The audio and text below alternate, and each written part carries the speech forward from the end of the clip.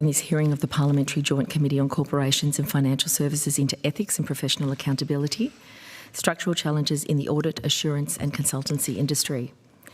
I begin today by acknowledging the Ngunnawal and Ngambri peoples, the traditional custodians of the land on which we meet, and pay my respects to their elders past and present. I extend that respect to Aboriginal and Torres Strait Islander peoples here today. The committee will be conducting today's hearing via video conference and in person. These are public proceedings being video streamed live via Parliament's website, and a Hansard transcript is being made. I remind all witnesses that in giving evidence to the committee they are protected by parliamentary privilege. It is unlawful for anyone to threaten or disadvantage a witness on account of evidence given to a committee, and such action may be treated by the Senate as a contempt.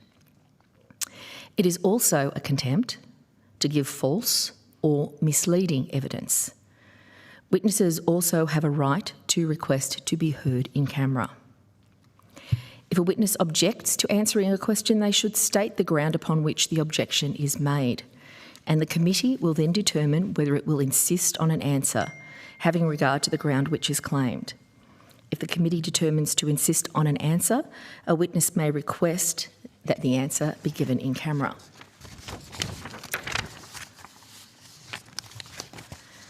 I remind any committee members and witnesses who are appearing via video conference who are not speaking to mute their microphones. I now welcome representatives from PricewaterhouseCoopers, and we note and thank you, Mr Morris, for joining us via video conference. We understand that there are significant family challenges, and we appreciate you being with us today. I understand that information on parliamentary privilege and the protection of witnesses giving evidence to the Senate has been provided to each of you. For the Hansard record, would you please state your full names and the capacity in which you appear today? Kevin Burrows, Senator. I'm the CEO of PwC Australia. Jan McCay, I'm the Chief Risk and Ethics Leader for the firm. Paddy Carney, I'm a partner at PwC Australia and a member of the Global Board of the International PwC Network. Kylie Gray, and apologies for my voice, it's not great today. Kylie Gray, General Counsel, PwC Australia. Thank you very much. Chris Morris, Australian Tax Leader. Thank you, Mr Morris. PwC. The committee notes with thanks that you have provided us with an opening statement in writing, and Mr Hawke moved to us for us to table that document. And Mr Burrows, I'll just invite you, as a courtesy of the committee, to give you a minute to perhaps speak to the opening statement. Senator, there's a couple of points in that opening statement that perhaps I'd just highlight. One, happy to be here with you today to provide further evidence in connection with your considerations on professional services. One point I would highlight in the opening statement, which I feel is really important, is that when we look at where professional services is heading, and I know this is a topic of consideration for you as a committee, there hasn't been a great deal of discussion about the huge disruption that's going to impact financial services in the next, now 1, 2, 3, 4, 5 years with artificial intelligence. It's hugely disruptive. I think our industry is one which is probably at the forefront of that disruption. And I think it would be worth a discussion around how we think about that in connection with the regulation of the industry as well. I think that's I haven't seen much discussion about that at the committee, Senator, and I think it's a really important area because I fear that if we're not careful, we won't think carefully enough about the future and where we're heading as a profession. The final point is, as you and I have discussed several times, Senator, there's various investigations going on into our firm and into individuals in our firm, and there may be some things that we feel it best not to answer, but we can discuss that when we get to that point, Senator. Thank you. I think the opening statement makes it pretty clear that we do expect answers in public today. We respect the other inquiries that are underway, but the requirements of the Senate are significant, and the powers of the Senate are significant in compelling responses. And you're here for a public hearing today because this is a matter of public interest. We're aware of that. Senator. Thank you. Thank you, Mr Burrows. If I can direct my first question to you, Ms McCay. When Mr Burrows signed to be a partner with PwC Australia, did he disclose that he was receiving income from the international network in exchange for services and agreements? Senator, Chair, my understanding is that that matter was discussed with the governance board at the time of Mr Burrows' appointment. So what was the date when that was discussed with the governance board? I'm not sure of the date, Senator. I wasn't Perhaps party you could help us to out there, Mr Burrows. Was it July 19? No, that was the date I was appointed. Senator, I believe that there were discussions prior to that, but I wasn't party to those. It was between the governance board and the global firm. Senator. Chair, can I just ask a follow-up question? Mrs McCay, this is a key issue. Yes. In terms of Mr Burrows' contractual arrangements with PwC Australia and his contractual arrangements with PwC International. Are you saying you're not aware of all of the details in your capacity with respect to all of those discussions in relation to disclosures? What was disclosed by whom, when?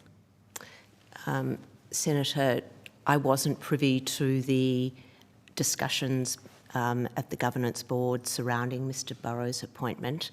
My role as the Chief Risk and Ethics Leader commenced after that time and Mr Burrows' appointment. So I believe it was in late June, but I just don't have the date that discussion happened at the governance board. So, Ms McCay, on your commencement of your role, were you advised of this arrangement? No. So let me just go to an article in The Australian by Mr David Ross on the 24th of July this year, and where he states, PwC told The Australian Mr Burrows declared the 1.2 million payments from PwC Global to the firm in July last year when he joined the partnership as part of his conflict of interest disclosures. How does that accord with the evidence you just gave me, Mr Burrows? Was it you who declared the 1.2 million, or was it the global firm who declared the 1.2 million? I believe that article is inaccurate, Senator. Well, this is your chance to set the record straight, Mr Burrows.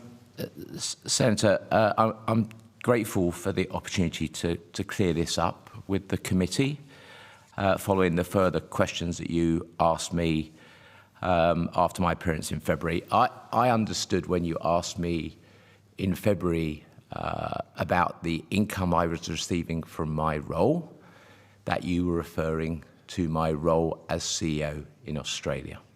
And that was the basis upon which I answered that question. So, Mr Burrows, on that occasion you told me the amount that you received in that matter was $2.4 million. Is that correct? Correct.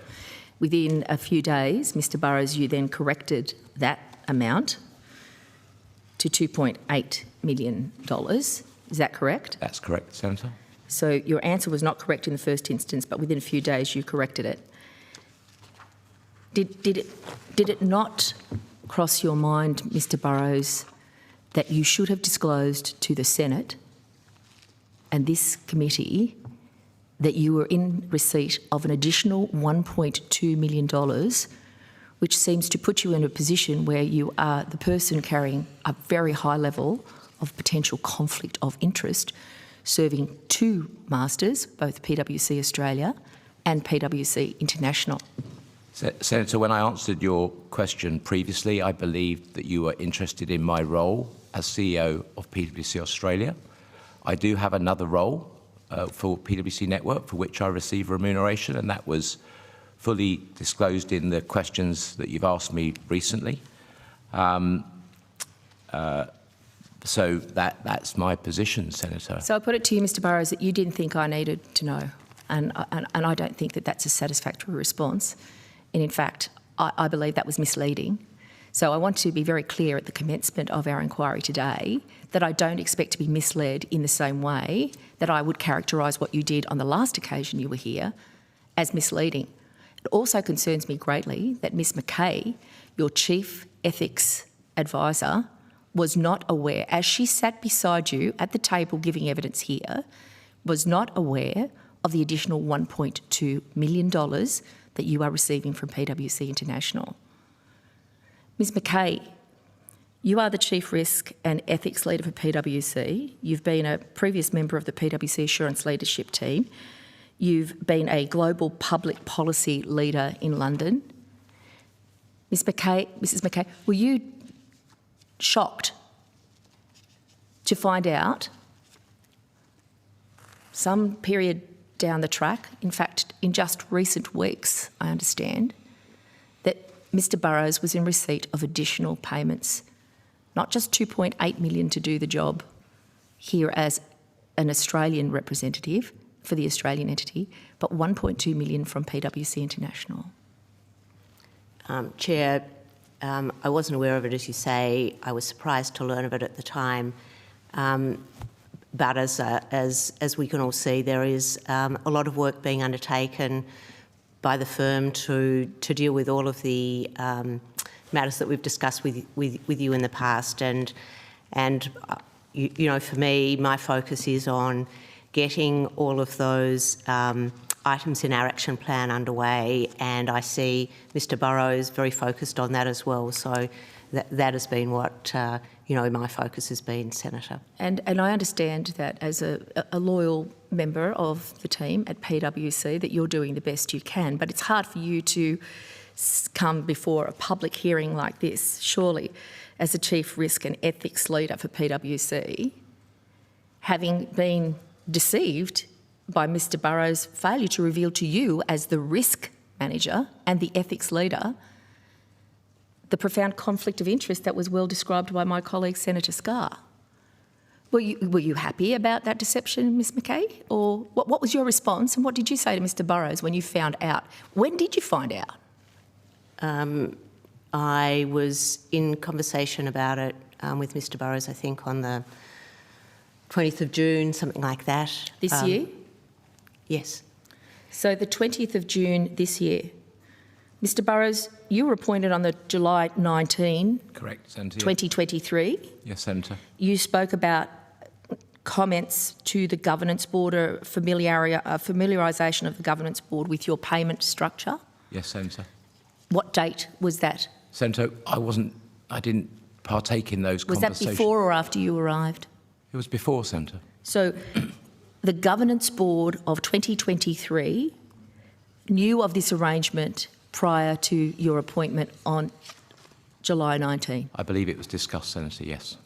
Discussed or revealed? I was not in the meeting, Senator, so I can't tell you exactly the nature of the discussion, Senator. So almost a year later, just shy of a year later, Ms McCay, you finally find out that there's, another $1.2 million down the back of the couch that any ordinary person would perceive as a conflict of interest between the two roles that Mr Burrows apparently holds, and no one from the governing board thought to inform you.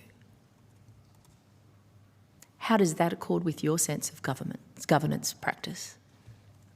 Well, Senator, I think there are matters that are properly for the governance board, and there are matters that are shared with the rest of the firm, and I accept the fact that in this case the discussions were held at the governance board level, and that doesn't include me.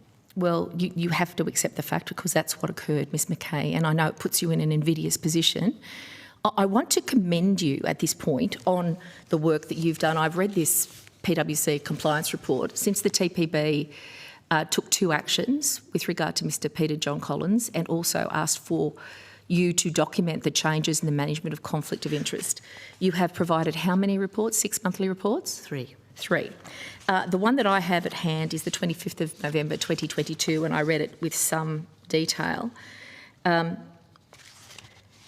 here, there is a significant amount of work that you are attempting to do with regard to conflicts training, FIRB-wide essential IQ e-learns, managing conflicts of interest, complex tax and legal training. There's seems to me that you're doing quite a bit of work on conflicts of interest, because that's what the TPB have asked you to do. How can the TPB have confidence that you are aware of all of the conflicts of interest when Mr Burrows did not reveal to you that he was being paid by 2 entities? Senator, we do, as you say, have, I think, very good processes on conflicts or potential conflicts, and well, the ones we you know about, continue Ms McCay. Enhance them. I think that the other thing that's very important, though, in this matter is that the work that Mr Burrows is doing for the Australian firm and also for the network is very aligned. We're working hard to address each of the points in our action plan, and including the work that we've been doing in response to the TPB's recommendations to us and so forth. And part of what I understand Mr Burrows is doing is making sure that those same learnings that we're applying in Australia are being learned and taken account of and being addressed in other parts of the network. So in that sense, Senator, I see them as being aligned. Can I ask a follow-up Please, question on that? Mr Scarr, Senator Scarr. I understand your argument, but it is a fact, and I'll be pursuing some questions in this regard, that PwC Australia is under what's referred to as supervised remediation by PwC International. Is that correct? That's correct, Senator. Yes. Oh, sorry, I was asking Ms McCay the question. Senator. Is that correct? That's so. So from your perspective as being a senior risk person, a senior risk I would have thought from PwC Australia's perspective is that supervised remediation ends in a negative result, whatever that negative result is. Is that correct?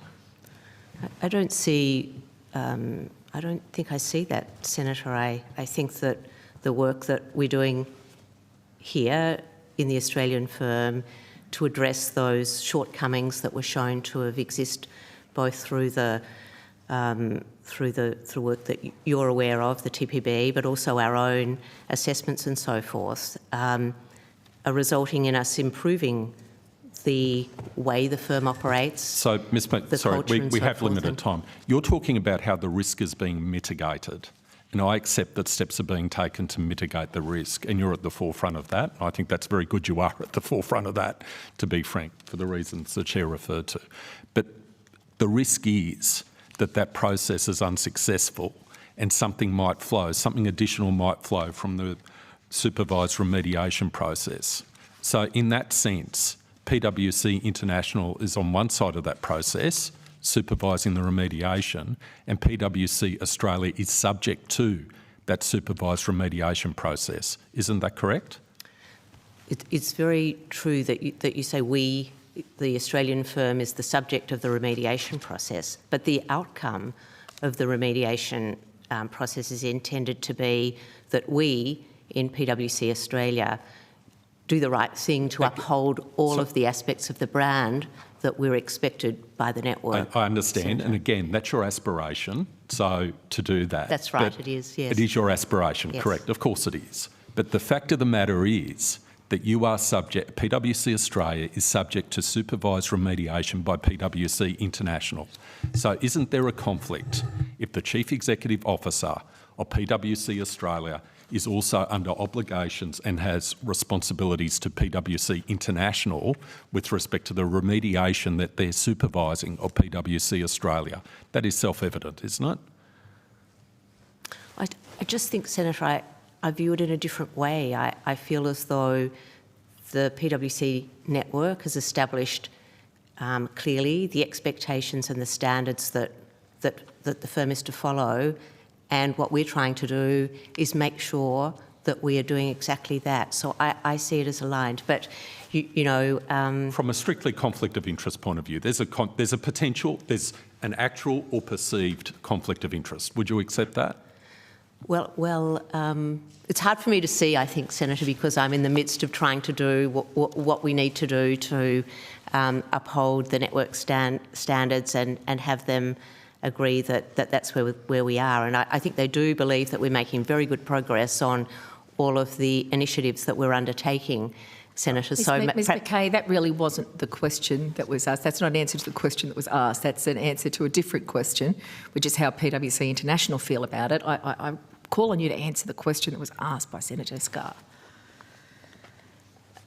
Senator, I see, that there's a potential for conflict. I guess being in the midst of it, I see it very much as an aligned set of interests. Well, one of the benefits of this Senate committee is we bring our own fresh pair of eyes to the matter.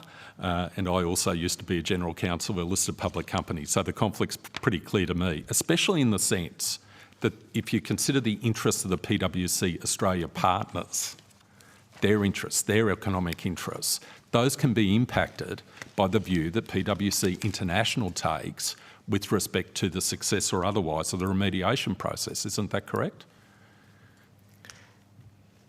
Senator, I think I'm going to go back to the same position I was before, which I think it's in the interests of all of the partners within PwC Australia that we work super hard to uphold the expectations of the network. So in that sense, I see them aligned. Is there a risk that something could go wrong? Yes. Okay, I won't press it. We've got limited time. I think there's clearly a conflict of interest, a conflict of duties and responsibilities, and I'll be pursuing that line of questioning when I have the chance, Chair. Thank you. Ms McCay, if I can just go to when you did find out that Mr Burrows was receiving, in addition to the 2.8 million, which was his corrected record in terms of response to my question, the additional 1.2 million, was that date the 20th of June 2024, is that correct? That's right, Senator. And how were you apprised of this information? Were you provided with it personally by Mr Burrows or in some other format? I became aware of it as the team was preparing the responses to the questions on notice that had been sent through. So I did send a question on notice clarifying Mr Burrows' total remuneration, and in the course of that question on notice, you then were informed of this additional $1.2 million that was not revealed on the first occasion of my asking. I became aware of the separate arrangement with the network and Mr Burrows, Senator. So is it fair to say that between the 19th of July 2023 and the 20th of June 2024, the people who were aware of this conflict of interest were the entire members of the governance board and only the members of the governance board? Senator, so far as I'm aware, the arrangement, the separate arrangement that Mr Burrows had with the network was known to the members of the governance board. Okay. On the 20th of June 2024, why were you informed on that date, Ms McCay?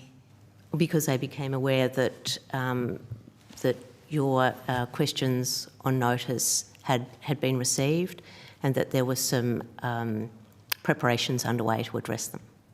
So it was my third request that actually prompted the response to reveal the 1.2 million from PwC International paid to Mr Burrows. Who else became aware on the 20th of June this year of the arrangements that were made for Mr Burrows prior to his appointment in July 19, 2023? I'm not sure, Senator. The conversation that I was involved in at that time was just me. Right. And what did you say when you found this out, Ms McCay? Senator, I just can't remember what I said. I was surprised and I said, oh, that's news, probably something like that's news to me. Well, you know, what are the arrangements? And later in the day, Mr Burrows and I had a conversation. And how would you characterise that conversation, Ms McCay? One where Mr Burrows said to me, oh yes, that he had this separate arrangement with the network and explained to me what the basis for it had been. Did you ask him if he perceived it as a conflict of interest? I did not. You did not. Do you see it as a matter that needs to be managed as a conflict of interest, Ms McCay? I saw it and we had a discussion about it.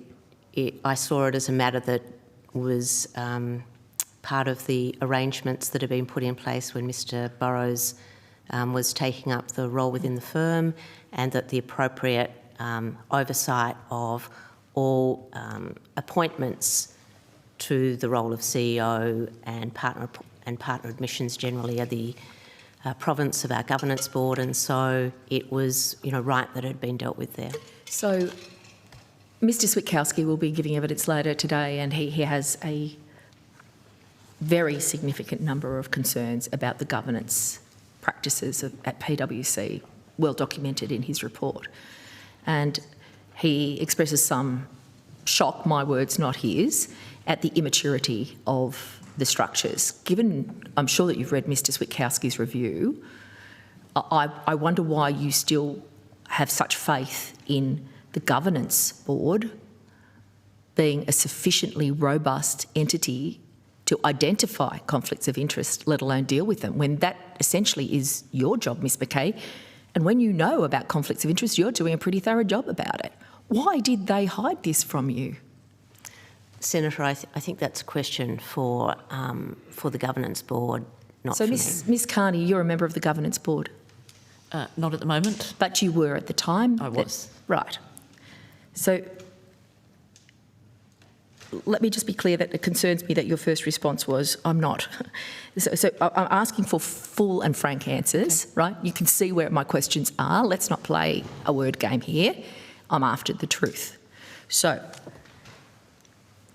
on July 19, prior to the July 19 appointment of Mr Burrows, you were a member of the PwC Governance Board. That's correct. Along with, is it 10 or 9 others? Because there has been a change in structure, hasn't there? There's 10 elected members. And were there 10 elected members at that time, plus the CEO?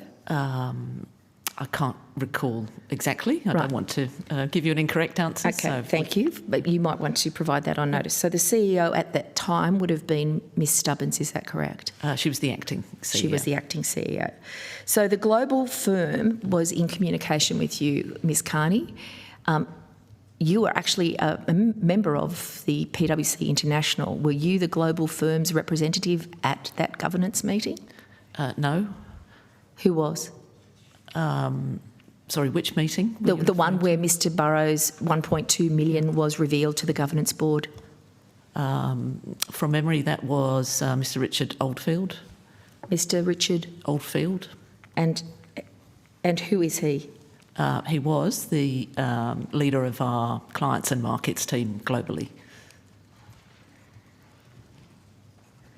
So he was not a member of the PwC Australia board? No. He was there as a representative of PwC International?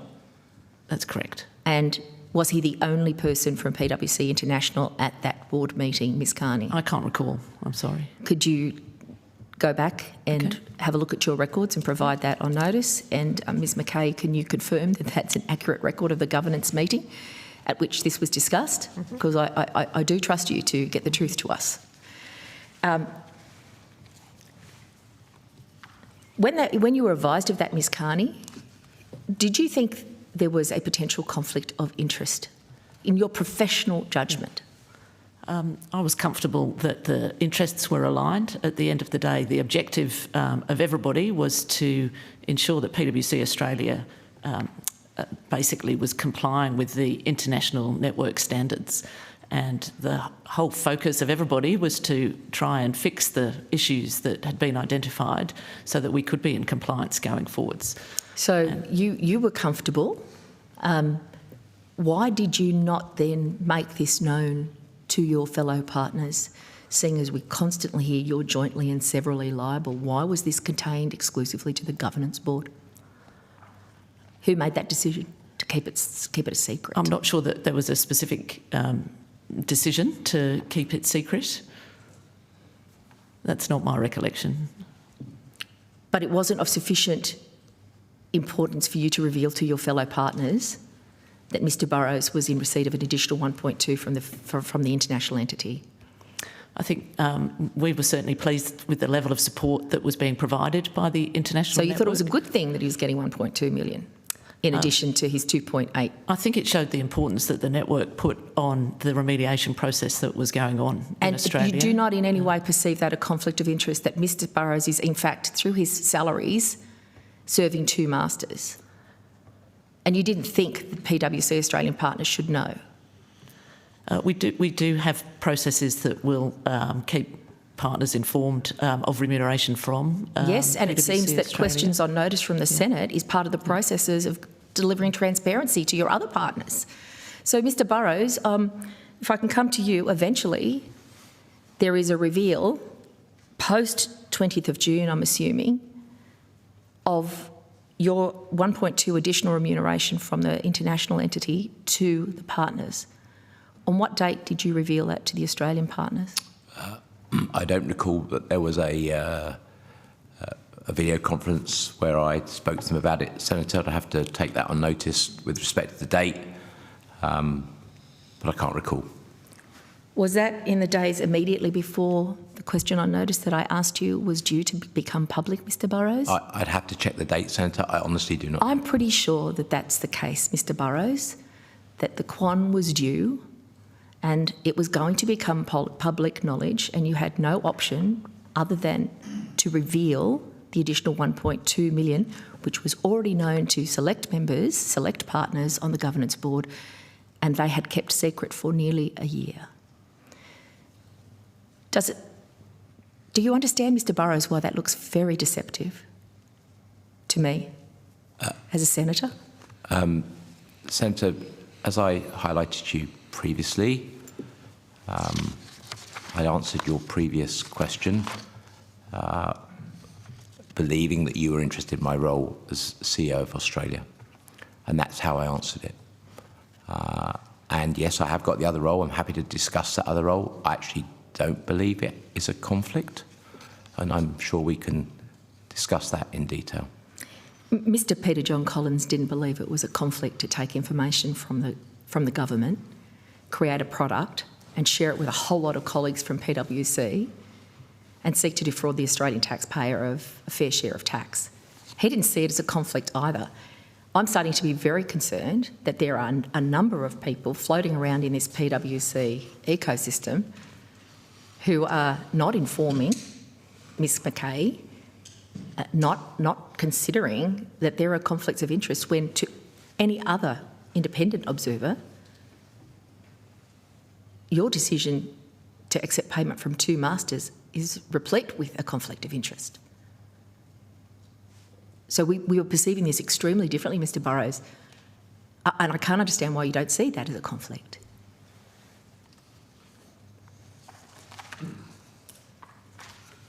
How can you serve the two masters and not reveal that to your own colleagues here in Australia, the partners who you are supposed to be leading in a reform process that you describe as a commitment to change? It looks like more of the same to me, Mr Burrows.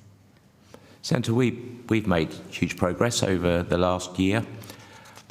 Yesterday we announced an independent chair and a further independent non-executive director. We have new governance members as well. We have completely overhauled our risk management, our consequence management processes. We have set a new culture for the firm that we are actively working on, Senator. So I don't concur with you that it's the same, Senator. Can I ask a follow-up? Yeah, please. Can we go to Senator Scarr and then Mr Hawke? Oh, have you just got one question, Alex? Can I ask a question on this? I note your point. You're going to be here later today. Yes. But you know why we're here today, and you understand our witness list, and you understand what this is about. And I've got your submission and just on what you've just said.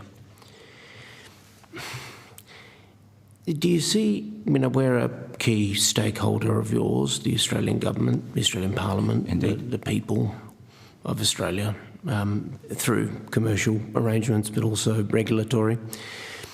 We're having a terrible time with PwC getting transparency and understanding of what happened. We're having a terrible time. And we represent the government and the Parliament here. I guess my question is, you're doing so much to change your structure. You're doing all these things. These all things seem reasonable things to do in this. But why has PwC not been transparent about this within the firm, with us?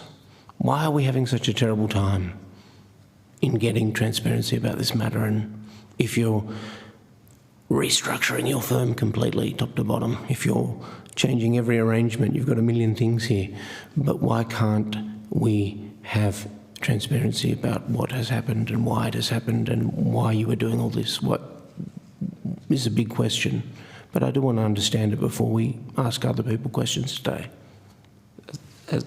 Sorry, Mr. Hawke, I don't quite know how to address you. You're not Just Senator. Mr. Hawke's fine. Mr. Hawke, sorry. Thank you. Mr. Hawke, you probably won't agree with what I'm going to say, but we have been extraordinarily transparent with you. We have answered hundreds of questions.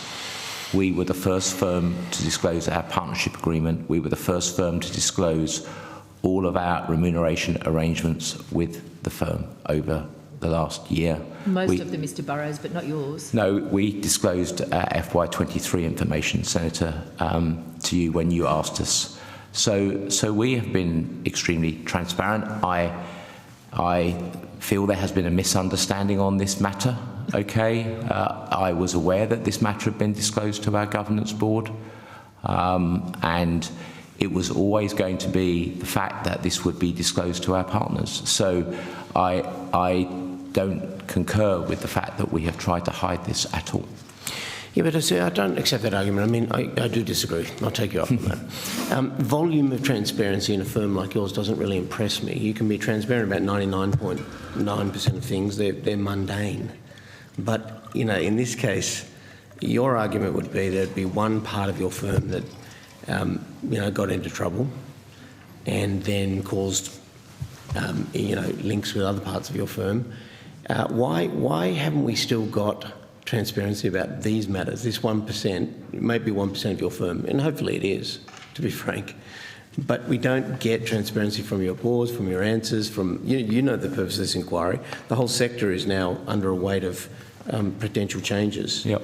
But yet we don't feel like you've been upfront with us about everything. We don't feel that way. We still don't feel today we have the answers that we need to how this occurred, why it occurred, what the real problems are. You are looking at it internally from your own commercial perspective. We are looking at it as from a regulatory perspective, and we can't get you to tell us what happened and why.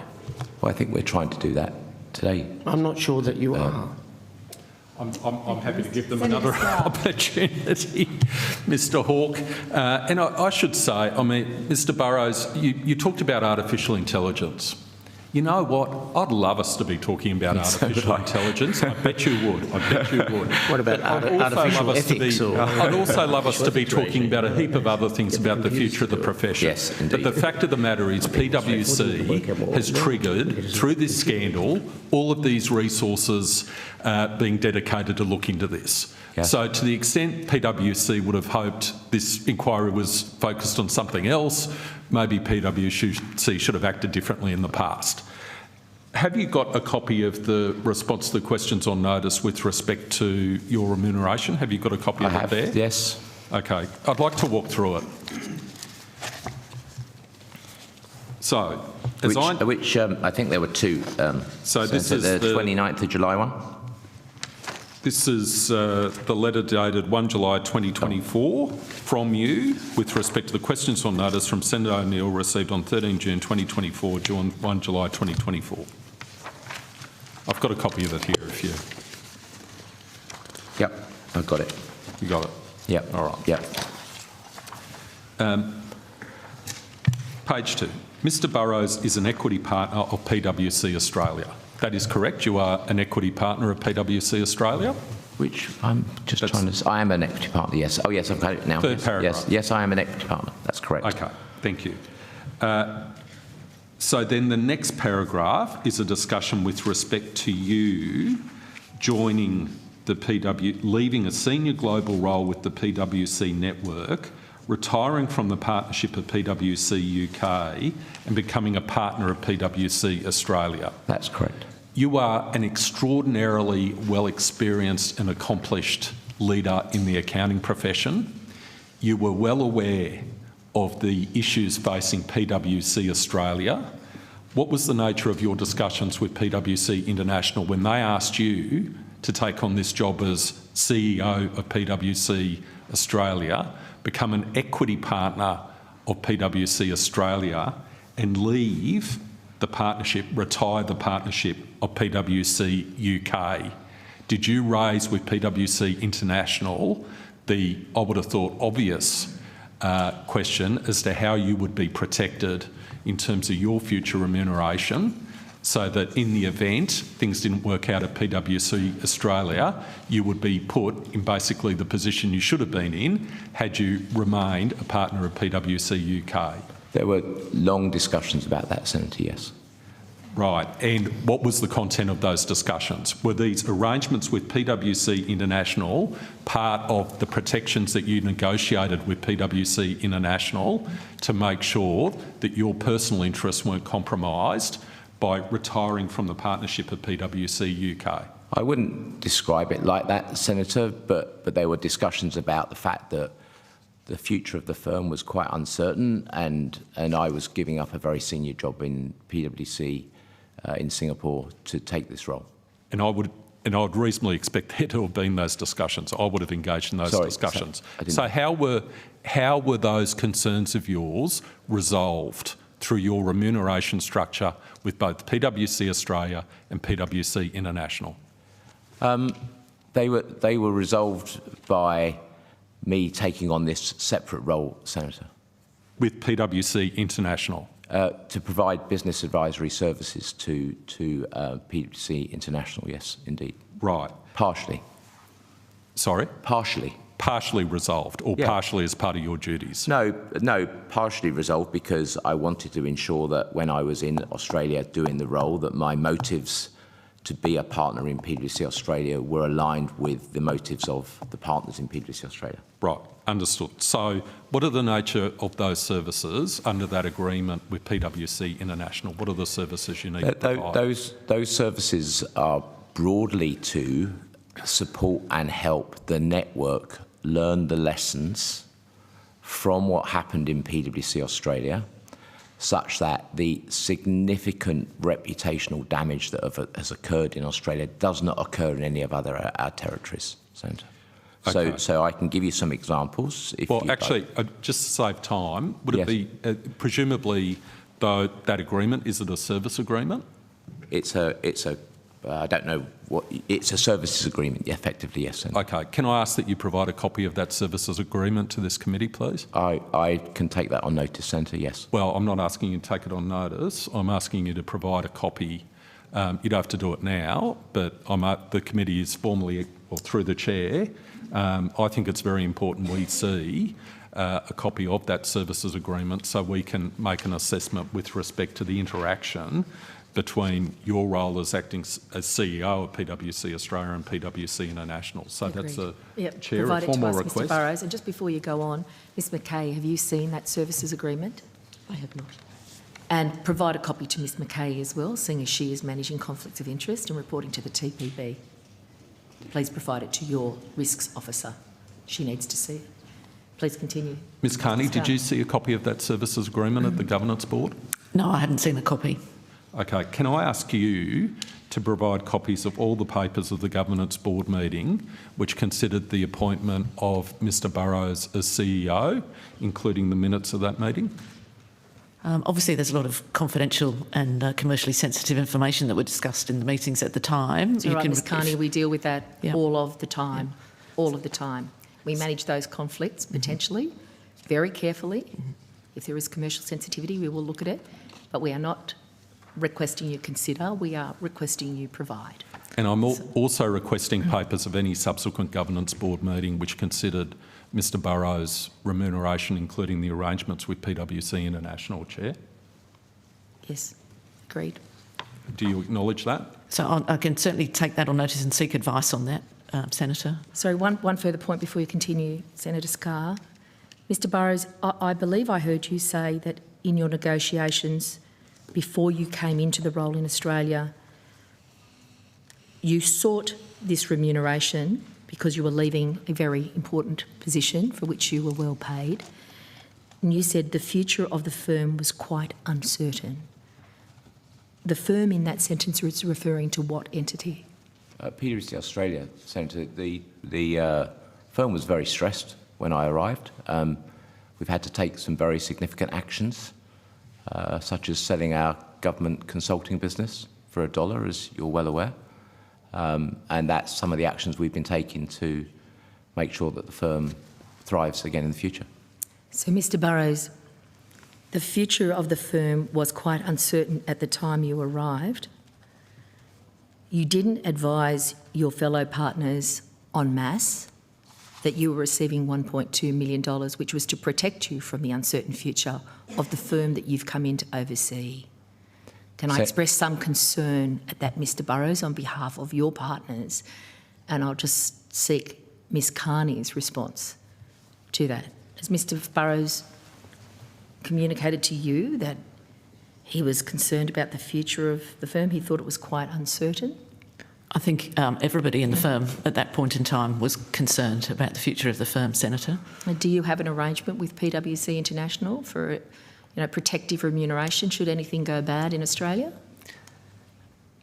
Mr Burrows' remuneration, that was agreed as part of his entry into PwC Australia, was subject to the same reductions that every other PwC Australia partner faced during the course of this year. So I'm comfortable that he was absolutely in the same position as all the other With PwC. regard to the 2.8 million, is that correct? That's correct. But not with regard to the 1.2 million, which is the matter which is under discussion? Yes.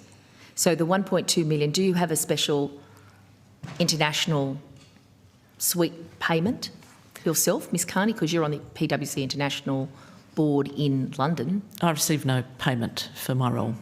You are simply there as a representative of what entity? Not there as a representative. I'm a director of PwC International Limited. And that is an unpaid position for everybody in that entity? That's correct. It's an elected position, Senator. We'll come back to that, but I just wanted to be sure that you are not in receipt of any payment from PwC International. No, I'm not.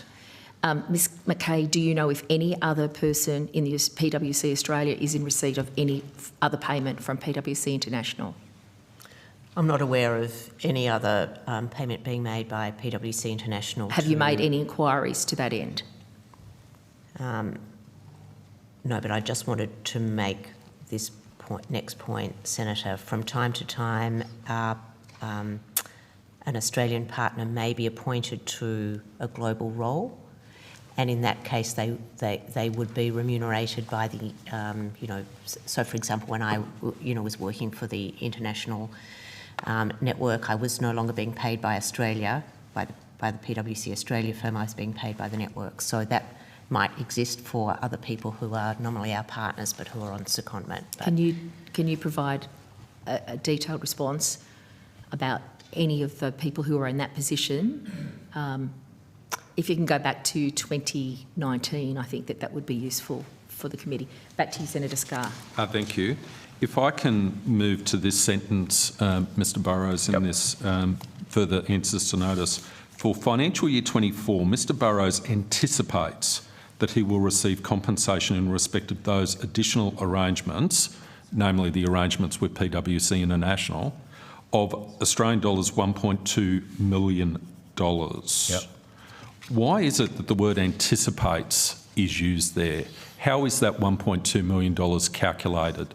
The use of the word anticipates indicates that there's some uncertainty or variability with respect to that remuneration. Maybe that's a slight error in the drafting. Maybe it is 1.2 million. Senator, it's paid every month. Sorry, it's paid every monthly. Yeah, it's paid monthly. So it's paid on a month. The 1.2 million is paid on a monthly basis. Is that correct? It's 1.2 divided by 12, so it's 100,000. So it's an annual payment. Amount, yes. But that's. And does the payment differ depending upon the degree or the, well, I think the answer is no, but I'll give the opportunity. It doesn't depend upon what you do in terms of it doesn't, and that varies. In terms of the quantum of the services. Correct, So you provided Correct. Flat. Think about it as a flat rate for the service. It's a flat rate of Yes. $1.2 Yes. million a year? Yes. Okay. What is the term of the agreement? Is it so long as you're CEO of I would have to, PwC Australia? I would have to check, Senator. I don't know, but I think that's correct, yes. So you think, and subject to you verifying this, your understanding is it's concurrent Yes. with your period as CEO of PwC Australia? I think it goes to 2026, Senator, would be my belief. Sorry, what year was that, Mr. Barrow? 2026, I think, Senator. Okay, so, and as I understand it, your appointment, you anticipate being CEO at least until 2026, is that correct? Yeah, I'm appointed on a 4-year term till June 27, Okay, Senator. so there's concurrence between Yes. that $1.2 million annual payment and your current term as CEO, is that correct? Well, it would expire before my formal term, effectively, Senator, so it would finish in 2026, but my term as CEO runs until 2027. Okay, understood. And the next phrase, if you look at the Yes. answers, it says, with the potential for a bonus. Correct. What is that potential dependent upon? That will be dependent upon my performance of those services satisfactorily to the many individuals I provide them to, Senator. Right. And who makes that assessment as to whether or not you perform those services satisfactorily? I'm not clear. I imagine it will be the network leadership team. Okay.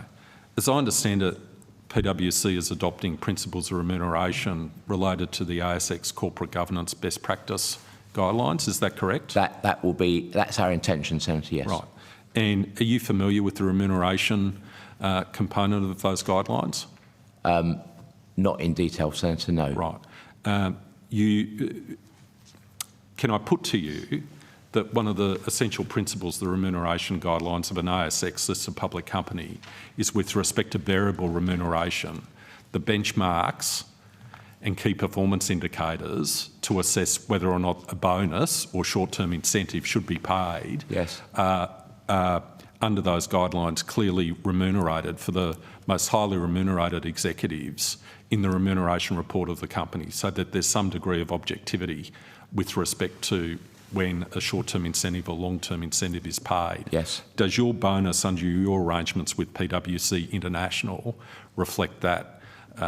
Reflect those principles of clearly stating when a bonus is payable, not payable, to what extent, so 25% of the bonus is payable, 50%, etc.? I understand. I don't know the answer to that, Senator. I know there's been some discussion about that with our remuneration people, because one of the things we were planning to do was make full disclosure about my compensation when we publish our audited financial statements. So we would seek to comply with those ASX principles as best we can. That was one of our commitments, and so we'd have to consider whether we fully comply with those requirements. I'll just check a couple of dates there. Sure. When do you produce your financial statements? We don't produce financial statements, Senator. So when are you anticipating producing the financial statement to which you just referred? We are in discussion about that at present with the governance board, Senator. In our statement of facts, we said that our aim would be to do that by September 25. Thank you. And your statement of facts that you're referring to, is that? Oh, it's our action plan. Sorry, I should have, wrong term. But It's not wrong term. action Our plan. commitments to change, Commitments to Senator. change, Our action commitments to change document, we said we would seek to publish audited financial statements by September 2025. So to be clear, the statements of fact document that you just referenced there was the report that was written by Kingwood, Mallison and Allens, is that correct? No, Senator, I used the wrong phrase. It is our, Dr. Switowski did his independent review, And your then response about the to same that? time was our response. So your commitments to change document, and I have some questions around that. Okay. Yeah. So, and there are some timelines in there, and I note that some Correct. of them have been met and some of them have not been met. If you are preparing financial statements of this kind, when should we expect them in the public place, and when will your partners know? Our intention is to hit that deadline, Senator. so September 2025, and that would include, as we've previously highlighted, a full remuneration report. Right. And we'd be the And first. by that time, you will have been in the role for 2 years. Yes, Senator. Finally, before I come back to you, you stated that there are services to many people that you provide. Yes. So what is the breadth of the services that you're providing, and to whom? Those services are set out in the quans that we answered this week. They range from working with our risk team to look at our network regulations. You'll have to be clear. Is this all about the international PwC? This is about taking the lessons learnt from PwC Australia, where we went wrong, why we went wrong, and then having discussions with various individuals around the firm, other CEOs in network firms, to talk to them about their governance arrangements, Senator, to talk to them about the actions we're taking here, to have independent directors on our board, why we believe that's a positive and productive thing for us to do. So roughly how many people are you providing services to, Mr Burrows? I would be engaging with 20 to 30 people. I've heard that number before, previously from Mr O'Neill on the 15th of February. Interesting number of 20 to 30 people. Are your Australian board members aware of the 20 to 30 people to whom you're providing these services? Yes, I would believe so, Senator. That's a question for them, but I think they are. Have you provided them with a list of who you're providing services to? No, Senator. Can I suggest that that might be in order? That the Australian board I think they would well know them. What you're doing? I think they would well know them, Senator, because we talk at length at the governance board about the lessons and also the support and help we get from international to... Let me be clear, Mr Burrows. Does the Australian board know to whom you are providing services? No, Senator. Do you see why we might consider that as a conflict of interest, that you are getting 70% of your fees to attend to the matters as a partner of the Australian entity, and you are keeping distinct separately for yourself in a manner that I would call a conflict of interest, the services, the people to whom you're providing services globally? I think the services I provide are complementary to the firm. You may believe that they're complementary, but you have not provided transparency to your own board, Mr Burrows. I'm happy to do so, Senator. Well, that's good, but I don't know that it should take a senator to actually have to advise you that that might be perceived as a conflict of interest and a failure of governance. I don't agree with that characterisation. I don't think I have. I think we have very, very different views about what conflict of interest might be, Mr Burrows. Back to you, Senator Scarr. I just want to drill down further into this service. We'll call it. I'm calling it a service agreement. Yes, it is. Yeah. Okay. Yeah. With PwC International. So it's a multi-year agreement. That's correct. Yes, Senator. With an annual remuneration or payment of $1.2 million Australian, correct? Correct, Senator. With the potential for a bonus, correct? Correct, Senator. Is that bonus potential for each year, or is it at the end of the provision of the services under the agreement? I think it's each year, Senator. Right. It's not stipulated in the contract, Senator. Well, it's not stipulated as to whether or not it's an annual bonus. So the periodic payment of the bonus, the period to which the bonus relates, and the period during which the performance is considered feeding into the decision as to what bonus amount will be paid, is not stipulated in the service agreement. Is that your evidence? I don't recall, Senator. I'd have to check. Okay, but we've asked for a copy of the service agreement. Is there any clawback provisions in relation to that service agreement and in relation to the bonus agreement? So you'll be aware that one of the issues raised in the course of various inquiries, examination of the remuneration practices and culture at PwC is the applicability of any clawback provisions. Are there any clawback provisions in that service agreement? No, Senator. Okay.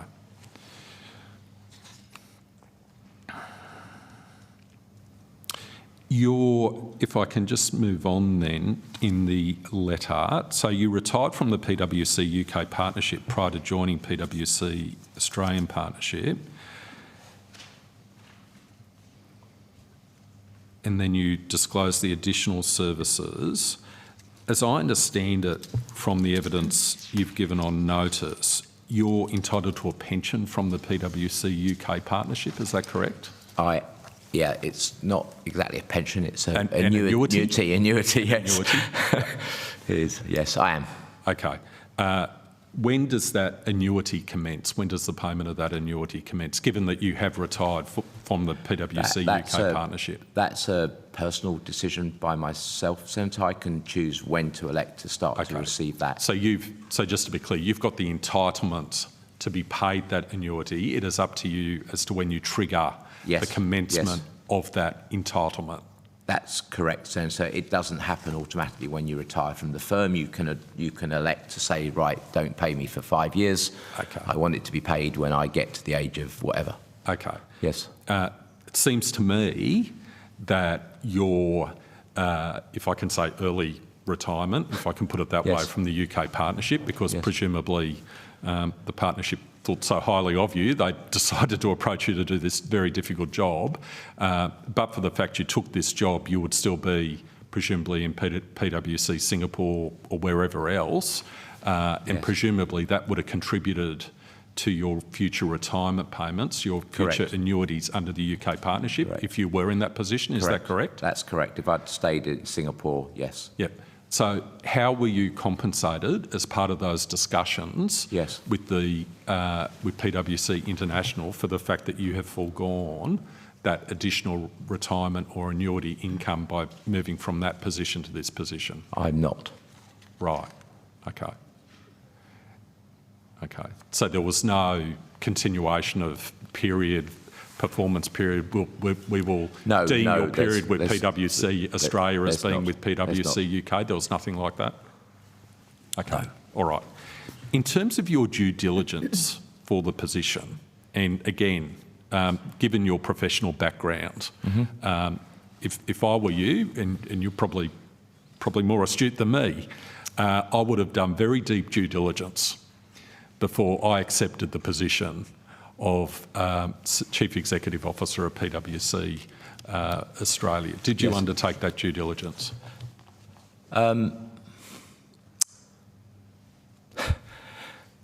Not to the extent that one might imagine, given the nature of the crisis that the firm was in at the time, Senator. I was here for a short number of weeks before I was asked to take on the role to support and help the firm. It was apparent that there was going to be a very difficult job to do, Senator. Right. So, for example, in relation to the Linklaters report, right, I understand that you've made requests to PwC International for the Linklaters report. Is that correct? That's correct. And PwC International has refused to provide the Linklaters report. That's correct? That's correct.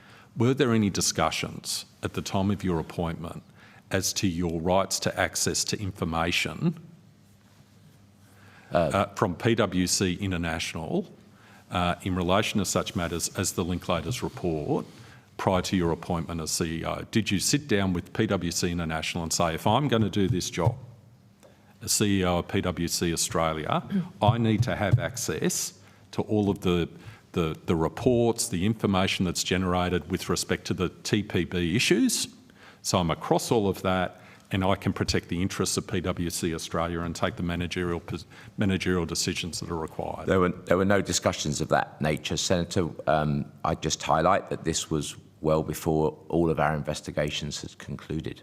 We just started. I mean, this was in late May and early June, and as you're aware, the firm hadn't properly investigated the previous matters that had happened, and before I had arrived, the firm had kicked off both the review in Australia and the international review.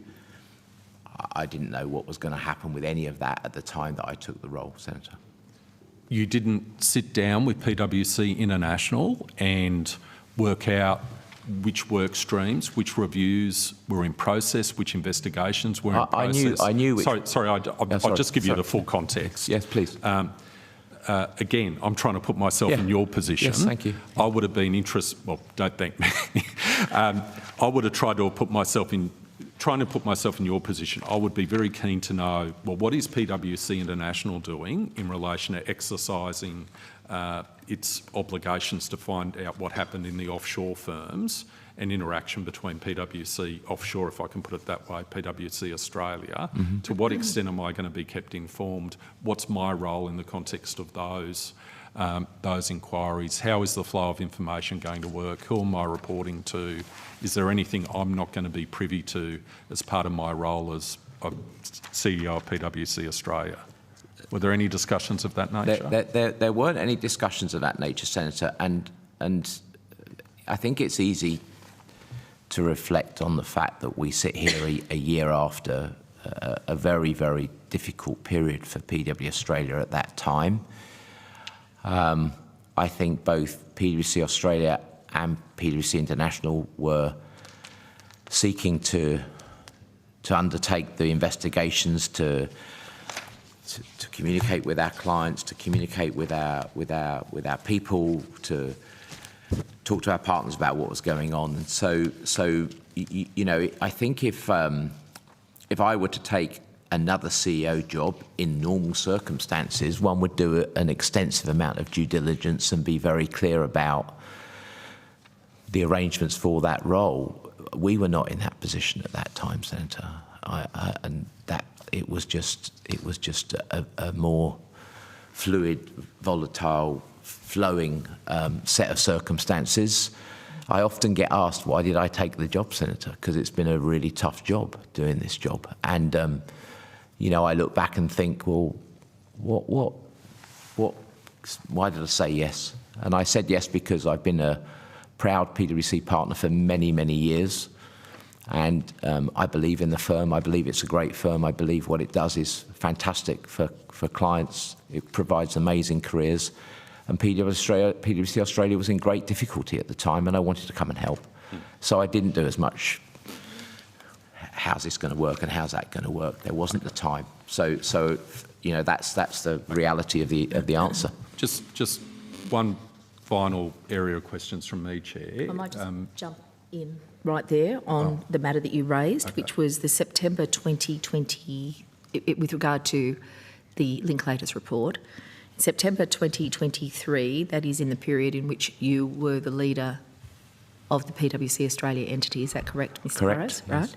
The review of tax confidentiality breaches and related questions, which is sometimes called the statement of fact. Is that correct? That's that document, which was created by Kingwood Mallesons. No, it was created by us, Senator, not by the... It was created with the support and help of two legal firms. Which Allens. is Kingwood Mallesons? And Allens. And Allens. And it is branded PwC, so it was their key work that assisted you with this? Correct, Senator. Right.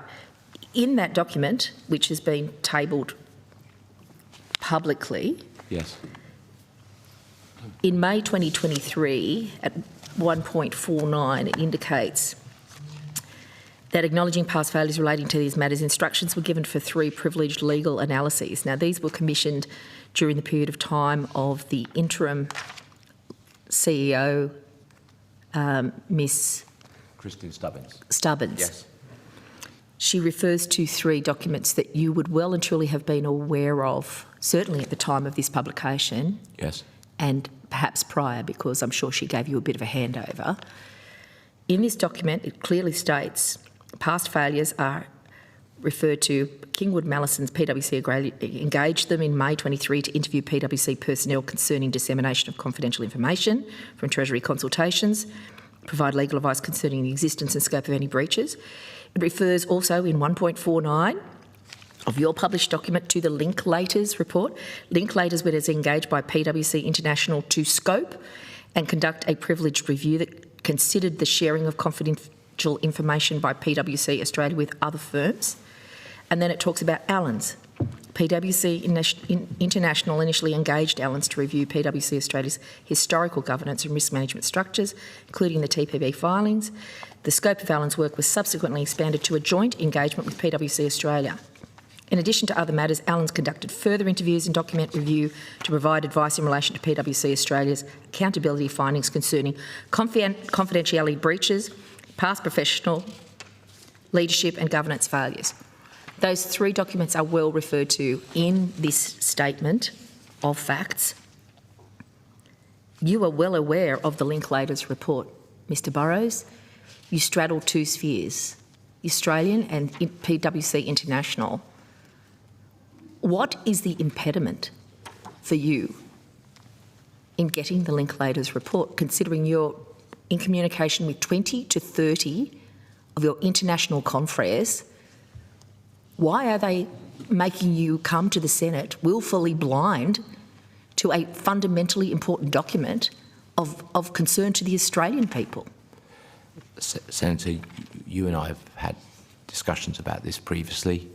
I've sought that document. I do not have it. It is not mine to give to you, unfortunately.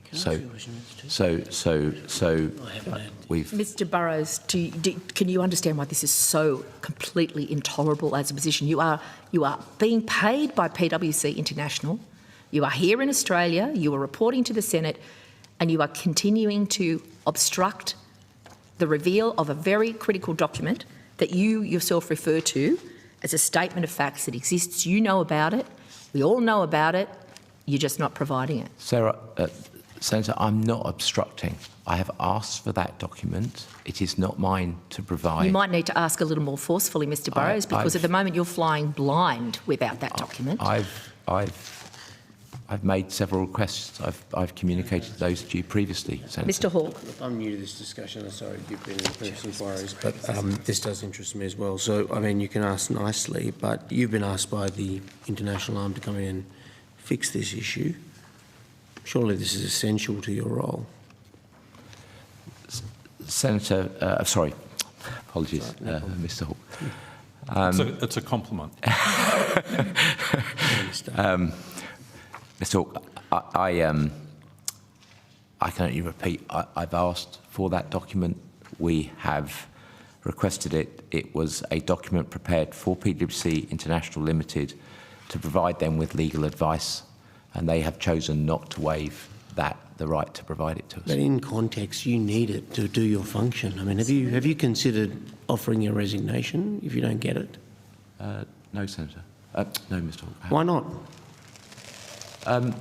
You're here facing this building. Why haven't you sought? My focus, Mr Hawke, is very clear. My focus is on helping PwC meet its commitments to change. Which one, Australia or international? No, I'm a partner of PwC Australia, Senator, and my focus is on doing all the things we need to do that actually address the deficiencies in our firm that enabled what happened to happen. That's my job. I've got to make sure that PwC Australia, that never ever happens again in PwC Australia. But how can you do that without the Linklaters report, seriously, and providing that transparency we're all seeking? Because obviously what's in there is extremely pertinent to what's happened. You know that. We all know that. I actually don't believe it's pertinent to what we've got to do in Australia. And you say that not having read it, Mr Burrows. No, I haven't read it, Senator. I've highlighted to you previously. I've never seen that report, and it's not been provided to me. But you're able to confirm here before the Senate that it's not relevant. You haven't read it, but it's not relevant. Now, when I say that doesn't hold water, Mr Burrows. When I say not relevant, I'm aware of all the things that happened inside PwC Australia. We've done a very detailed review of what happened. We've held people to account who did wrongdoing in Australia. You have, but it wasn't just in Australia that the wrongdoing was perpetrated. There was a connection to your international network who are paying you a third of your salary. And there's a blind spot that we know about called the Linklaters report that reveals what was going on. And you are serving that international entity that has that document. Don't you see how important it is to your work, let alone for our interest to be met by Senator, provision of the document? I just reiterate what I've said, which is I'm very clear what happened here. I'm very focused on ensuring that our commitments to change get delivered.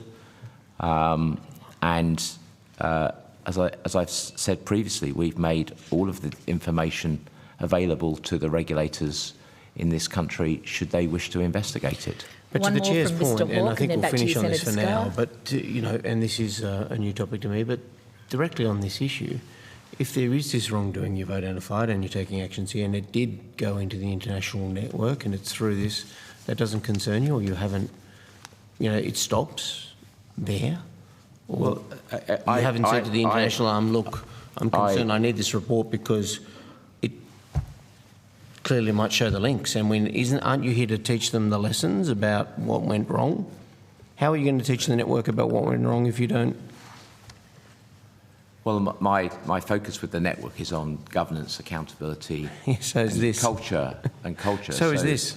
So that's what I'm trying to do. Is I'm trying to ensure that it doesn't happen again.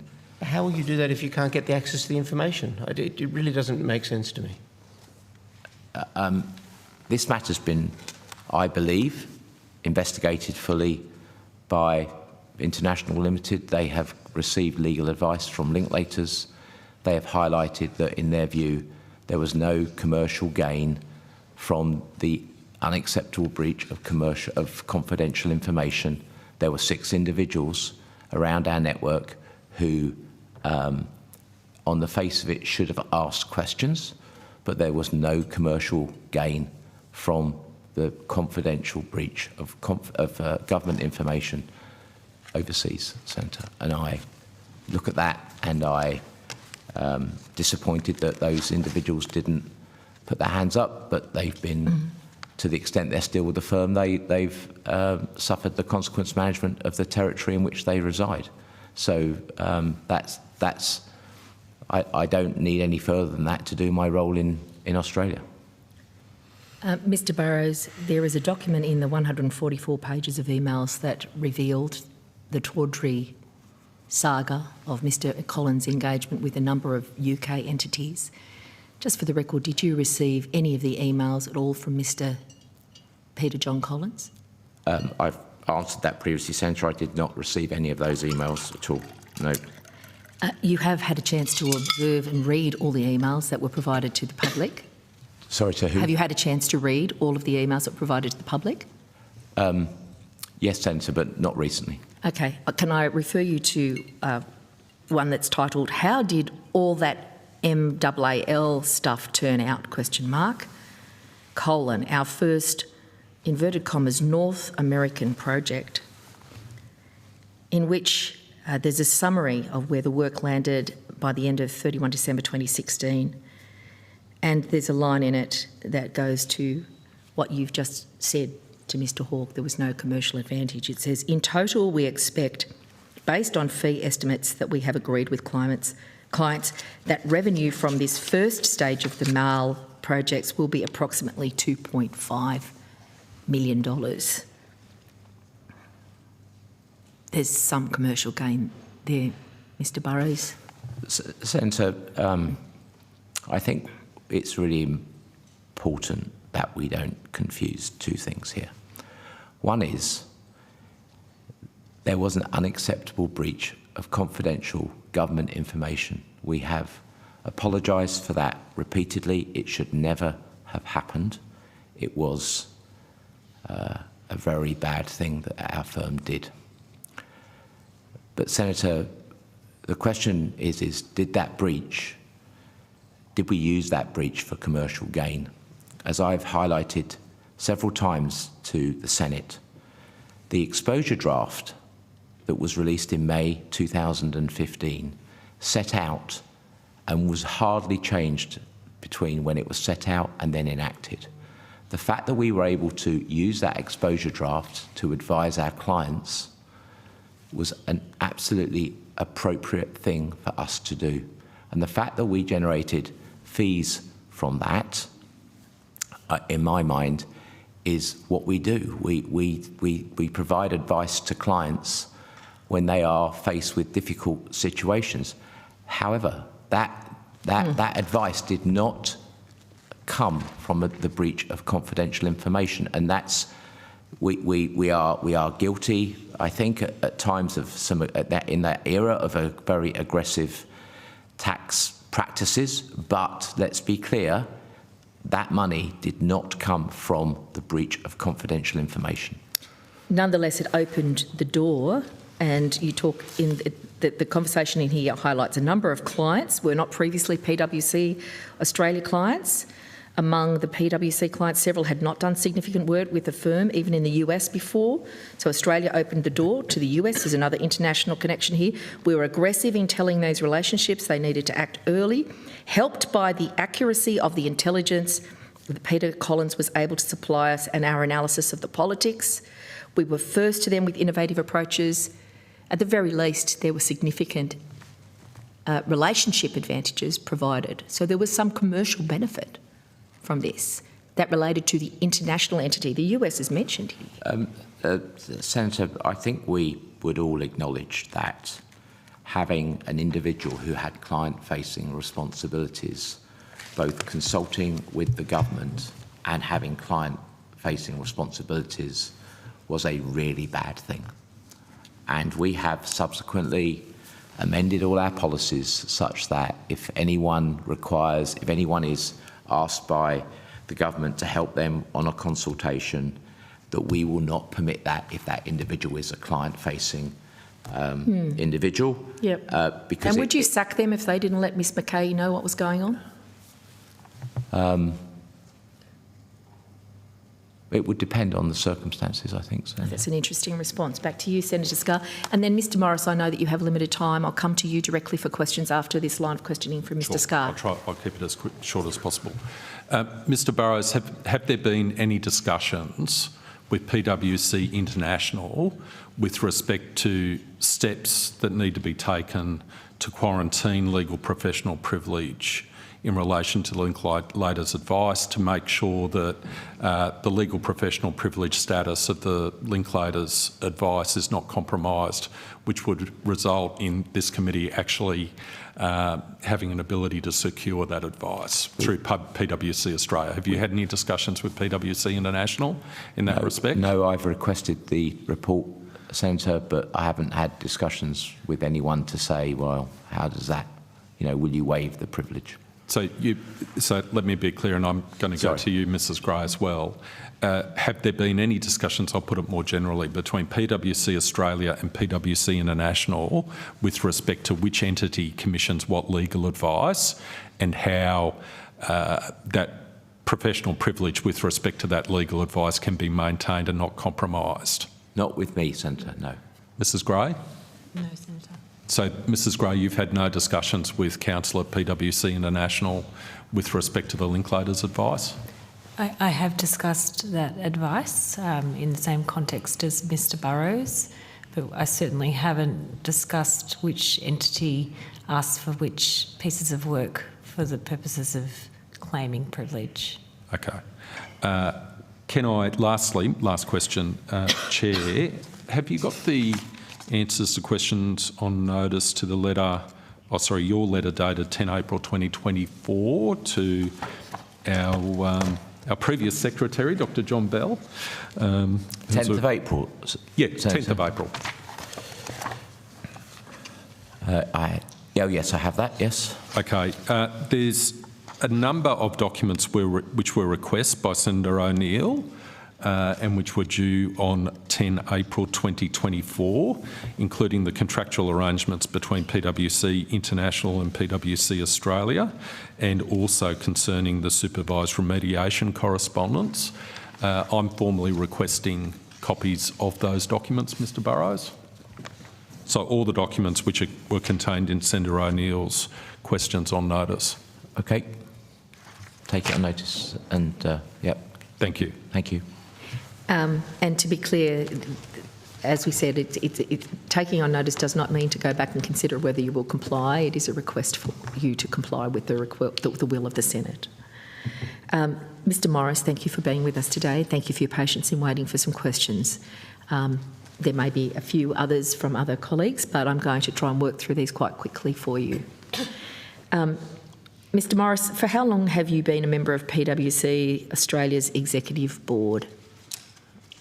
Senator, I've been a member of the current management leadership team from 1 July this year. Okay, so let's be clear about the management leadership team versus the governance board. Can you clarify that for me?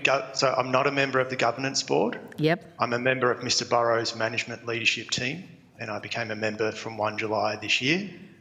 I was also a member of Tom Seymour's team from 1 July 2020 until just before the end of 2023, June 23. When you transitioned into your new role under Mr Burrows, is that correct? Yes, I still was the head of tax. I came off the executive board and then went back on 9 months later and became a member of Mr Burrows' team. Okay. Senator, just to help, we renamed the executive board the management leadership team.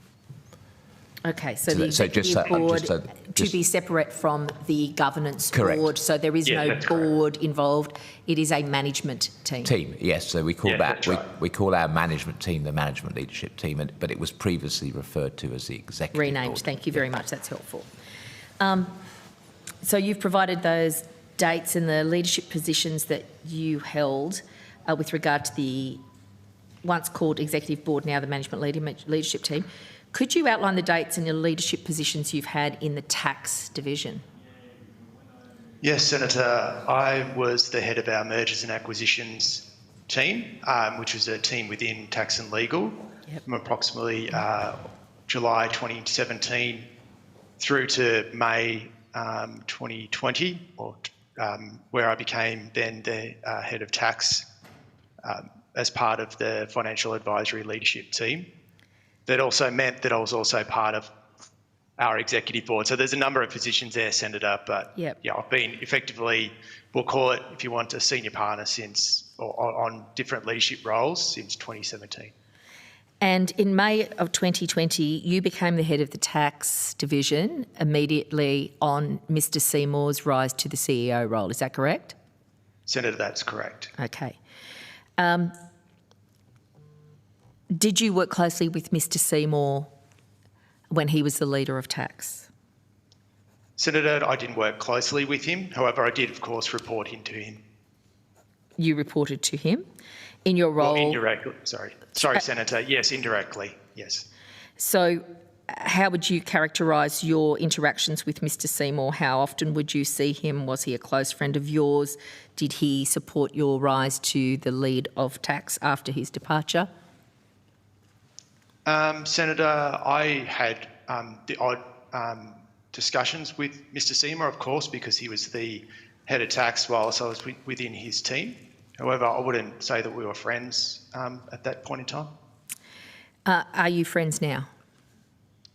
Senator, we've got a professional relationship, but of course, I also know him. I got to know him personally, given I was in his management team for the course of 3 years. Okay.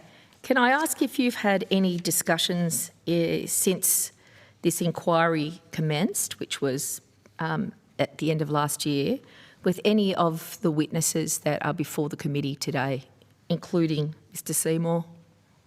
I've met with Mr Seymour once, and I've had a couple of phone calls, more on a personal nature, Senator, to check in on how he's going. Because as you can imagine, it's been a very difficult time for many people throughout the last 15 months. So when was the occasion of your meeting with Mr Seymour? I met with Mr Seymour, I think it was Anzac Day, that's why I remember it. Yes. And I've since had a call with him, I think early June. And what was that regarding? Did you discuss at any point of time the requests for the Senate, from the Senate for you and others to attend? No, Senator. So that call in June was a personal call. Is that fair to characterise it that way? Yes, that's right. That's right, Senator. And I only found out that I was participating in this committee, I think, in the last couple of weeks. So. Right. And have you had any discussions with any of the other witnesses in preparation for today? No, Senator. You've come prepared simply by yourself, no discussions with Ms Carney? Senator, we've had different discussions, as you can imagine, at work, but yeah. So I don't want to imagine. Can you tell me what meetings Senator, so you have had with your colleagues who are sitting at the table? And I will name them: Ms Gray, Mr Burrows, Ms McCay, Ms Carney. What interactions have you had collectively in preparation for today? Senator, we've been preparing to make sure that we're able to answer your questions fulsomely and transparently. And have you, or have they reported to you any other conversations with any other of the other witnesses who've been called, including Mr Switowski? Senator, no, I've not had any discussions regarding any of those. And has anybody reported to you Mr Switowski's interactions on his interactions with the committee? No, Senator. Okay. Same question for Mr Sayers. No, I haven't spoken with Mr Sayers, Senator. Has the PwC team that's here before us today had discussions about Mr Sayers' interaction with this committee? Nothing that I'm aware of, Senator, no. And the former counsel, Meredith Beattie, have you had any conversations with Ms Beattie? No, I haven't, Senator. And has the team... Sorry, Senator, I did see her at the airport and we walked side by side away from each other. I do want to say that, but there was no discussions. Thank you for your frankness there. I'll provide the other witnesses here, Ms Carney, Ms McCay, Mr Burrows and Ms Gray, the opportunity now to put on the record. Since you were advised that you would be required here and Mr Moritz has indicated that you would be willing to support this committee, can you advise of any conversations you've had with any of the other witnesses who are here before us today? Ms Carney, we'll start with you. I've not had any other conversations with any of the other witnesses. Have Senator. they approached you or tried to communicate with you? No. Ms McCay? No. Mr Burrows? I had a brief conversation with Mr Sayers about the fact he would be appearing today, Senator, but it was just about the appearance. I'm also aware that... Was it only on one occasion that you spoke to Mr Sayers? Yes. And what date was that? I don't know, Senator. Was it last year? Was it in recent days? No, sorry. I've had... I've had a detailed conversation with Mr Sayers about the outcomes of the Hello World whistleblowing matter, Senator. That was probably... Jane, help me with that. 3 months ago, 2 months ago? Yeah, I think it was probably end of May, June. End of May, June. Senator, you recall the whistleblowing matter that we previously discussed? Yes. And I rang Mr Sayers at that time to advise him of the outcome of the review that we had done. That was and that is your one and only conversation with Mr Sayers? No, I had a conversation with him briefly last week. And who rang who in that instance, Mr Burrows? I think I might have rung him, Senator. Okay, and why did you ring him, Mr Burrows? I was trying to ascertain whether we were due to appear, Senator, because we were aware that you'd had this hearing in the diary for many months and we hadn't been invited, and I was trying to ascertain whether he'd been invited, Senator. So you were checking on the progress of the committee's No, I was just asking whether I was surprised, Senator, that we had not been previously invited to come, given that this has been in the diary for many months. We'd been approached by Mr Switowski to seek some legal advice and also Miss Beattie, and so I rang Mr Sayers to ask whether or not he was due to attend. Okay, so we're going to go, I think we'll come back to your communications with Mr Switowski, Ms Beattie. I haven't had any personally, Senator. I just was highlighting that I'm aware that they contacted the firm, but I have not spoken to Mr Switowski or Ms Beattie. Okay. Ms Gray, have you spoken to any of these people? Because clearly somebody did. I've spoken to Mr Switowski. He was interested in the processes involved, and obviously it's not appropriate for me to give him that advice, and so I arranged for him to speak to an independent lawyer. What about Ms Beattie? No contact with Ms Beattie. What about Mr Seymour? No. What about Mr Sayers? No, Senator. So Mr Switowski, to be clear, is the only person who you have been in contact with, Ms Gray? Yes, that's right. Okay. Senator O'Neill, can Ms I McCay? just add something else? When you asked the question, I thought that your question was, had I had any conversation with anyone who was going to be a witness since we'd been involved in coming to this committee? Yes. And as Mr Burrows said, we've only been knowing that we were coming for a couple of weeks. Earlier in the year, I had a conversation with Ms Beattie, who called to ask, similar to Ms Gray, about the operation of the committee, and I referred her to our lawyers, not our internal lawyers, our external lawyers. So Ms Beattie was referred to who as the external lawyer? I beg your pardon? Who did? Who did you refer our to? external lawyers are Alan's. Okay. Did you direct her to speak to the Secretariat, No, I didn't. seeing as they do manage the committee? You referred Mr Switowski, Ms Gray, you referred him to whom? To an independent lawyer, Who is that? to James Beaton from Minter Ellison is his independent lawyer. And are you paying for Mr Switowski to receive that advice?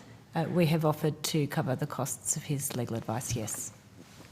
Okay. With regard to Ms Beattie, Ms McCay, did you offer to cover the costs of Alan's services to Ms Beattie as well? I don't recall doing that, Senator, but I know as part of our partnership agreement, if a former partner seeks support with legal costs in connection with their role in the firm, I think that's a standard term in our partnership agreement, and I imagine most others. So Ms Beattie would be well aware of the terms of the partnership agreement. Okay. Mr Seymour and Mr Sayers, as CEOs, former CEOs, did they seek PwC's remuneration of any legal advice that they have sought independently? I'm not aware of that, Senator. I don't know the answer. Does anyone know the answer to that? Sorry, could you please repeat the question? So, Mr Seymour and Mr Sayers, have they sought remuneration for any legal advice that they sought with regard to answering questions from the committee? I'm not sure. We can take that on notice. You don't recall? I'm just not sure of the exact arrangement. The question is, it's about the accessing under their formal partnership agreement. Have they sought to access legal compensation from the firm? Legal compensation? Well, for the purposes of appearing before this committee was the specific question, but maybe we could expand it in general. Have they utilised their former partnership agreement to seek legal services from the firm? I think the situation is the same as for Ms Beattie. So if somebody is a former partner of the firm, then there are arrangements in place that if they require independent legal advice, then I think those are covered, but there's limits around what is and isn't covered. Are you aware, have they accessed those? Are you aware of any? I assume that they have, but I can check that and come back to you. Great, and we'll be here later this afternoon, so we'll wait for a response to that. Ms Carney, has the board been advised of any assistance in terms of remuneration provided to Mr Switowski, Ms Beattie, Mr Seymour or Mr Sayers with regard to this PwC matter and the inquiries? Yeah, I can't speak for the board since 1st of July this year, but not to my knowledge previously. Ms McCay, to whom should such requests generally be directed and reported? The requests would generally come to the head of partnership. You know, that is the individual who deals with former partners on a day-to-day basis, and so that is where I expect those requests would have come and been allocated, presumably. I'm imagining with the support of the General Counsel's team, but Ms Gray's only been with us a short time, and so some of these arrangements may well have been established prior to her appointment. Who was prior to Ms Gray in this role? We had an acting General Counsel, Senator. And who is that person? Karen Evans-Cullen. Karen Evans Cullen. Could you advise her that the committee will be sending her questions on notice to get the accurate information about requests for legal support from Mr Sayers, Mr Seymour, I think we'll be able to get the Mr information Switowski. through that for our you, Senator. through the head of partnership. We should be able to do that. We'll have records. Senator, we'll have records. We don't need to. We just have to go back. If you, of course, you can write to Karen, but she would only then come to us, Senator, and ask us. Well, she won't have that. She won't have our records. She won't have our records, so we can provide that for you, Great. Senator. No problem with And that. if we at all. need clarification from her, at least we know who to go to Yes. now. Just one question on the back of that, Chair, if I may. Please. Just structurally, in this situation with these sorts of former partners making these requests, would you be consulted as a matter of course as the head of risk and ethics in relation, given the situation? I wouldn't expect to necessarily, Mr Hawke. It very much will depend what the issue is. There's no intention to sort of for me to be getting involved in something that really isn't something I need to do. But so I just don't understand the system. So that there's one partner allocated to manage former partners. No. Well, so I didn't understand your answer. Sorry. Yeah, it's okay. No problem. So we have an individual who is responsible day to day for the management of our existing partners. Someone's ill, someone's got development needs or whatever, or thinks about succession planning, but that individual also has responsibility for our former partners as well. So. Right. Yes. But let's go to the specifics. I'm not deeply interested in your structure at this point, except for about this legal question about accessing former partners, accessing legal support from the firm. Now, I understand their routine. I understand in their roles when they're previously with the firm, this is structurally quite normal. But in this specific case, I'm trying to get to the bottom of this.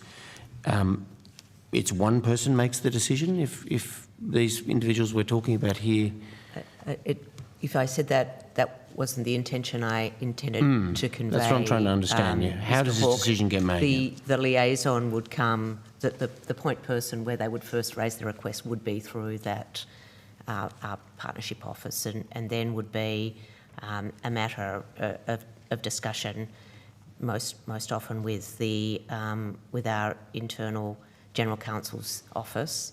But as I say, I'm expecting that much of this would have happened before Ms Gray was in situ. But we can certainly provide you with any information about this that you're and so today we've made an assumption that that's happened in the past, previously, which I understand. But in relation to the proceedings that we've been doing in this committee, we don't have any answer today. You don't have an answer to provide us about this specific question about Sayers and the people we're talking about. No, you're going to provide that on notice. We have to check our records. It might be helpful. It might be helpful just to clarify the time period that you'd like that over, but we can do that separately. Well, let's go from 2019 because that covers pretty well. Well, I think it would be a matter of from their retirement, Senator. I think that's the question you're asking: is what legal costs do PwC Australia incur for their legal bills post their retirement? Yep. Yeah, I do wonder if Mr Seymour might have sought advice prior to his departure as well. So let's not quite go just to that end today. I think you understand the nature of the question. I'm assuming, well, that's a little dangerous to assume, but I'm assuming you do understand the intent of Mr Hawke's question. Can I ask, Ms Morris, you wanted to make another contribution there?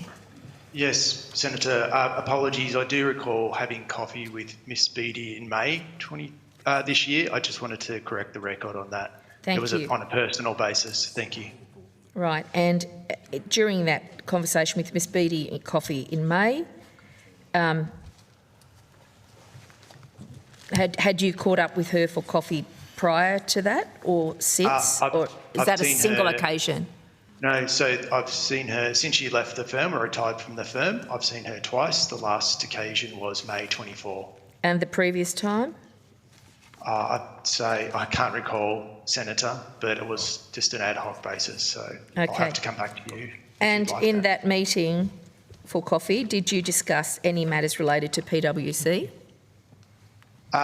She asked how we were going because, you know, we'd been through quite a bit of turmoil, as you had imagined, and just was checking on people and how the business was going. So it was a meeting at the request of Miss Beattie or a meeting at the request of yourself, Mr Morris?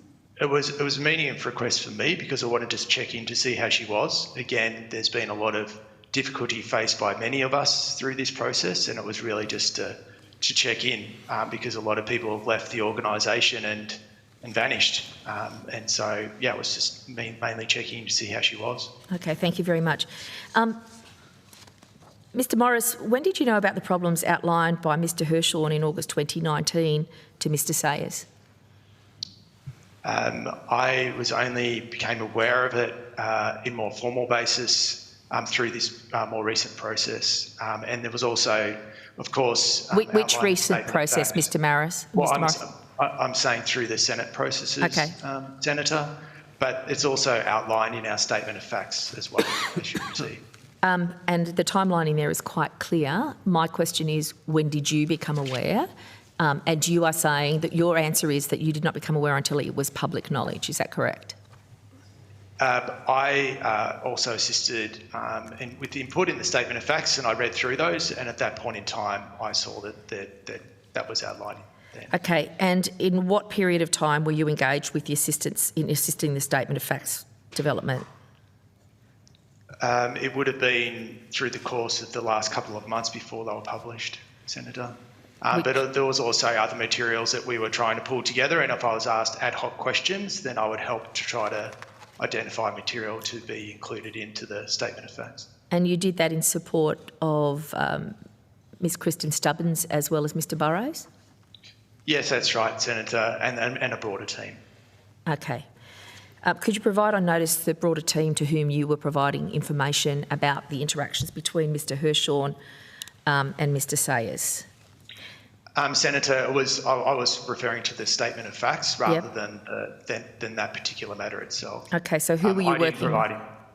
I didn't provide any information on that particular matter that you mentioned, but I can provide you information as to who I was working with, if you'd like, in providing assistance on preparing the statement of facts. And what matters you were assisting with. Did you ever work with Mr Peter John Collins? Yes, I did on occasion, Senator.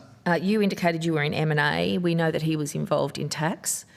What interactions did you have with Mr Peter John Collins? Senator, when I was a partner in M&A, I had ad hoc conversations with Mr Collins, as he's an international tax expert, and I assist many US companies looking to invest into Australia. So there's some subject matter that you may or may not discuss, but again, on an ad hoc basis, not on a particular assignment that I can recall. Were you aware of or involved in Project North America? Senator, as I was advising US-based companies and private equity funds, I would call it colloquially Project North America, but I had nothing to do with the MAL project itself. Can you expand on that, Mr Morris? I don't quite understand the distinction.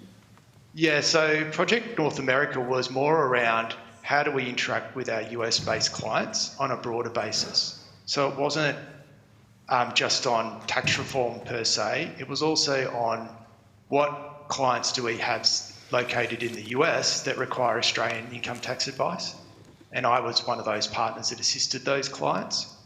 But my clients were private equity funds and also US-based companies looking to invest into Australia. So in the email that I referred to earlier that was released on the 2nd of May last year, how did all that MAL stuff turn out, our first North America project, and perhaps there were second and third and fourth North America projects based on what you've just said. It says, we got this outcome because we identified US tech 2 years ago as representing a significant, at least for controversy, upside sector for the Australian firm as the ATO reacted to problems it had with their structures and diligently built relationships with key offshore buyers. Were you part of the team that was diligently building relationships with key offshore buyers through your M&A role? No, Senator. Were you aware of this email? Did you receive it? Senator, I didn't receive that email, and I only became aware of it through the course of the last 2 years. Thank you. Mr Morris, did Mr Sorry, Senator, are you referring to the 2nd of May? That was a broader email. Can I come back to you in a question? Because I thought you might be referring to the email you referenced before, so that's fine. The 2nd of May? Yes, I'll come back to you in writing and respond on that if that's okay. I just need to check. I don't have it in front of me. All right, we'll look forward to that response. Thank you very much. Thank you. So, were you the email of the 2nd of May, which was part of the documents that were released? Is that correct? I'd have to check that, Senator. What's in the bundle of documents that were provided to the Senate? Okay, so we'll get that document from you. There may be a little bit of backward forth on that till we get to the bottom of it. Sure. Did Mr Sayers, Mr Seymour or Mr Hershorn have any discussions with you about the Peter John Collins matter at any point of time? Senator, I was in my role from 2020 as the head of tax. I was involved in assisting on the TPB investigation, so therefore, I became knowledgeable through that process of the role of Mr Collins, etc. And with whom would you say you had the most frequent conversations? Was it Mr Sayers or Mr Seymour? I had no conversations with Mr Sayers at all. So all your contacts were with Mr Seymour? Yes, that's right. Did you ever accompany him or have any meetings with Mr Hershorn from the ATO? No, Senator. I've never been to a meeting with Mr Hershorn and Mr Sayers at the same time. So, Mr Morris, could you for the committee outline the nature of the handover that you had from Mr Seymour in 2020? Senator, I didn't have a handover from Mr Seymour. It was from Mr Collegia, who was the previous head of tax before me. Oh, because there was that. Was there a short period of an interim role for Mr Collegia? No, Mr Collegia was the, we'll call it, head of tax, who he reported into Mr Seymour as part of a team. Mr Collegia was a head of tax from 2016 through to 2020, or when I became the head of tax. Did you have meetings with Mr Collegia and Mr Seymour?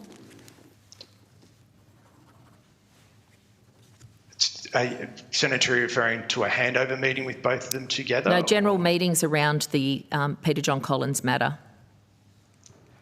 Senator, not after I became the head of tax and in the context of responding to the TPB requests. But not prior to that? Not that I can recall, Senator, no. How aware were people like yourself and others in the tax division that there was an investigation going on with regard to Mr Peter John Collins?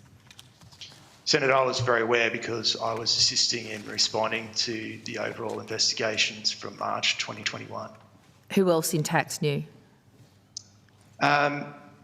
Senator, the one thing with the inquiry or investigation was made very clear that the investigation was confidential. I think that we need to be very, very careful with the dissemination of that investigation due to the confidentiality requirements. I did, on occasion, check in with the rest of the tax partners to let them know that there was an investigation, but clearly I could not talk about the context of that investigation. So when did you let the rest of the tax partners know that there was an investigation from the TPB? I'd have to take that as a question on notice on the exact dates of the different video conferences that I undertook, Senator. We look forward to that evidence. Roughly what year do you believe that to be? There would have been potentially, it would have been 2021 and probably 2022 as well, because the investigation, was quite long and went through from 18-month period. Are you aware of any discussions about advising the broader board about this matter? Did you provide any insights? Were there any discussions about we really need to let the board know about this? Senator, we did, and it's in the statement of facts, I did participate in a meeting with the risk committee of the board and that's in the statement of facts. That was the only meeting that I'd personally attended connected to the governance board. Thank you. Were you involved in any? You were not involved with any meetings with the ATO to resolve issues around hundreds of requests and other issues outlined by Mr. Hirschhorn? Senator, that was before my time, so the formal notice period was completed around 2018 to 2019. And are you currently involved in any ongoing discussions with Mr. Hirschhorn around these matters? Senator, yes, myself and Ms McCay met with Mr Hirschhorn on Monday. That was an agreed meeting to talk through any other matters that we needed to talk through.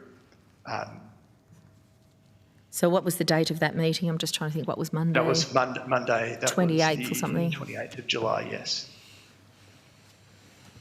And do you believe that concludes your conversations with Mr. Hirschhorn, or do you think it will continue? Is it ongoing?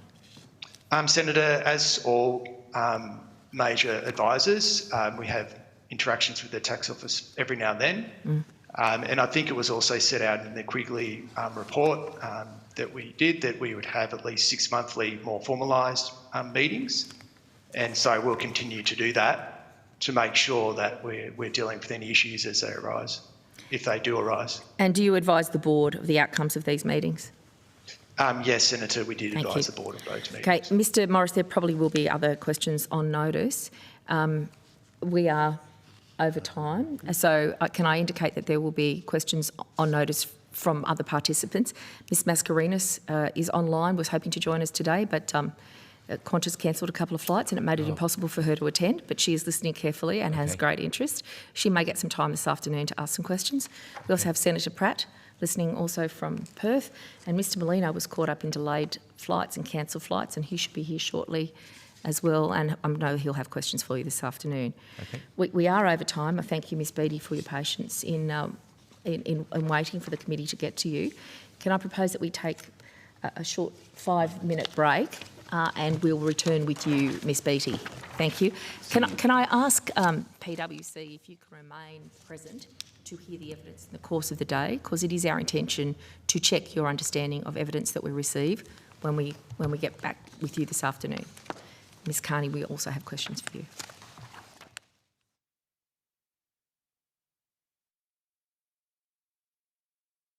Beattie, the committee will resume.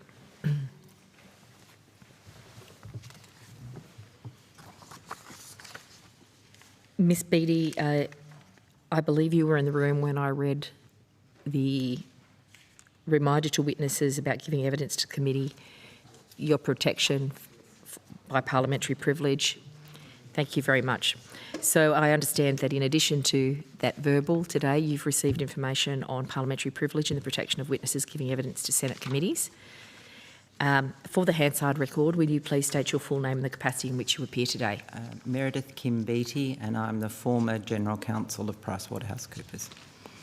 Ms Beattie, we're thankful for your tabling of your opening statement, but given the fact that you were summoned to attend and you've noted that in your opening statement, I think it would be important for you to read it into the public record. Thank you. Okay. Ms Beattie. So, as the committee is aware, I'm appearing pursuant to the summons that was served upon me on the 22nd of July 2024. And as the committee knows, I did not feel able to accept the 4 earlier invitations from the committee to appear. And my reason for that was because I hold information that belongs to PwC Australia and information belonging to others as a consequence of my former role as General Counsel. I was not in a position to voluntarily provide information of that kind to the committee in response to an invitation. And so on 31 July, as the committee is also aware, I made an application that my evidence be heard in camera, and I listed 3 reasons for that. That was that by reason of my former role, I held privileged information, and I wasn't authorised to disclose that. That my evidence, I thought, was likely to disclose aspects of the conduct of investigations by both the Australian Taxation Office and the Tax Practitioners Board, and I was also conscious that there was information that was subject to secrecy and or confidentiality provisions under the Tax Administration Act and the Tax Agent Services Act. And I was also conscious that I wanted to comply with my professional obligations. The confidential information is not mine, it belongs to others. And that will be an aspect of the evidence I give today, and I know I'm going off script from my opening statement, I apologise. I do believe I have evidence that will assist the committee. However, I'm conscious that it may take me some time as I listen to a question and determine the response to come to a view about whether I might be disclosing confidential information that is not mine.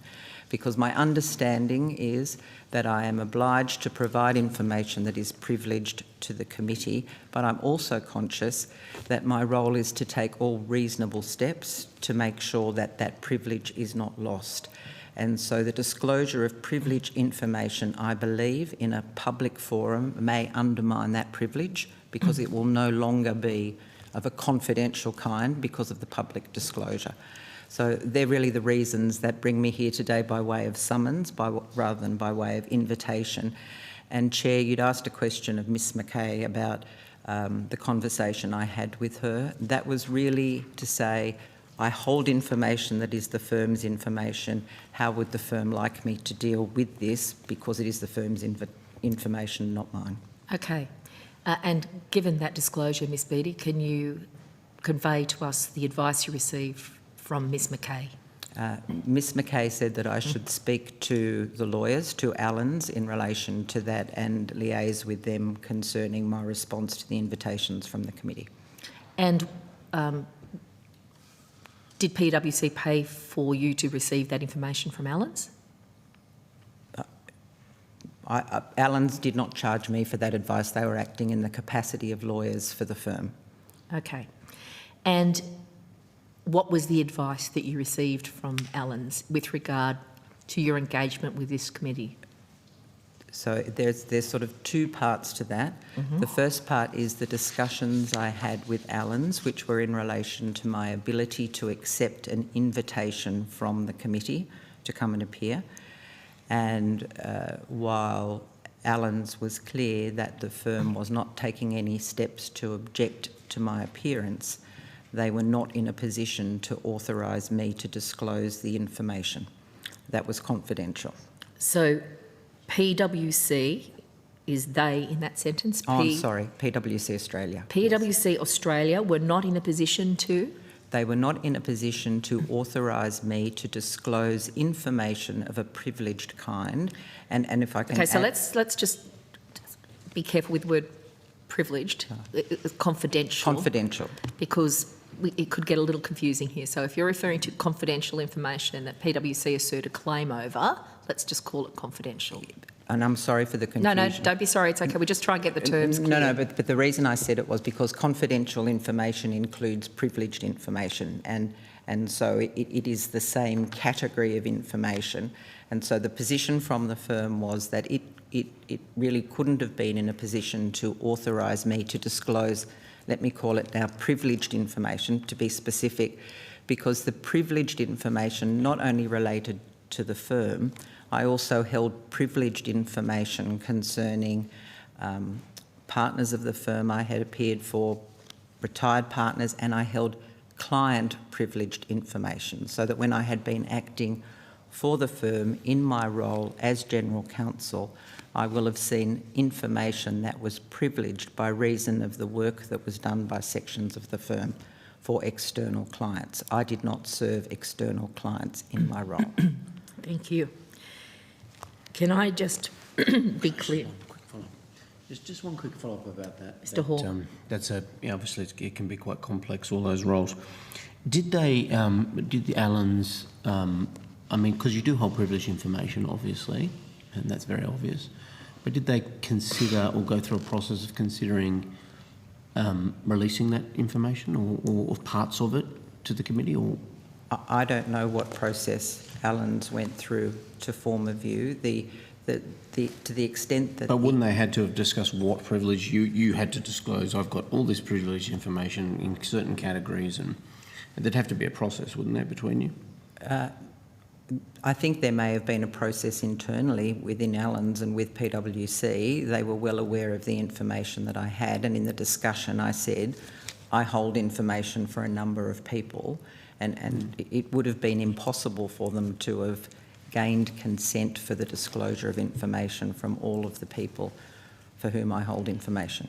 Right, yeah. In my role. But did they? Do you know if they sought parts of that, or they considered any? I'm not able to assist. I'm sorry, I don't know. So you don't have any information from your experience with them, interaction? Okay, thank you. So thank you for the clarity of your opening statement and for this initial conversation about what you see as what is possible. The committee will make a determination about any matters that we may wish to hear in camera, but can I indicate at the outset, Ms Beattie, that this is a matter of considerable public interest. That is why we have called you here today by summons, to which you have responded, and we seek to do as much as we possibly can in public so that people can see what transpired. I also want to be clear with you with regard to parliamentary privilege and where legal professional privilege sits in the hierarchy. So witnesses before the inquiry may raise the existence of legal professional privilege of confidentiality agreements as a reason for not providing evidence or documents, but these kinds of arrangements do not affect the inquiry powers of Commonwealth parliamentary committees. They do not provide a basis for witnesses to decline to provide full and truthful answers. Constraints that might prevail in the legal system do not apply in the Parliament's exercise of its inquiry powers. Relevantly, and I'm going to quote Odge's Australian Senate practice, it has never been accepted in the Senate nor in any comparable representative assembly that legal professional privilege provides grounds for a refusal of information in a parliamentary forum. And Chair, I absolutely understand that to be the case, and if there was any suggestion that I wasn't going to provide the information, I'm sorry.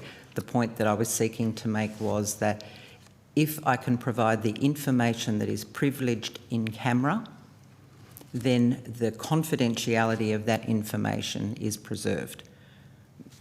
That is the only point I'm making, and that's why it is quite a difficult position I find myself in, sitting here, that you will ask me a question and I will be obliged to think, will my answer involve the disclosure of privileged information? And I know that in my role as a lawyer, as a solicitor, that I have to take reasonable steps to seek to preserve the privilege. So I expect that if you ask me a question and the answer will be one that would involve the disclosure, that I will ask if that can be taken in camera. So the distinction I was trying to draw in relation to sort of the evidence I would give would be the public in camera dichotomy, and I appreciate entirely, Chair, the reasons for this being a public inquiry. I was just pointing out the issues for me, particularly given we understand, Ms. Mrs. Beattie. McCay's evidence. Thank you. I note that you retain a position with the Register of Solicitors for the Law Society of New South Wales. That's correct. That you were admitted in 1983 and that you continue to have a practising certificate that indicates you are employee of a law practice. Is that correct? Well, I continue to hold a practising certificate. I have retired. You are not aligned with any entity? None whatsoever. And you are not practising in any way? No. Thank you very much. And you are aware of the solicitors' rules for New South Wales Legal Professional Uniform Law, Australian Solicitors' Conduct Rules. Thank you very much. Over to you, Senator Scarr. So, Ms Beattie, just to be clear, one lawyer to another, I think the approach you've taken, I absolutely understand the approach you have taken, and I think it's absolutely appropriate. Thank you, Senator. Having said that, we are going to ask questions which do go to confidential matters which are subject to legal professional privilege, and through the Chair, we have considered these issues as a committee, and we consider the public interest is so important that we need to ask these questions in a public hearing. And one of the reasons for that is so that we can put your evidence to other witnesses appearing in this public hearing. So it is absolutely crucial for us to ask these questions in a public hearing, and it is also absolutely noted that you have taken, from my perspective, all reasonable steps and everything you could do, including requiring us reasonably to issue a summons for you to appear, and also suggesting that your evidence be given in camera. So from my perspective, you have acted entirely appropriately and done everything you possibly can do. Have you got a copy of the review of tax confidentiality breaches and related questions that was produced by PwC? I may not have. I've got a copy for you. And just whilst that's been given to you, during what period were you General Counsel of PwC? I was General Counsel of PwC from 2005 until 2023. So you were General Counsel for the Hansard record, for that period in which these confidentiality breaches occurred? Yes. Okay. If I can take you to the document dated September 2023, review of tax confidentiality breaches and related questions. Yes.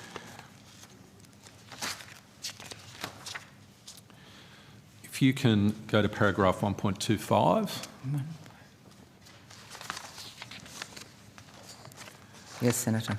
And it refers to between December 2016 and 2017, Mr Collins participated in BEPSDAG consultations in relation to the OECD multilateral instrument, which was released in November 2016.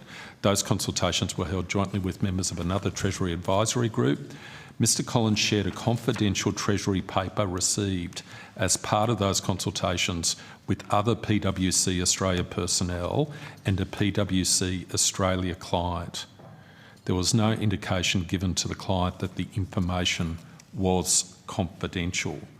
When did you become aware that Mr Collins shared that confidential Treasury paper, and what did you do?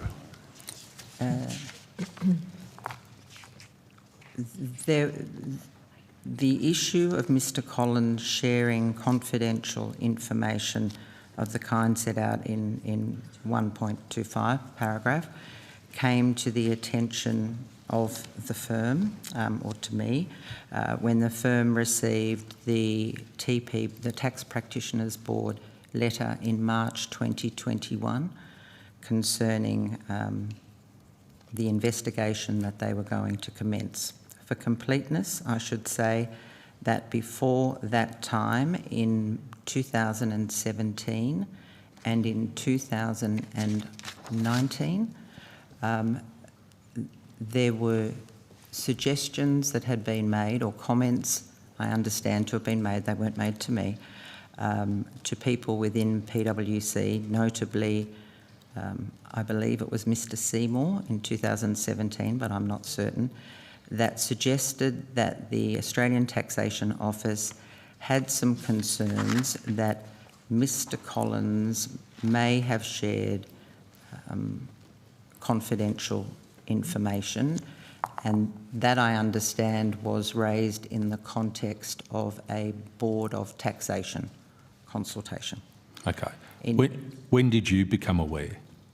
I learnt of, in 2017, I became aware that the Australian Taxation Office had raised an issue, I believe, about some information concerning Mr Collins.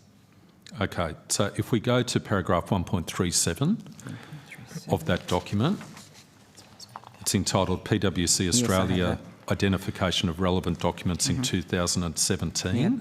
Yes. And it says in the last sentence, shortly thereafter, the PwC Australia Risk Team identified the 17 September 2015 email from Mr Collins concerning the bank BOT anti-hybrids consultation discussed in paragraph 1.24. Is at the time, did you become aware of the issue when the PwC Australia risk team identified that 17 September 2015 email? Was that brought to your attention then? It was brought to my... Or before? I can't recall Sure. the exact date. In 2017, I was asked to have a call with Mr Collins about an email concerning the Board of Taxation. I'm not sure if it's the email that's referred to in paragraph 1.24, as a preliminary to a further review being done in relation to Mr Collins and the Board of Taxation. And who asked you to make that call? Mr Plummer, who was the head of risk and quality for the tax practice at the time. So you made the call.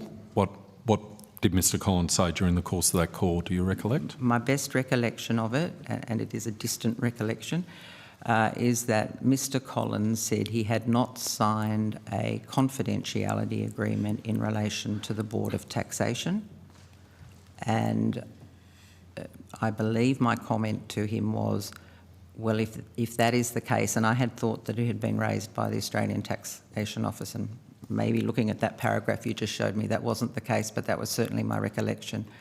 I asked why someone would be suggesting he'd done that, and I asked him to go away and look at documents and say that documents needed to be collated so that the matter could be looked at, and that was the extent of my engagement with Mr Collins on the matter.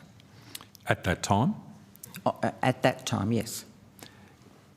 And you would be aware that one doesn't necessarily have to formally sign a confidentiality undertaking to be subject to obligations of confidentiality, yes? No, I understand that, Senator, but the request of me at the time, and I'd had nothing to do with Mr Collins beforehand, was could I make a call to him to ask if he had signed a confidentiality agreement with the Board of Tax, which I did, and then it was agreed that further information would be collated by Mr Collins and then forwarded, and I can see that it was then, so I saw some emails subsequently, that it was forwarded to others. I may have been copied on it about this.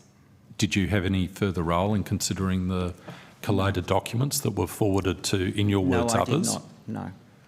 Who were... Other than to read them, if you were copied in? No, I only looked at that because it was then referred to the team. I saw that there was a copying of documents to others, and I can see that there's a request for a legal team review, but I was not involved in doing that. But you were...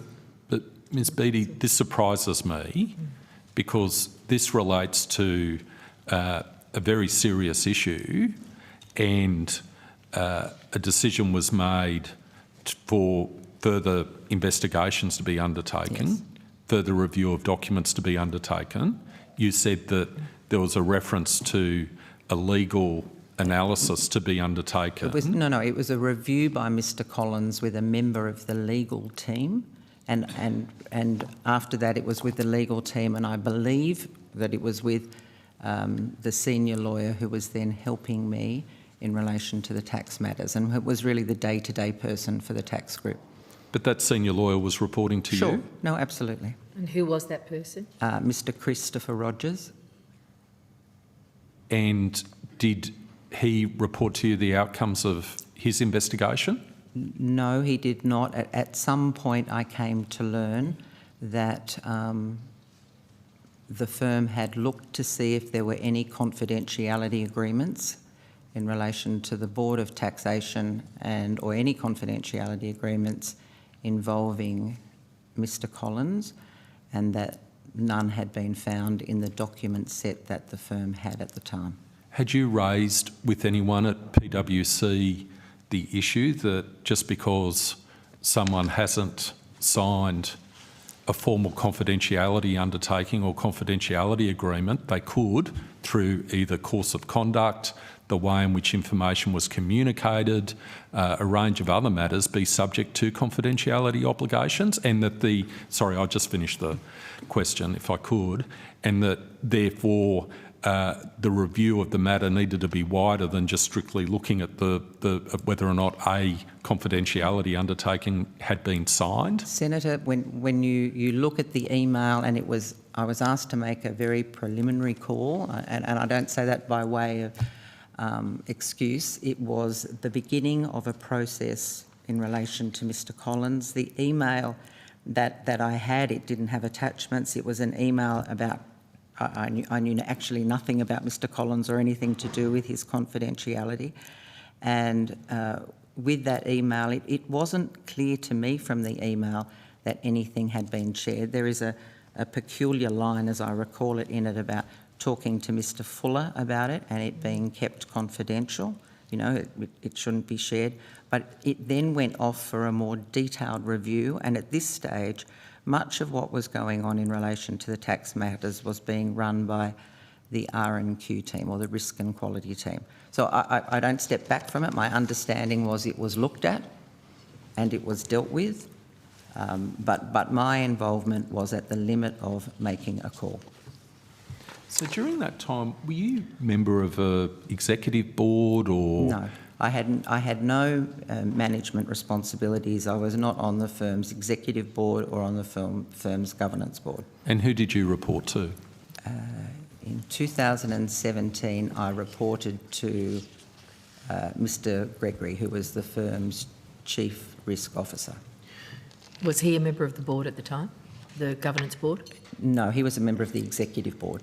He was senior management. Was Mr. Gregory the one who first asked you to look into this matter? No, it was a query that came from Mr. Plummer, I believe.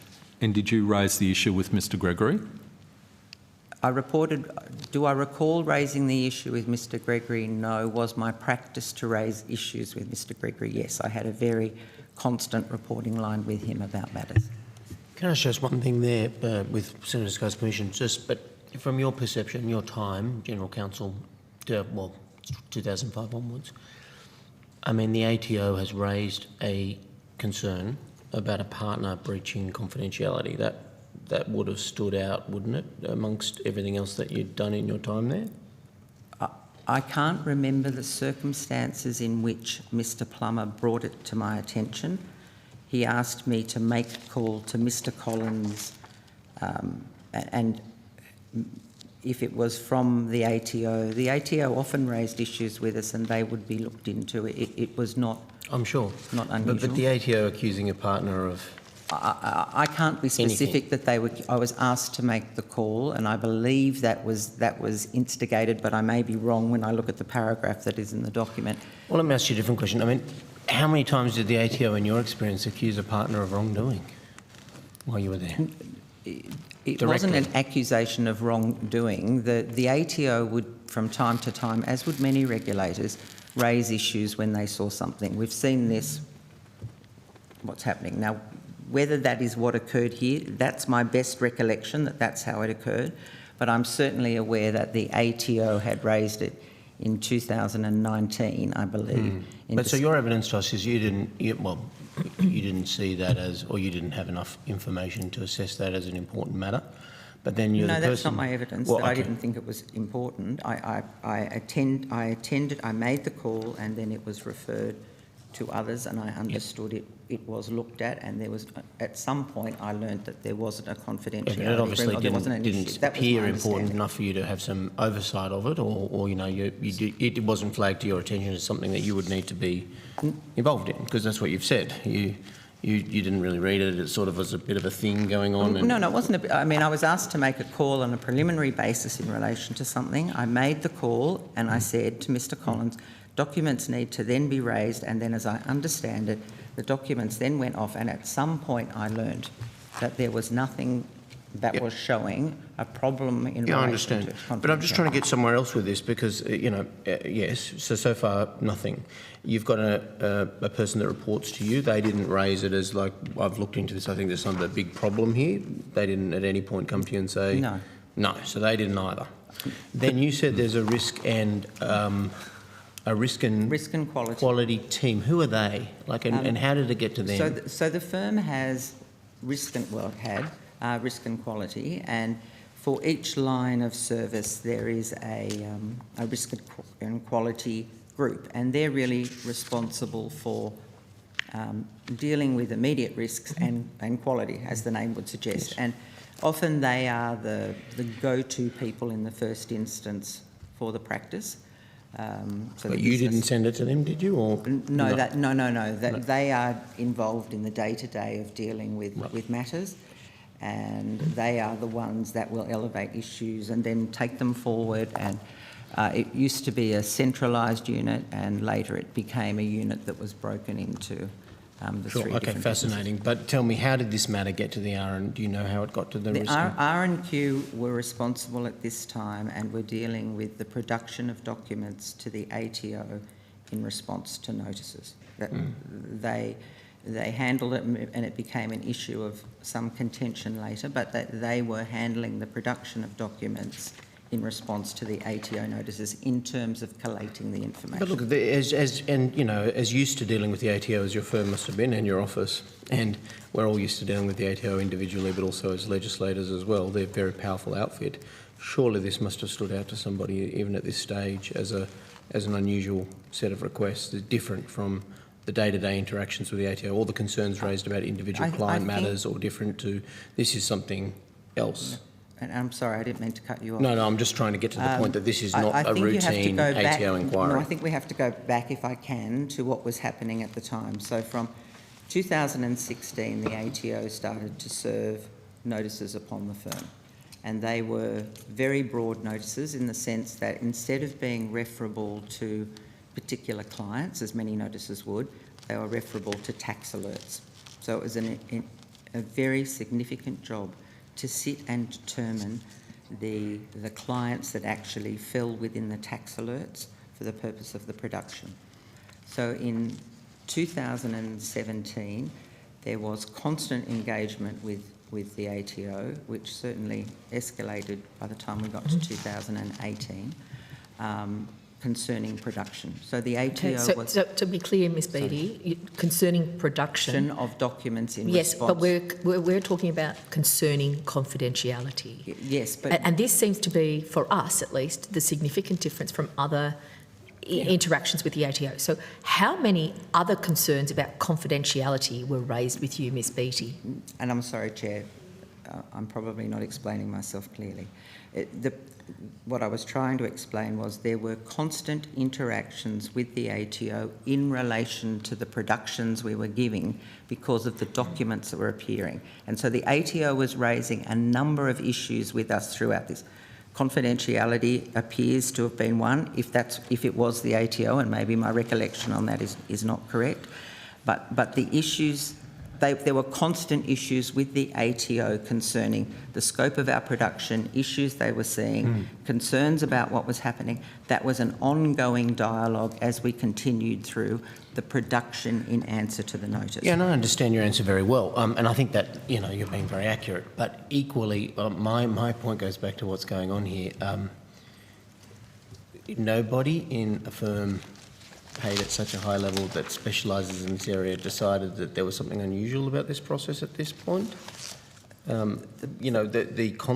ATO's obviously got a problem. Surely you've got the hyper attenuation to the ATO to understand they've got a big issue. I actually couldn't agree more with you, Deputy Chair. It became a very real issue. It is rare to be engaging with a regulator on production and having issues and constant meetings as we did. And it's the ATO. And it wouldn't matter, frankly, whether it was the ATO or any other regulator. Well, it does matter. The ATO exclusively has more power than most agencies. No, but from a firm and a brand perspective... to your firm, the ATO is supreme. But so there were constant interactions and there was certainly enormous tension between the firm and the ATO in the period 17 and into 18, and by the middle of 18 it had become a very, very tense relationship. And the reason for the tension, and at the time we were dealing with thousands and thousands of documents, was that the Australian Taxation Office believed that the firm had failed to comply with its obligations to respond to compulsory notices, and had withheld information on the grounds of privilege that did not exist. Mm-hmm.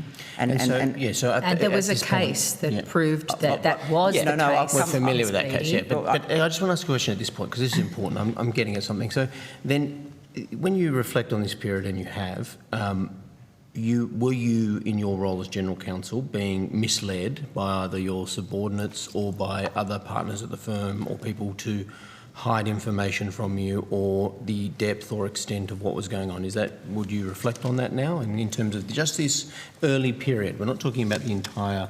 Once it became obvious to everybody, obviously there's a chain of events. But in this, could I just take a step back for a minute, and I'll be brief, just to explain.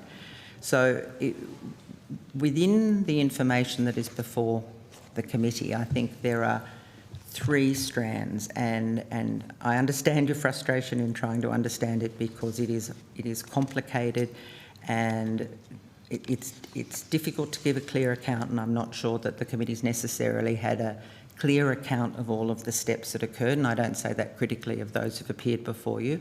I mean, in many ways I do know the timeline of what occurred. And so in the period from 2017, when production in response to the ATO notices commenced, until 2018, in around August 2018, the head of R&Q, or the tax group, had been gathering together the information responsive to the notices. So it was a difficult exercise because tax alerts were brought and you had to identify the entities. The instructions that were given at the time, and in the clearest possible form and ongoing in the clearest possible form, were that the particular part of the tax group had complied with the firm's protocols, had complied with the terms of the legal engagement letters, and had delivered tax services as legal advice or as a legal service in certain instances, and on that basis production had been held back from the Australian Taxation Office because there is an obligation to produce privilege in answer to notices from the Australian Taxation Office. In late 17, early 18, it was very clear to me, and I was brought into meetings with the Australian Taxation Office about their concerns about the approach that had been adopted by the firm to the production, and they were very serious meetings. They were they weren't just meetings. There were matters that went before the courts as well. No, but can I come back to the? I'm sorry, but we do need to. We only have you for a certain limited period of time, Ms. Beattie. If there are details that you wish to put on the record in writing, that would be good. But we are exploring a lot of the matters related to Mr. Collins. I appreciate that. And you're talking about the production of documents, which was subject to a court case where it showed that in your role as a legal counsel and partner, you presented serious risk to the robustness of your legal advice and the weaponisation of the LPP. So that's the context in which we're asking questions about confidentiality. So you're in a battle with the ATO. They're saying produce documents. You're saying, no, we've got legal professional privilege over them. We're not giving them away. And then on top of that, we're saying to you, what about this confidentiality inquiry? So but confidentiality did not trigger from you any review of documentation, because there was documentation there that goes back to 2013 under Mr. Sayers and Mr. Seymour, where Mr. Seymour, as the leader of PwC's Australia Tax Practice, received Treasury communications which indicated BEPSTAD confidentiality acknowledgements. I was not aware of that until 2021 or 22. Yes, and we consider that some considerable problem given the awareness of this. You're talking about 2017. You're asked to ring up the guy and say to him, did you sign any confidentiality agreement? And he said, no, good, fantastic, I'm done. You didn't say, what about confidentiality agreements? Have you got a problem with confidentiality? Let's have a search of our emails and find out what went on with confidentiality and Mr. Collins. You didn't do any of that, Ms. Beattie. No, Chair, I'm sorry.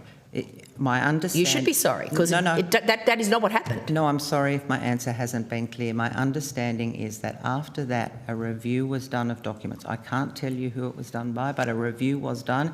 It may well have been done by the senior lawyer who was assisting me to see if there were agreements that had been signed by Mr Collins, and none were located, because at the time the expectation was, as I understand it, that they were looking at a confidentiality agreement for a period where we didn't have a confidentiality agreement because it was signed in 2012. It wasn't signed in relation to the Board of Tax.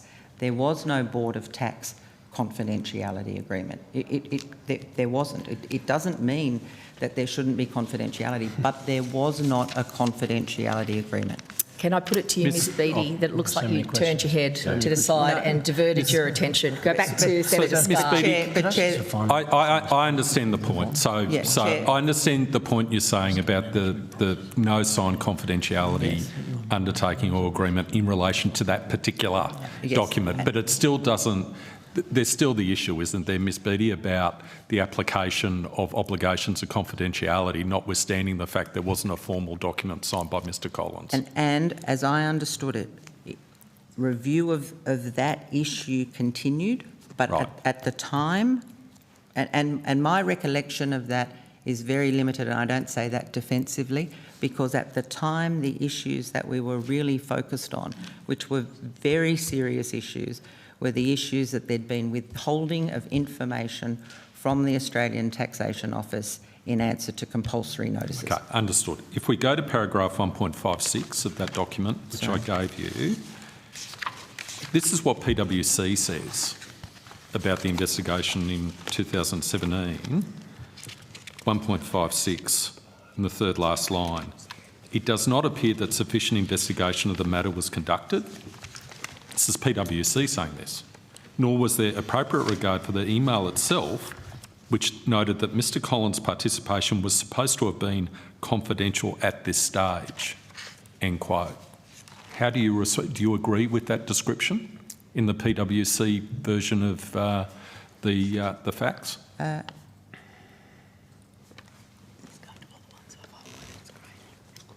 Sorry, I'm just reading the paragraph.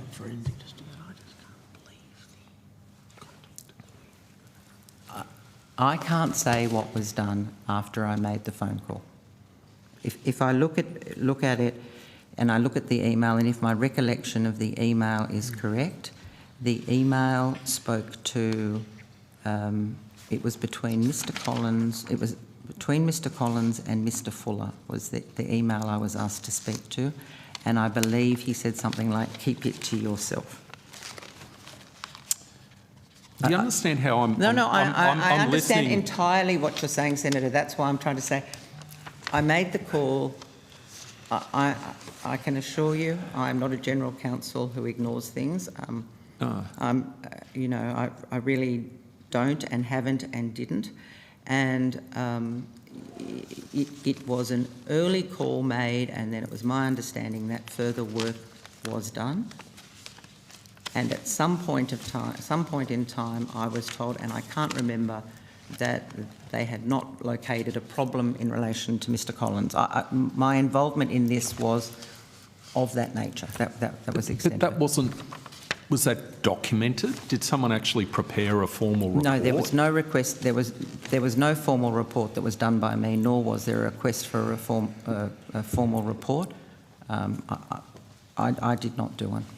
So there was no legal advice given by the Office of General Counsel, your senior lawyer, with respect to this is the situation, this is the chronology, this is what I've done, and these are my findings? No, there was no investigation of that kind. Why? I can't explain why that happened or whether it then rested with R&Q. I can only, Risk and Quality, I can only tell you that I was asked to make the call. I made the call, and then I can see, and I can only see it by going and look at my emails, that information then flowed forward. Okay. In paragraph 1.57, the same, this is a document produced by PwC. Similarly, in 2019, When the ATO raised concerns about a possible breach of confidentiality, PwC Australia should have engaged with the ATO about the merits of the issue, including informing the ATO of Mr Collins' position that he had not signed a confidentiality acknowledgement with respect to internally identified consultations, and thereby possibly learning that ATO's concerns focused on a different consultation. Instead, the PwC Australia individuals involved concluded that the ATO's concerns were misplaced and do not appear to have pursued the matter further. What was your involvement in relation to those matters? I did not have an involvement in relation to the response that was given concerning that. I was aware that I believe the words were in 2019 that Mr Collins had shared information in Ireland, was what I understand was said by, I think, Mr Hirshorn to Mr Sayers, is my recollection. And I understand there was a response to that, probably by either Mr Seymour or Mr Plummer, to the effect that he didn't breach confidentiality because there wasn't a confidentiality agreement in place. But Mr Seymour is not a lawyer? He has a law degree, but he doesn't practice. Mr Plummer? Yeah, he does have a law degree, yes. Has he got a practising certificate? Yes, he does. He does, okay. So as General Counsel, your advice was not sought in relation to those matters in 2019. You were not part of formulating the response to the ATO. I was aware that there had been the discussion, and I was aware of the response that had been given by the tax group or by Mr Plummer concerning the Mr Collins had shared information in Ireland. Can I just ask if you spoke to Mr Sayers about the confidentiality matters? I had a discussion with Mr Sayers where he told me of his discussion with Mr Hirshorn. So you can recall that discussion with Mr Hirshorn. Are you aware of questions on notice received by this committee from Mr Hirshorn where he has a contemporaneous file note about the matters that were discussed? I won't have seen the answers to the questions on notice. I have seen media reports about Mr Hirshorn's Let me just evidence. get that ready to provide to you shortly, but I'll go back to you, Sure. Senator Scarr. So PwC, in their own document where they set out the facts, this document, if you go to paragraph 1.55, inadequate issues management.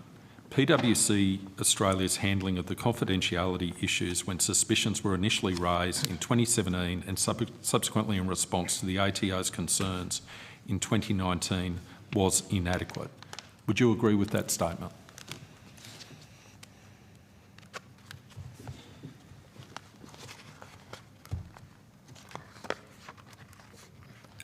Yes, I believe in 2017 and 19, if more work had not been done, that was problematic. Thank you. Let's move forward. 1.58. Sorry, 1.58. 8, Thank you. It's at the bottom of the page. This paragraph is entitled Failure to Assess Appropriate Accountability. Finally, after the TPB initiated its investigation in 2021 and evidence of confidentiality breaches was uncovered, a rigorous internal investigation and consequence management process should have followed. While the firm provided the information requested by the TPB and cooperated with its investigation, it did not take adequate steps to fully understand the facts, identify root causes and assess responsibility. What was your role in relation to the TPB investigation initiated in 2021, and how do you respond to that summary provided by your former employer? I was responsible, working with the firm's external lawyers and working with Mr Morris for the day-to-day carriage of the firm's response to the tax practitioner board matter. Right. Just remind me, Mr Morris? Mr Morris is the head of tax and he was giving evidence earlier today. All right.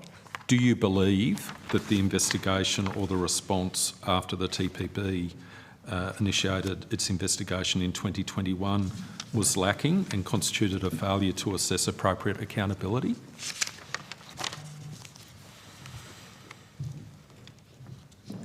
The TPB matter had been the subject of very detailed investigation and review, including with our external lawyers. And there is a reference in the paragraph you've referred me to, Senator, to identifying the root causes. At the time that we came to the TPB matter, the firm, or people within the firm, were certainly aware of the root causes that had led to the issues that were apparent in the TPB matter. The same paragraph refers to the firm's then CEO, Tom Seymour, who had leadership responsibility for the tax group at the relevant times, was directly involved in decision-making regarding the handling of the matter and did not take steps to remove himself. Did you raise the issue that it would have been appropriate? Did you raise the issue with Mr Seymour or anyone else that it would have been appropriate for Mr Seymour to remove himself from the investigation, given that in PwC's own words, he was directly involved in decision-making regarding the handling of the matter and he had leadership responsibility for the tax group at the relevant times? The firm, in response to Mr Seymour's role as the head of tax at the time that the matters gave rise to the TPB, and the fact that he became the then CEO, was to include Mr Sean Gregory as an independent person, if you like, or someone who was involved in the giving of instructions and responding to the matter. But it's certainly true that from time to time, Mr Seymour had a role in relation to the matter. Did you ever raise concerns with respect to Mr Seymour's role in relation to the matter? I raised concerns in relation to Mr Seymour, yes, and I had raised concerns in relation to Mr Seymour earlier as well. What were those concerns? And I'll try to be brief because I'm conscious of the Chair's comment, but it's difficult. It's all right, we're kind of interested in this part, Ms Beattie. Thank you, Chair. So I will be brief.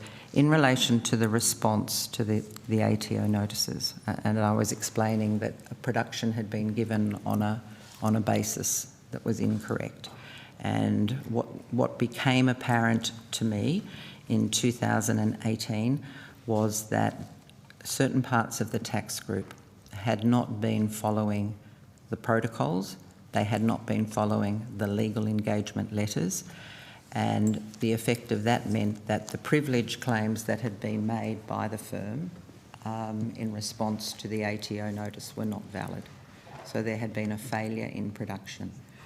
And so as a result of issues raised by the ATO about concerns in relation to the production, I raised the issues with a group within the firm called the Significant Litigation Committee. Sorry, the Significant Litigation Committee. Yep. And that committee is there for the purpose of it brings together governance board representatives and management to talk about what the firm's response should be, how it should deal with matters, to get guidance. It's when you deal with things, it's an important elevation point. And as a result of the letter we had received from the Australian Taxation Office, I think it was in April 18, they were raising very serious allegations about the firm, that it was using privilege in a way that was designed to hide matters from the Australian Tax Office, and that concern had been ignited, if you like, by the firm's response to the ATO notices. As a result of that, there was a very serious discussion, and I believe Mr Seymour was there, certainly Mr Gregory was there, in which What year was this again, Ms Beattie? Pardon? What year was this? This was in 18. And was Mr Sayers there as well? No, I don't believe I can't recall. And as a result of the significant issues that had been raised by the Australian Taxation Office, a review, and it was instigated by me, a review of the production that had already been given to the ATO was undertaken by me. And as a result of that review, it became apparent that privilege claims had been made for which there was not a proper basis, that there was a small group within the tax group who had not been performing in accordance or adhering to the protocols that I had put in place in relation to how legal engagements should be carried out. It was apparent that they weren't complying with the protocols that I had required to be put in place at the time that the multidisciplinary partnership was put together and which had been approved by the Legal Services Commission. And as a result of that, and the re-review that I undertook, and then I checked that my position on it was consistent with that of senior counsel, we then became involved in a very difficult period in which there were discussions with clients, there were discussions with the ATO about the fact that documents where clients had understood, some clients had understood they were getting a legal engagement, they were not getting a legal engagement. And so the production was redone. And so that comes back to the root cause.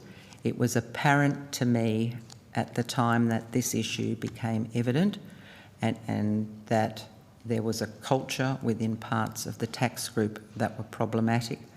And interestingly, coming out from the production that was given in response to the notices was a promoter penalty investigation. And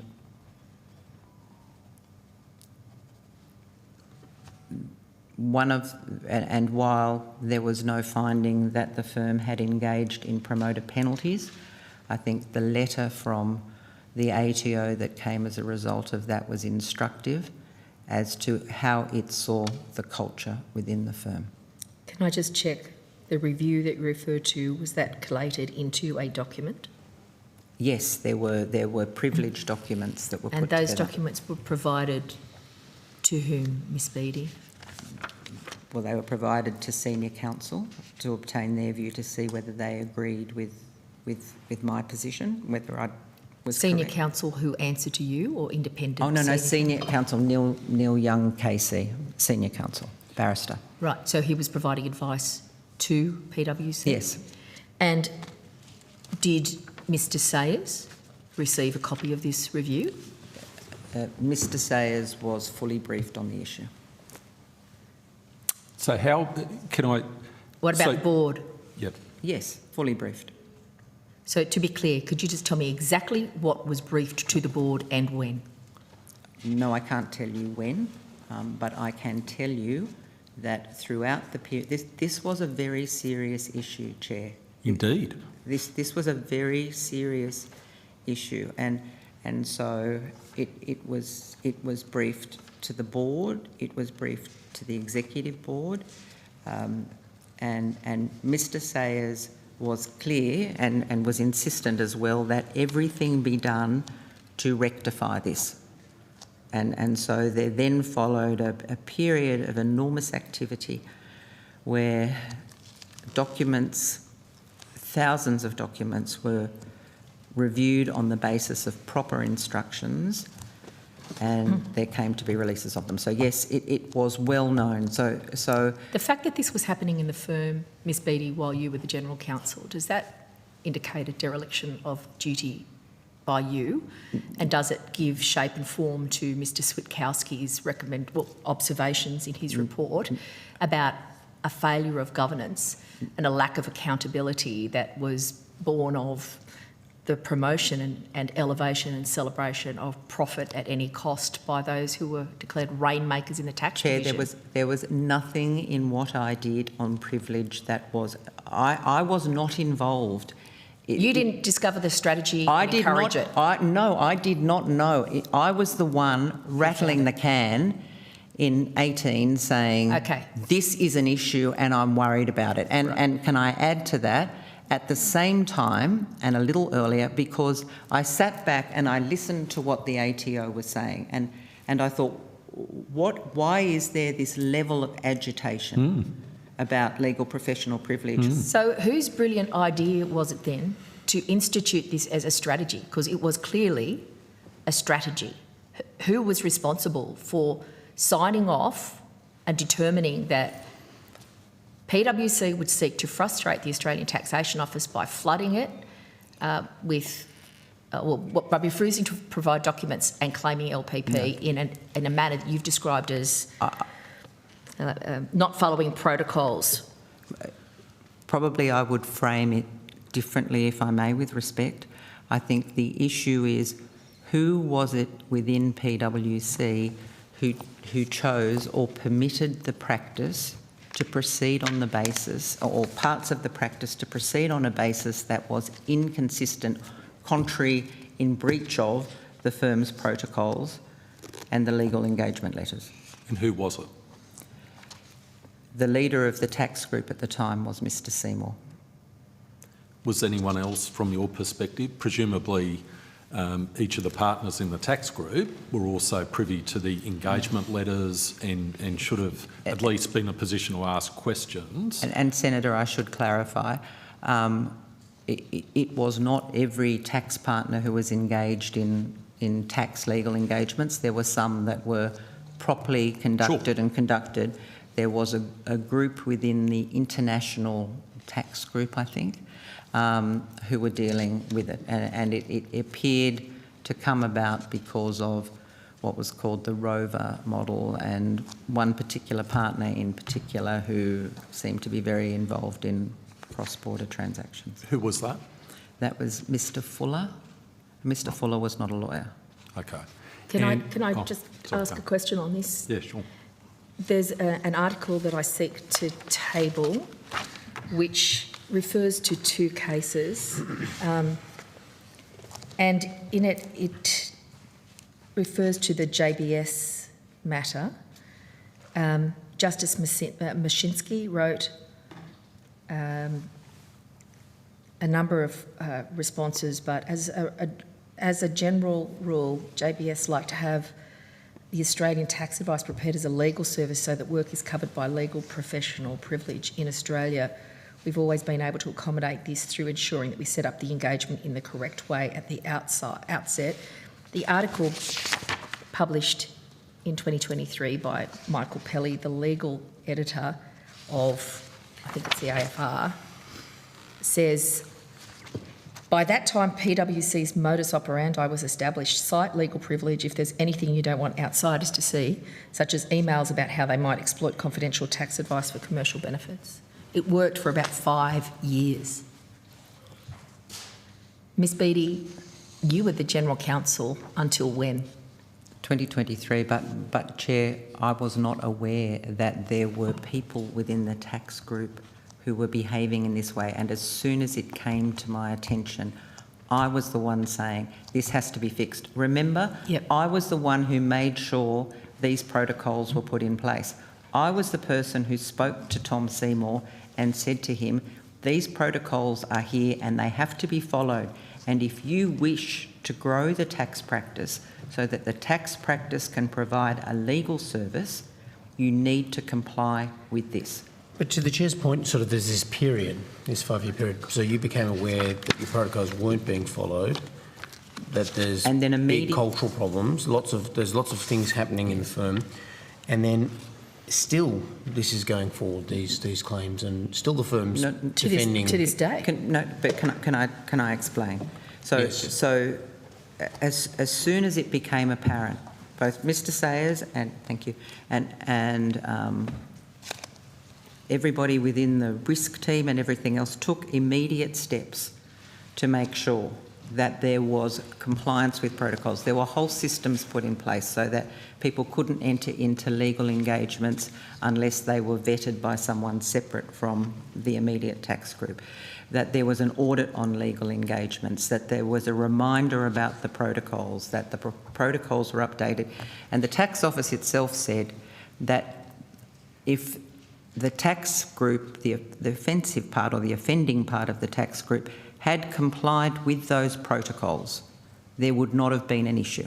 Which begs the question, what were the consequences for the people who broke the protocols? So that's right, yeah. Yes, so so as this was raised, the fact of this issue was raised with the Governance Board, with the Executive Board.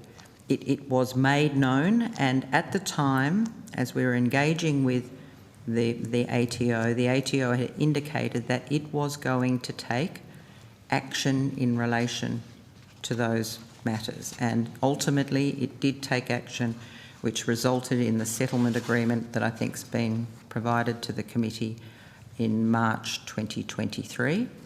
Throughout the period as that was occurring, I continued to raise issues about the culture.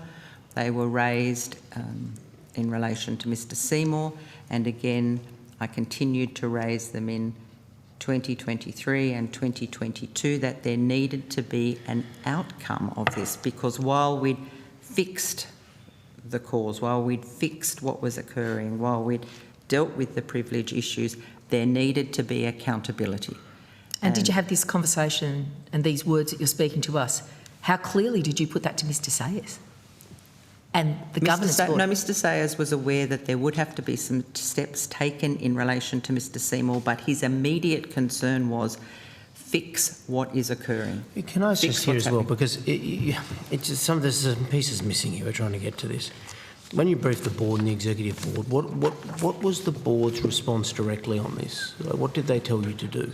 Make sure it was fixed. Fix it in what sense? Make it go away? No, to respond and make sure that their privileged work was done appropriately and in accordance. What about the problems, the breaches and everything else that you briefed the board on? What were they saying to do about it? Their immediate concern, well, I was concerned. I know you're concerned, but the board's been briefed. We're well past your concern, because you've highlighted your concern. It's been briefed to the board and the Executive Board. The alarm bells have been set off. There's a review. You've set off red alerts.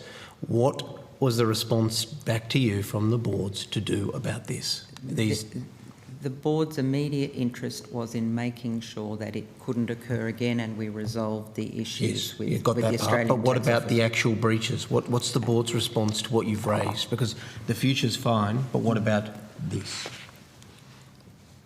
I believe there were concerns by the board, but there were no requests of me to take any steps in relation to them, which is not to say that steps wouldn't be taken. I continued to raise it as an issue, but the issue and so you keep raising it at meetings. Sorry to cut you off, but I need to understand this. You keep raising it, and you're the General Counsel of the firm. Yep. So you keep telling the board, hey, I've got a big problem. You keep, and I'm just paraphrasing you, but you're repeatedly saying, I'm deeply concerned about this, and you're saying you never got any instruction from the board to fix it, or to address it, or to get rid of the problem, or to... And how the firm deals with matters is that if there is a regulatory inquiry or if there is litigation or anything on foot, the firm will allow that process to play out. Not for any sinister reason, but to allow it to play out so it doesn't interfere in the process, and then there would be an outcome. But the issue was... So that allowed Mr Seymour to continue to do what he was doing indefinitely. And in fact, Mr Seymour, despite the timing on this, right, so Mr Seymour's doing this, all this review and concern that you're raising is 2018, right? We've got 2019, and I'm going to table a document now of Mr Hirshorn's note on the 2nd of September following a meeting with Mr Sayers, in which we've had evidence in another committee where Mr Sayers actually raised the prospect of Mr Seymour becoming the CEO in replacement of him. Yes. So already Mr Sayers is aware that Mr Seymour's engaged in this dodgy practice. You're going to the board, hey, look over here, there are big problems here.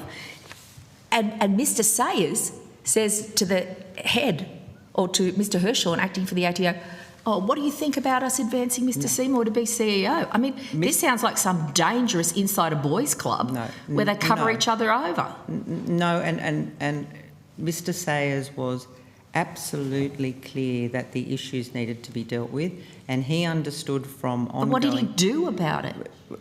If I could just finish, because I'll explain.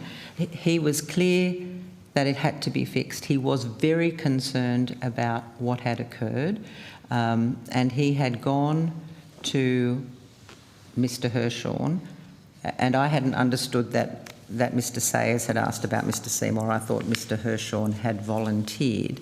And at that point, my understanding was that Mr Hirshhorn had said something along the lines to Mr Sayers that there was a number of issues that were likely to arise in relation to the tax practice or parts of the tax practice, and that if Mr Seymour were to be CEO of the firm, that could be problematic because then he would have to stand aside. And Mr Sayers came back with that, and that information was then shared with the governance board. But so when this governance board, I just want to understand this, and you're a very serious lawyer. You're the general counsel of this firm since 2003. You go before the board. I cannot get past this. Every meeting I've ever had, whether it be with the Australian Government Solicitor, with the Solicitor General, with just a serious barrister that's come to see me to tell me about a problem with the construction of the law.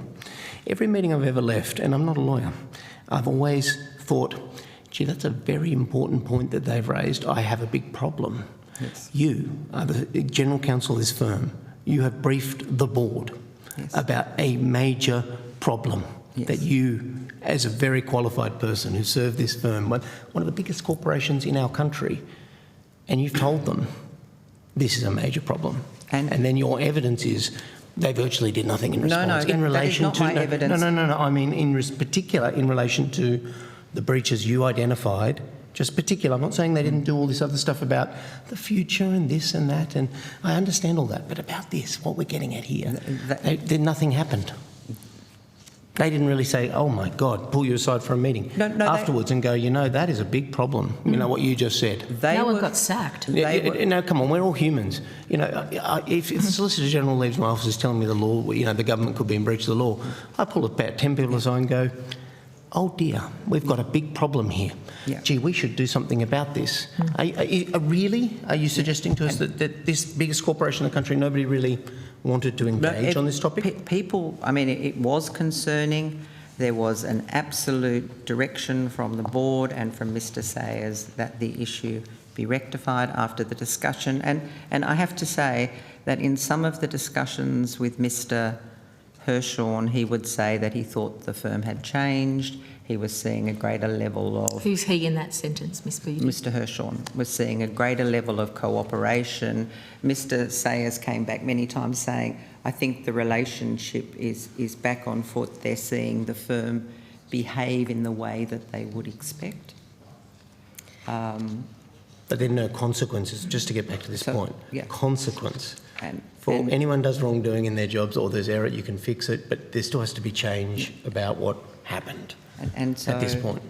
After the discussion that Mr Hirshhorn and Mr Sayers had, there was a meeting of the board to discuss this in the context of Mr Seymour's election or proposed election. Can I read into the record from Mr Hirshhorn's file note? Sure. A very different perception of the meeting from what's been conveyed to you by your evidence by Mr Sayers. And it concludes with this. I read out several emails which evidenced some of the concerns. That's Mr Hirshhorn indicating he read specific emails to Mr Sayers.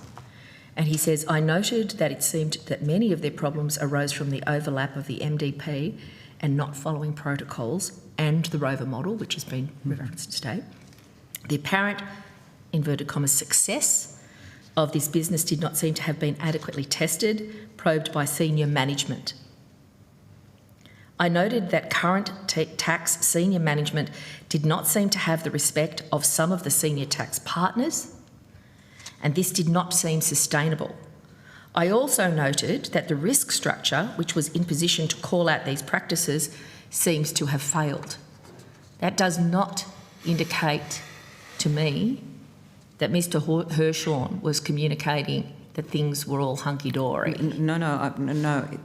As I was saying, Chair, there were times when I was told, I wasn't a party to these discussions, I was told that Mr Hirschhorn believed that the relationship with the ATO and that the group's performance had improved, and I was certainly told that I think it was the 2019 meeting, it seemed to have So did changed. Mr Sayers lie to you, Ms Beattie, about his communications with the ATO? I don't know what was said to Mr Sayers. I'm No, not in you've a only got position. his report. I can only of tell what you, occurred. I can only give you evidence of what Mr Sayers said to me, and he was concerned about the issues. He and was it was raised concerned, but we've got a note here from Mr Hirschhorn, a contemporaneous note of a conversation that has been minimised and essentially denied, the substance of which has been denied by Mr Sayers. And Mr Hirschhorn and Mr Sayers have very different recollections of what was happening in that meeting. Was Mr Sayers deliberately misleading you? I don't believe so. I think if that... How can Mr Sayers' version of reality that he's conveyed to you and this coexist? Okay. I would have to go back, and I'm going to sound like a lawyer, I would have to go back and just look at the evidence that was given in relation to this, but I had understood, and again I'm drawing from media reports, so I may be wrong, that there was a reference to Mr Sayers and letters. He needed to look at letters. I thought that was... It was emails, Yes, and they were emails, read that's to right. him. They were read to Okay, him. well, and I had indicated that the firm should obtain copies of those letters to understand. Okay, what quick they were. question on this matter, just Mr while Hawke, and the then back Chair's to thinking you. of our next question, just what's your view then of his essential point about risk management in the firm at this point? I mean, surely you've said they never flagged it with you in the beginning and they were in charge of it, but at this point, what's your view of his actual... I was very concerned that there was a section of the firm that was ignoring the firm's protocol. I mean, and creating... Including the such risk issues. management team, the risk management, R&Q, these people that are supposed to be doing this job, this function. Yes, well, I was most concerned that there were market-facing personnel engaging with clients, having legal engagements when they weren't legal engagements. Yes, but was the R&Q team doing anything about that? The R&Q team was doing all it could to fix the issue going forward. Do you believe that, though? I mean... I looked at what they did to make sure that there were proper protocols, that there was training, that there was an independent person assessing it, that all sorts of steps, and Mr Sayers required that and the governance board required that. But no one seems to have correctly assessed the risk here. Well, no, they had absolutely assessed the risk. The risk To was... the firm? Had they assessed the risk at this point to the firm? Well, the risk was enormous to the firm at the time, that it was engaging in a delivery of services that was inconsistent with the terms and not complying with notices from the ATO. So then why wasn't it really being given the top priority of the firm? It just doesn't... But it absolutely was given top priority to fix it.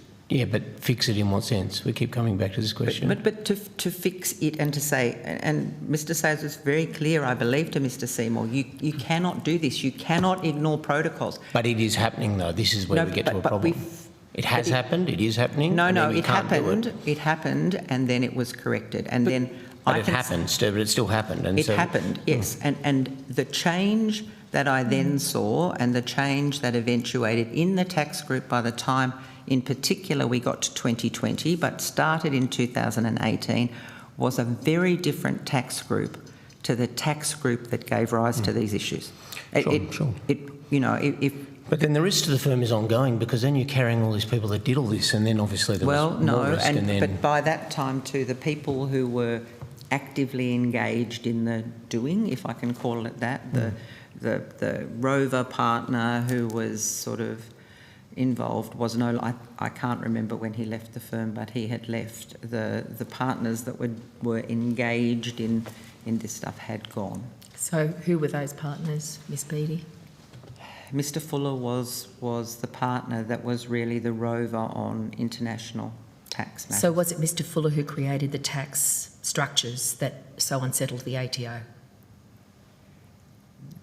Did Mr Fuller? I can't say to you now who created the structures. What I can say to you is that I asked that there be a review of the tax structures which occurred because at the same time... And was that review created, did the review inquiry generate a report? A privileged report. And was that provided to the board? Yes, no, there wasn't there would have been advice given to the board about the outcome of that review. And I think if you want me to speak to that, I have to deal with that in camera. Right, we might need to do that, and we will ask for a copy of that from PwC. Any reviews that were provided to the board as a result of the inquiries that you have been discussing with us today, Ms. Beattie. Or advice out of the review. Or any advice arising from the reviews, or any action taken with regard to the views. And Mr. Switowski has quite some observations about failures of that board to respond to a number of issues and the immaturity of the risk assessment in PwC, which was selling governance advice across the economy. Very concerning. Back to you, Senator Scarr. So, Ms Beattie, I just want to hone in on this issue. The consequences. Were there any consequences for Mr Seymour as head of the tax division as a result of the matters which you reported up the chain and the concerns you raised around legal professional privilege being asserted where it should not have been asserted? I will come to that issue in two ways, if I might.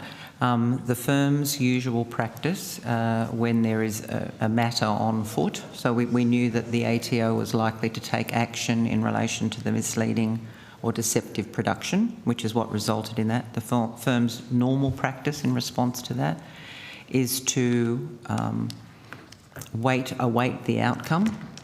As long as the firm knows it's fixed the immediate problem, it will await the outcome. So the firm, I think, was satisfied that the culture that it had seen that had generated this had changed, and changed very significantly. The personnel who'd been involved in it were no longer with the firm. There was a proper system in place. Mr Seymour was still with the firm? He was still with the firm, and at the time and throughout the process, throughout the period leading up to Mr Seymour's election, there was a sense, based on discussions that were coming back from Mr Sayers, but I think from others, and certainly my own observation was that the relationship with the ATO was much better because we were addressing the production issue. They could see that we were doing everything we could to make sure that it was right, that we kept saying to them, well, we had these protocols, we're sorry they weren't followed. To show that the firm as an instrumentality was doing all that it could. But those protocols were not being followed in the tax division under the leadership of whom? Mr Seymour. Who then went on to become and what? No, he became the CEO and chair in the lead. So that seems like some incredible reward. In the lead up into that, following the discussions that occurred with Mr Hirshorn, where he raised issues, as I understood them, in relation to Mr Seymour and the difficulties he would encounter if he were the CEO of the firm and the ATO were to take certain actions. Those matters were raised with the board. And what happened then? So when you were answering my question, you said there were two elements. The first sorry, the second element was that the firm would normally await the outcome of the process that was on. So sorry, I did that badly. So there are two streams. That was the first stream. The first stream is they would wait the outcome, and throughout the process, as the outcome was working out with the ATO, I was insistent throughout that there had to be some accountability for this because of the problems that occurred. This was very damaging to the firm. Here was a firm with good protocols. No, good protocols, I agree. Proper advice on how to do things. Do I get any disagreement from here? No, and having to go and talk to clients and say they didn't disastrous. comply. No, but absolutely. Well, yes, and I was very proud of the firm, but I wasn't proud of the firm at that particular moment. Exactly. You weren't just general counsel, you were also a partner. No, and so when we came to the board meeting, it was disclosed Mr Sayers was with me. I believed that the board would say at that point that Mr Seymour should not proceed as the CEO. And I was asked to join another call the next day. I think that meeting was on the Friday, on the Saturday, and on the Saturday it was a discussion with the chairman and Mr Sayers, at the end of which, and I gave some legal advice in it, so I'll stop there on that, and I'll have to give it in camera, at the end of which Mr Sayers said that he would speak to Mr Seymour, and I understood, and events showed, that after that Mr Seymour continued to go forward for election. So sorry. No, can I just say one thing here? You were ignored, essentially, upshot of before you go in camera. Mr Sayers was also ignored. concerned. Mr Sayers shared my view. And as the outgoing CEO, he didn't have the sufficient weight to prevent Mr Seymour's advance. Because it was that was a process that was being dealt with and handled. But your advice was ignored, absolutely. Like, you were not listened to on this question. I pointed out to the board all of the issues as I understood them from the discussion that Mr Sayers had with Mr Hirschhorn, and I raised them squarely with the board, as did Mr Sayers. Mr Sayers said it too.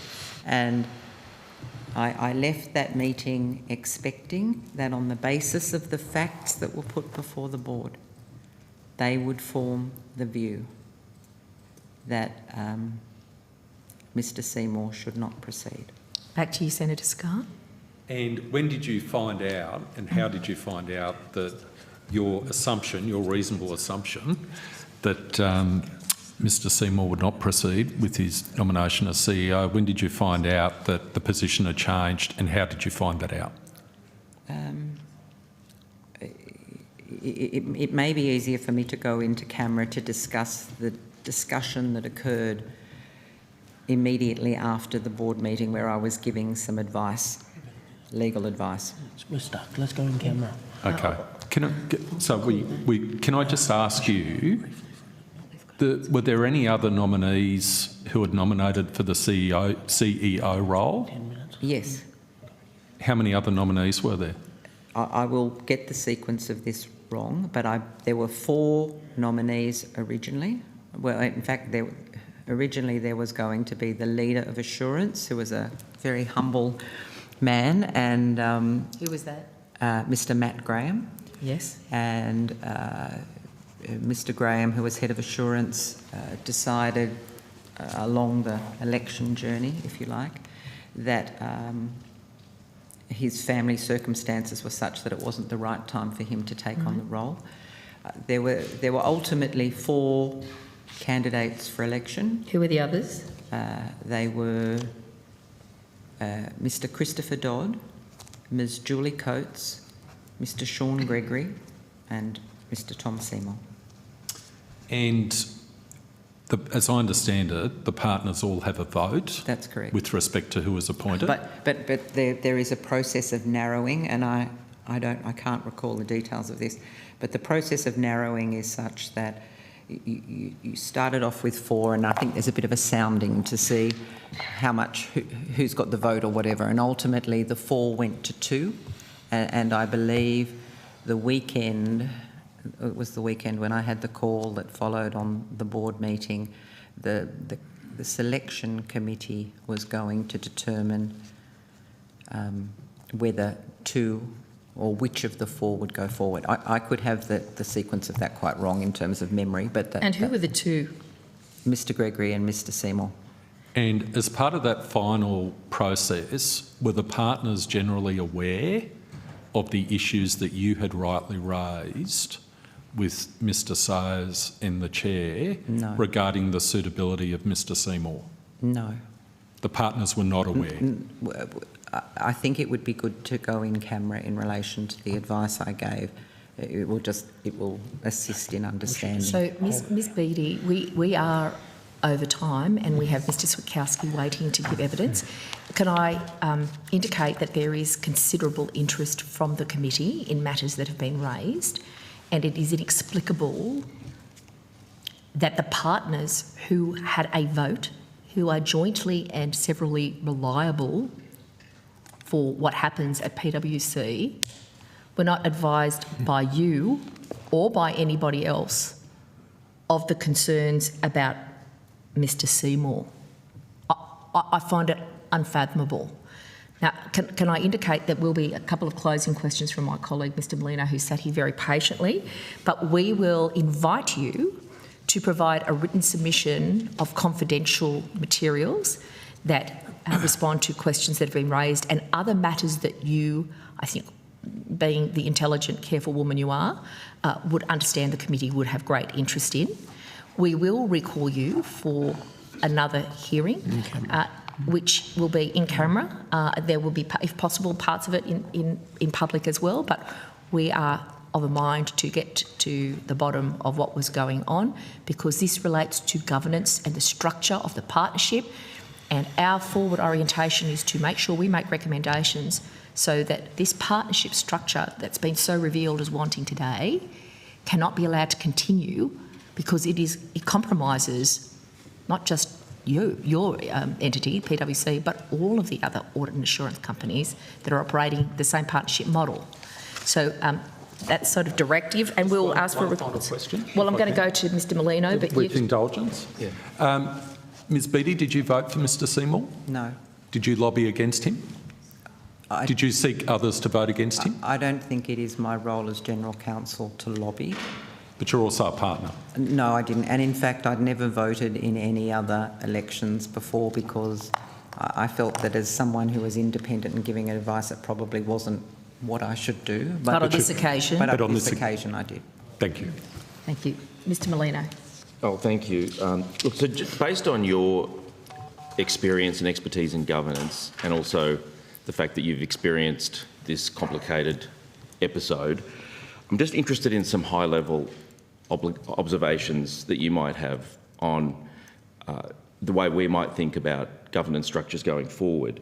So professional services firms have used the partnership model for a long time, but as many would be aware in this room, the size of some firms have grown considerably, but also I think even more concerningly, the scope of services has grown considerably, and this obviously leads to potential conflicts where you might be advising one client on, for example, policy, and another client on ways in which to deal with that policy, or you might be advising one firm on policy where that might conflict with another client's interests. But then it also creates obviously very complicated obligations within the firm as to how information is protected and shared. I'm just interested in your observations on the pros and cons of a partnership model when entities get very large and wide-ranging versus, for example, a corporate model.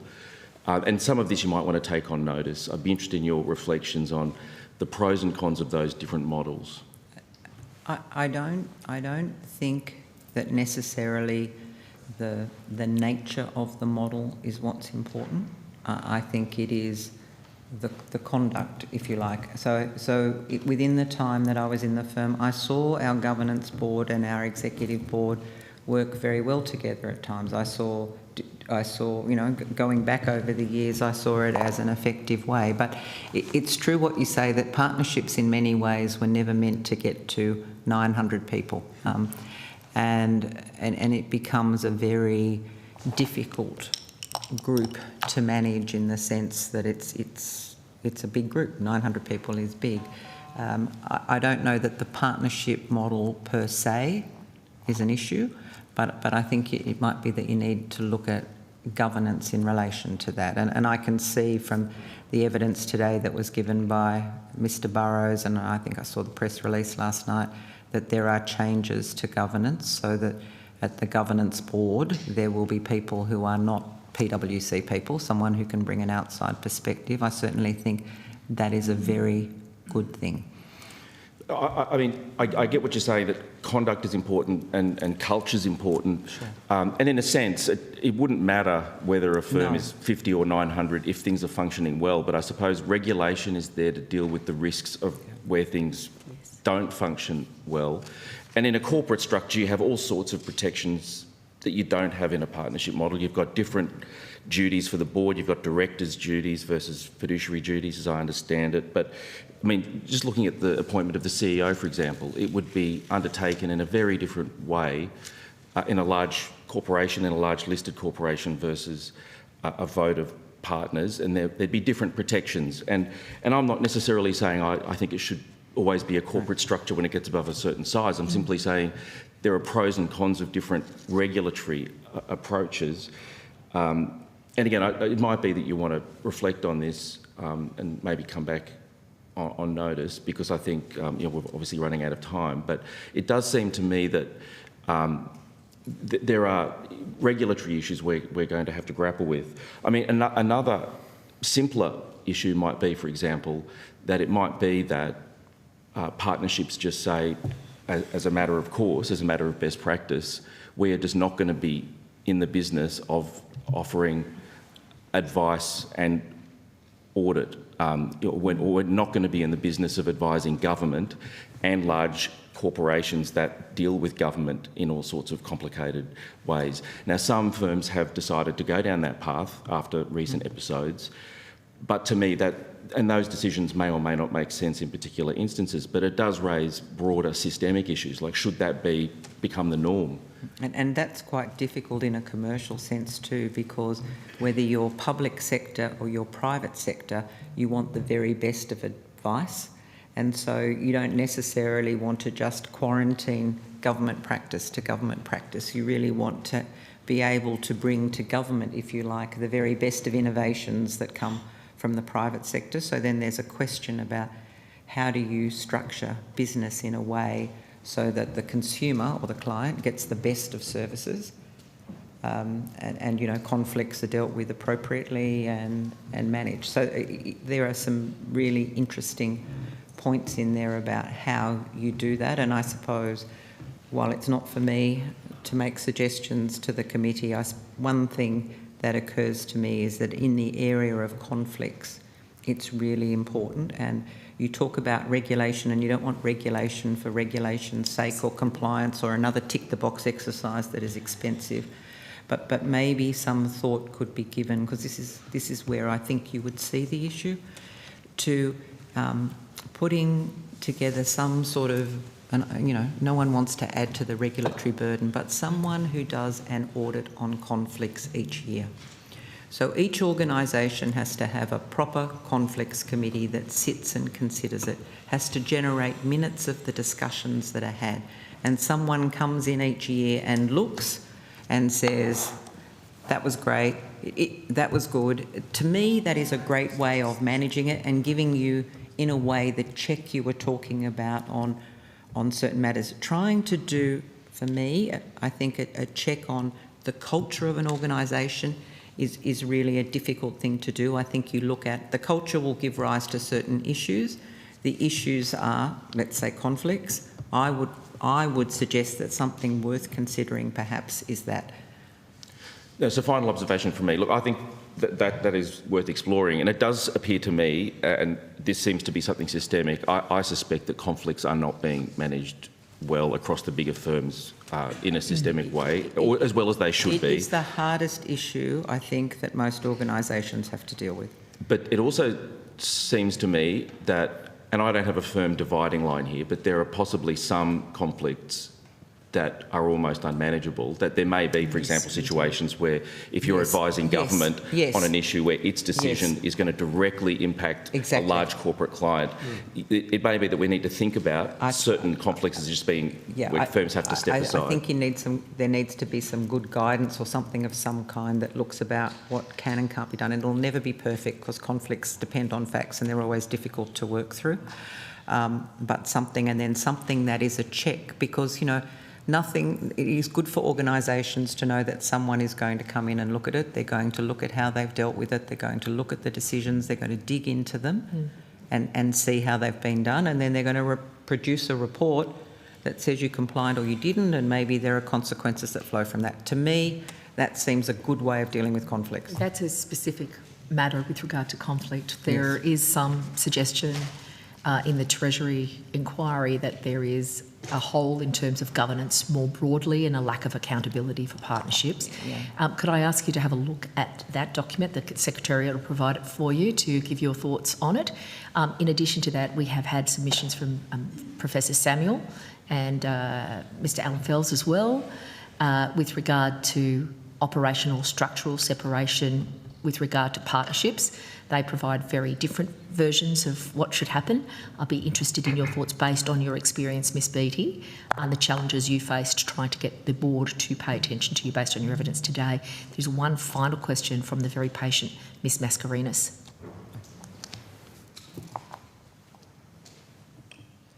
You have the call. Sorry, I'm just getting the technology to work. Apologies. Ms Beattie, thank you for your evidence. And one of the things that I wanted to understand is it seems that some of the advice that you were giving was incredibly important. And I want to understand if you think that the seriousness of some of the advice that you were giving was not taken into account based on your gender, and also with the governing board, the ratio of men to women on the board? Yeah, no, I don't think my gender had anything to do with it. I'm seen as someone who is quite forthright and, you know, I'm able to speak, you know, loudly. And so I don't think gender was an issue. I can't remember the division on the governance board at the time, but it might be 60 male, 40% female, but it certainly wasn't a predominantly, as I recall it, a predominantly male entity. Ms Beattie, can I ask for your observation on how you would have been able to interact with Mr Sayers, who was the CEO for the bulk of the time, of our period of interest, say from 2012. So how did I interact? How did you interact with Mr Sayers? How would you have been able to interact with him if you knew that 30% of his salary was coming from PwC International? Would you have seen... Oh, do you mean Mr Burrows? Sorry. No, if Mr Sayers was in the same position, right? Because you interacted with Mr Sayers, not Mr Burrows. I see, right? Sorry. So if Mr Sayers was similarly conflicted, as I would argue Mr Burrows is, with 70% of his allocation dealing with the Australian challenges, but 30% of his salary engaged in reporting to and working on a contract for the international entity, how would that compromise, or how would that assist or detract from the PwC Australia story? It's difficult for me to... I was listening to the evidence from Mr Burrows, obviously, and it's difficult for me to understand the relationship that existed between the two. Certainly in the time, you know, the last period that I was General Counsel, I saw that Global had given a direction, and Global was very much, you know, coming in and running the firm. So in that sense, if Global were supplementing Mr Burrows' income because of the role and they were giving the direction, I suppose I'm not sure that I would see a conflict. It really just depends on what the terms of his arrangement were. I mean, which are unknown to the board at this point of time, Ms Beattie. Is that a risk? The board did not know what was going on with Mr Seymour for quite some time. The board do not know to this day what's going on with Mr Burrows in terms of what his services provision to the international entity are. I think I would pick up something that Mr Burrows said, because I was there at the same time, about how chaotic for the firm it was at the time in terms of what was going on. I mean, the firm was dealing with so many issues at the time. It really was an incredibly challenging time to manage all of the various stakeholders and everything else that was happening. So Can I put it to you, Ms Beattie, though, that the context of that period, yes, it was chaotic, but the matters that underpinned the chaos were already well known over a number of years. Yes. So the chaos, I would put it to you, was a response to public scrutiny, right, and damage control for reputation. That's the chaos that was being responded to that got all this prompt action. By comparison, we have concerns that have been raised about governance year after year after year with no response. So, you know, what matters to PwC more? Governance, probity, ethics, professionalism, or public perception, to which they seem to respond quickly. And the only thing I will say, and I'm conscious I'm not here as an advocate today, is that from 2018, when the issues came to light, the firm really did change. I saw the firm change. I hear you, but how could it change and put Mr Seymour in charge? Those two things do not and that is questions, connect. Brothers. That is question. Do you know what I mean? I can tell you the background to it. But it's also a question for you, Ms Beattie, because you were a partner. Yes. Yeah, so when you say the culture changed, but then you say for the first time in your capacity as a general counsel and partner, you felt so strongly about an election that you voted against Mr Seymour. Yes. Doesn't that indicate that there was a deep problem in the organisation if the CEO who was selected in a circumstance where for the first time as General Counsel you decided to exercise your vote to vote against? Isn't that a red flag? I don't know whether it's a red flag. My view was that I had concerns about the matters that had been raised in relation to him and what had occurred, and that was why I voted against him, and I had raised the issues as I believe I was obliged to and made sure they were ventilated before the Governance Board.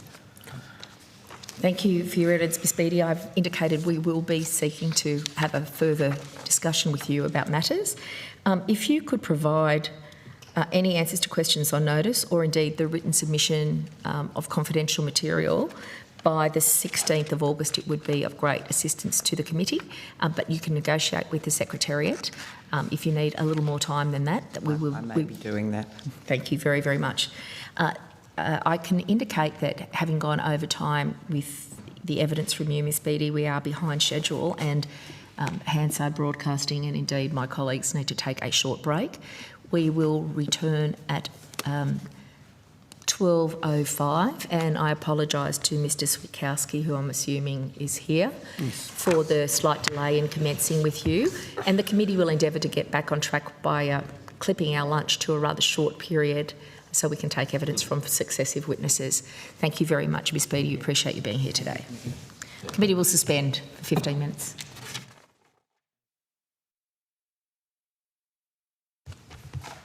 Thank you. I now welcome Dr Ziggy Switowski, AO. I understand that information on parliamentary privilege and the protection of witnesses giving evidence to Senate committees has been provided to you. For the Hansard record, will you please state your name fully and the capacity in which you appear today? And I'm having trouble with the acoustics here, so excuse me a bit. Well, let me get closer to the microphone. Yeah. Okay. Is that more helpful? That's better. Wonderful. That's better. So, welcome to you, Dr Ziggy Switowski, AO. I understand that information on parliamentary privilege and the protection of witnesses giving evidence to the Senate committees has been provided to you. Yes. Thank you. For the Hansard record, will you please state your full name and the capacity in which you appear today? Ziggy Switowski, I'm a retired corporate business person, and I undertook and completed a review of PwC as an independent expert. Thank you very much, Dr Switowski. I do recall that when you were engaged to do the work, PwC asserted it would be independent, and I just seek your confirmation about your independence with regard to this report and your assessment of it in terms of independence. I can affirm that. The report reflects the work that I led. It is my writing, and I had full cooperation from PwC, and I was put under no duress for anything. And were you... there was some delay in the release of the report. Initially, PwC indicated they were only going to release excerpts or a summary document. I believe public pressure encouraged them to, I think, act in a more authentic and ethical way to release the entire document. Was it your view that the entire document was worthy of release and should be released? Look, I've seen examples of firms when they run into difficulties initiate some sort of a review and then attempt to just publish highlights. It almost never works, and you can sort of see the way it unfolds, and PwC got to the right spot early enough. I was certainly on the side of publishing the full report. And the public document that we have, was that the first and only draft that you provided to PwC, or did they have a hand in editing this document in any way? No, they had no hand in editing the document. That was never going to happen. I provided a copy to the CEO's office in draft form a few days before the report was made public, with the request that they just check for any errors or anything that was And the material. CEO that you provided that document to was, at Kevin that time, Burrows. Mr Burrows. Okay, you were commissioned to do this work, though, not by Mr Burrows, is that correct? No. Who commissioned you? I think the acting CEO would have been Kristen Stubbins, and she continued on in that role for another month or so before Kevin Burrows' appointment was announced. Can I just go to the methodology? You indicate in Appendix C the activities that you undertook in the review, a documentation review. 1,300 documents you indicated were submitted by PwC for the purposes of the review. They were chosen by PwC Australia and provided to you, is that correct? No, that's inaccurate. We would specify documents that we wanted. The group that was working on this review, the documents that we wanted, or the material that we wanted. PwC from time to time would suggest other things that they felt were of value to the review, but no, they didn't attempt to point me in any particular direction. Dr Switowski, did you review any board minutes? Yes. How extensively did you review those? Because you make some comments about the inadequacy of that process in your report. But firstly, I had a team of people working with me. Yeah, who were they? They are a Sydney-based strategic advisory firm called Ben Delta. Mm-hmm. They provided the foot soldiers, but also were sounding boards for judgments that I was making during this review.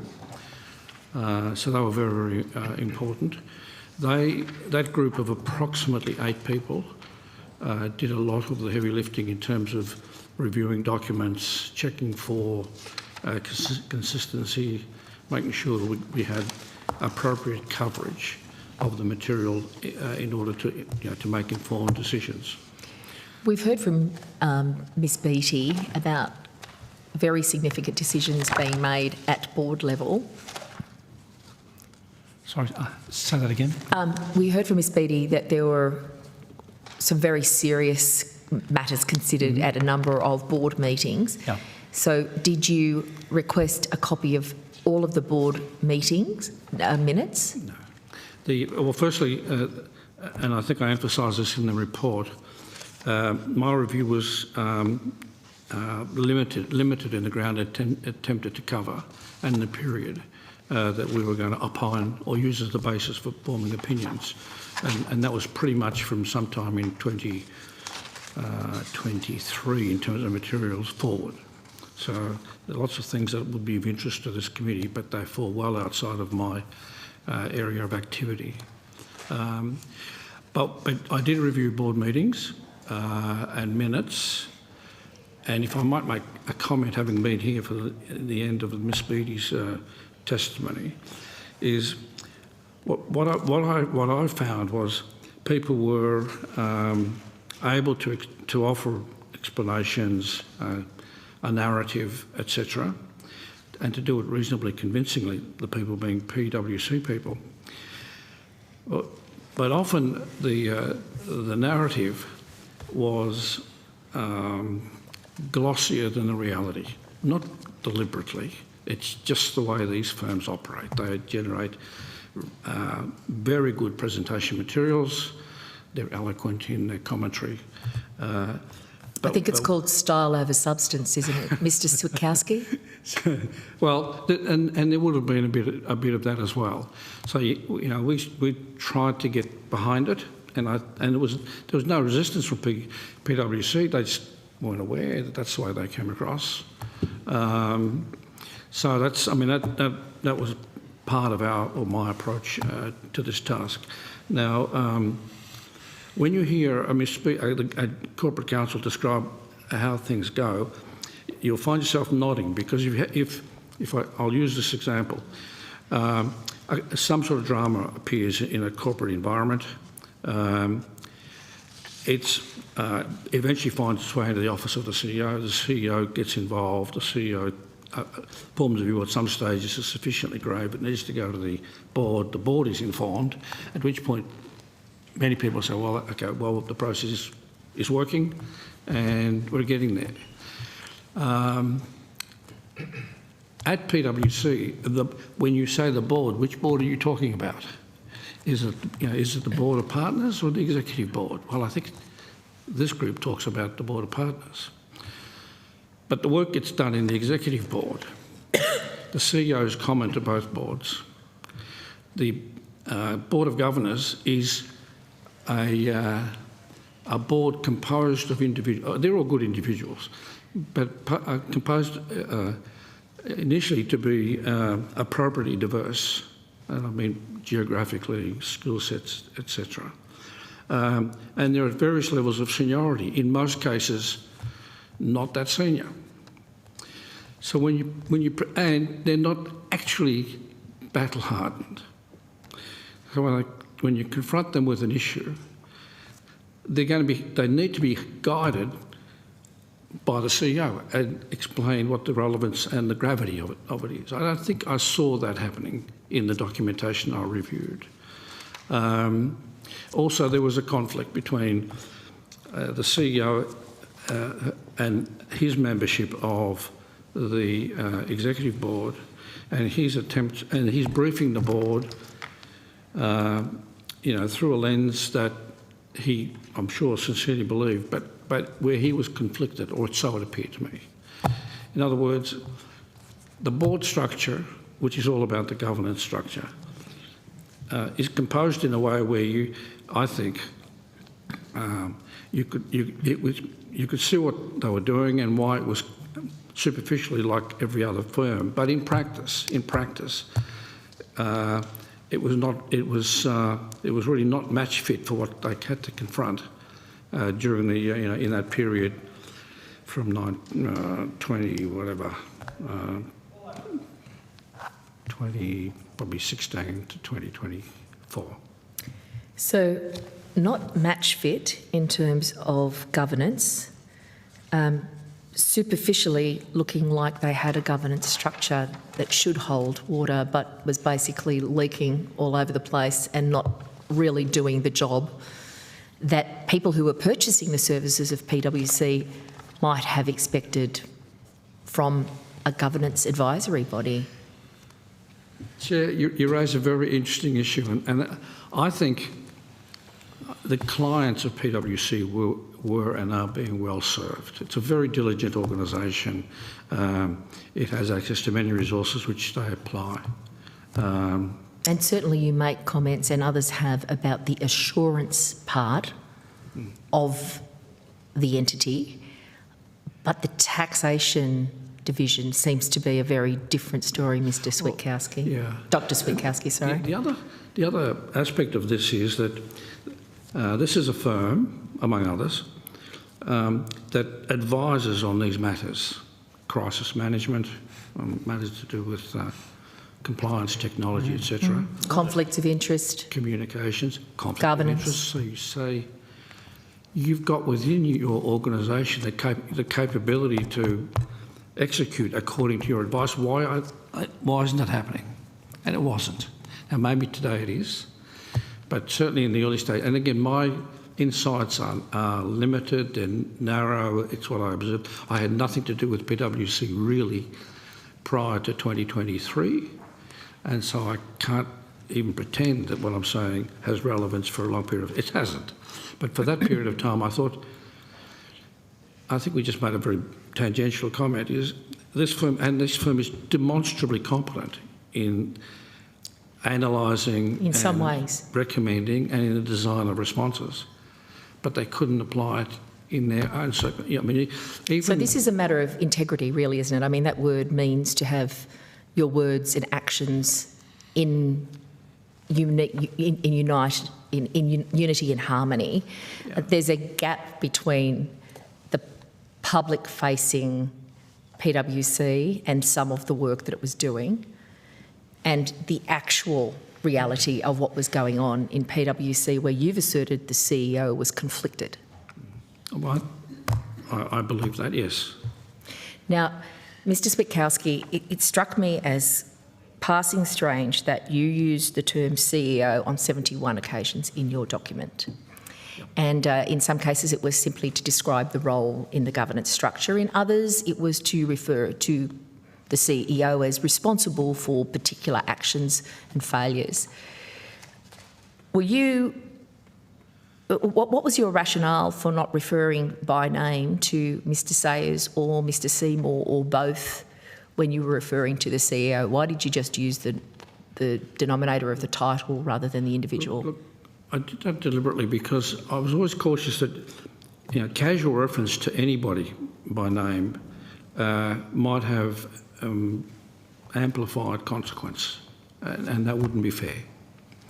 And I wasn't, after a while, I was getting a bit... What do you mean by amplified consequence, Mr Switowski? Because there's a need for truth-telling. We heard from Ms Beattie that there wasn't sufficient truth-telling inside PwC for all the partners to find out what had happened with Mr Seymour.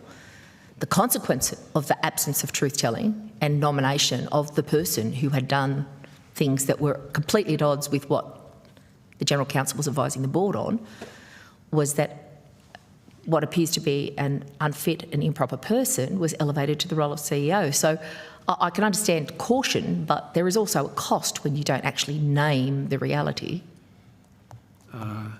Well, I'm not going to argue with you on that point, but I was uncomfortable that I would put in an adequate amount of due diligence before I labelled anybody or associated anybody with some sort of a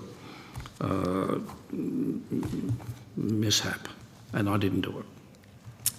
You said historical documents and other artefacts were sometimes available and sometimes were not. Did you have a look at the historical documents that related to the 144 pages that were released on May the 2nd last year? Those emails, yes. And what is your view of what you read in those emails, Dr Switowski, in terms of observation of culture? Well, firstly, I was very disciplined in what was in scope and what was out of scope for me. And who determined the scope? Sorry? Who determined that scope? It was derived from the terms of reference, which were largely composed at the point when I joined the effort, if I could put it that way. I didn't modify them at all. And so work would be in scope if it was consistent with what was in the terms of reference. And we do well and truly understand terms of reference here as senators and members. And the terms of reference for the F&PA inquiry about consultancy are very different from the terms of reference for this inquiry, which is really about governance, professional accountability, ethics and standards. So the terms of reference are quite a containing document to make sure that we don't just sort of range over the whole area. We try and focus on a few items. The person who directed you and narrowed that focus, who was responsible for the terms of reference that you were engaged in? It came from the CEO's office at the time. And the CEO at that time was Ms Stubbins? Ms Stubbins. Now, and incidentally, I've reviewed terms of references over the years. When the draft, I call it a draft, terms of reference was presented to me, I looked at it and I thought, yep, this has been professionally put together, it's familiar, it provides me with adequate room to move if other things should come up. But I thought they were perfectly appropriate to the task that I was asked to do. Just on that for a second, just on these terms of reference specifically. So, one of them is obviously to it commence from the point of time when you commence your field work, so not look backwards in the terms of reference. That's sort of one of the... I mean, did you want to, or do you see a need following your inquiries to sort of look a little bit further backwards as well from what you did, or...? Again, I'm suffering from my hearing, but so ask the question again, please. So just in your terms of reference, you required you to assess the governance culture and accountability by reference to the point of time in which the expert commences their field work. So my question is, listening to what you're saying, What is your understanding of the reason, and did you want to, either before the terms of reference were drafted or after, since you've now completed the review, have more scope if you thought about this? A qualified, yes. I mean, I am relatively disciplined in having agreed to undertake a review. I would do it and deliver it according to the agreed terms. Mm-hmm. So I resisted the temptations, which were quite severe, to go down avenues that were not material to what I was supposed to do in that period of time. Now, I think it's already been acknowledged this morning. There was a lot going on in PwC at this point in time, and there was a lot of media interest, etc. The ground was shifting all along, so you had to be careful about any changes in direction, unless you knew that they were going to be relevant to what you were trying to do. And I was trying to provide the board of PwC with views about what was working, what was not working at that time, and how could the processes be improved, and how would you know that you're making progress through this going forward? But you did do interviews, Dr. Switowski, and you indicate that there were over 90 consultations with senior leaders and partners from a range of business areas and functions across PwC Australia, approximately half of which involved interviews with current and former members of the Board of Partners and Executive Board. Did you interview Mr Sayers as part of that inquiry? I did. I mean, interview is probably too strong a word. I organised a meeting with Mr Sayers late in the process that he agreed to come. So we had a conversation, and it was interesting. Do you have file notes from that meeting, Dr Switowski? No. Does Ben Delta, the foot soldiers who helped you with your judgment on this, do they have file notes? Who kept the records of these consultations? I started the consultations before Ben Delta came on board, and so I did them on my own. And in fact, that's my style, to do it one-on-one, but not in every case. But Mr Sayers was quite some way down the track. You said it was towards the end of your period. So with Mr Sayers, it was way down the track. Yep. But the meeting started within a week or so of my joining the effort, if I could put it that way. And I kept some notes, which I subsequently shredded, and Ben Delta were with me on some occasions. They would have kept some notes as well. But again, it was all towards to help us write a report that met the expectations. Well, let's hope that Ben Delta haven't shredded their documents and their notes, and we will request some information from them. Did you interview Mr Seymour? No, the process started and we just couldn't come to an agreement with his lawyers in time. It wasn't a difficult process, we just didn't get there. So in response to your request for a consultation, did Mr Sayers seek legal advice, or did he just attend? I don't know the answer to that question, but we met in a hotel over coffee. Okay, and so you didn't have to go through an iterative process to engage him. You just contacted him directly by phone or email, or yep. Which was it? Email or phone? Firstly, we contacted his office by phone, and then subsequently set up a meeting. Okay. By comparison, your contact with Mr Seymour, how did you go about seeking Mr Seymour's engagement? We had people who I guess knew how to get to him, and then we should have had a closer conversation with you, Mr Switowski. We had quite a challenge ourselves. I then got involved in an email exchange with his lawyers, So would you characterise the engagement with Mr Sayers and Mr Seymour as quite different? Very different. I mean, and honestly, with Mr Sayers, and it's probably his temperament, he was an engaging sort of fellow in our conversations. I've never spoken to Mr Seymour. I don't know him, but the only interaction I had with his office was through his lawyers. And so, as a consequence of that, the time for your consultation and your review ran out before you were able to engage in any consultation with Mr Seymour? Yes. Right, thank you. I have many more questions, but I do want to share the call. I'll go first to Senator Scarr and then to Mr Molino, and then perhaps you round us out. And if there's sufficient time, I'd love to talk my way through this tabulated document with you, Mr Switowski. It's quite some document, yeah. Thank you. Mr Switowski, do you have a copy of your document there in front of... Do you have a copy of your review document I have it in on front the of screen you? here. Do you? Just get it. Yep. Can we go to the terms of reference for the review in Appendix A, which is end, right? page 70, right at the... If you go right to the...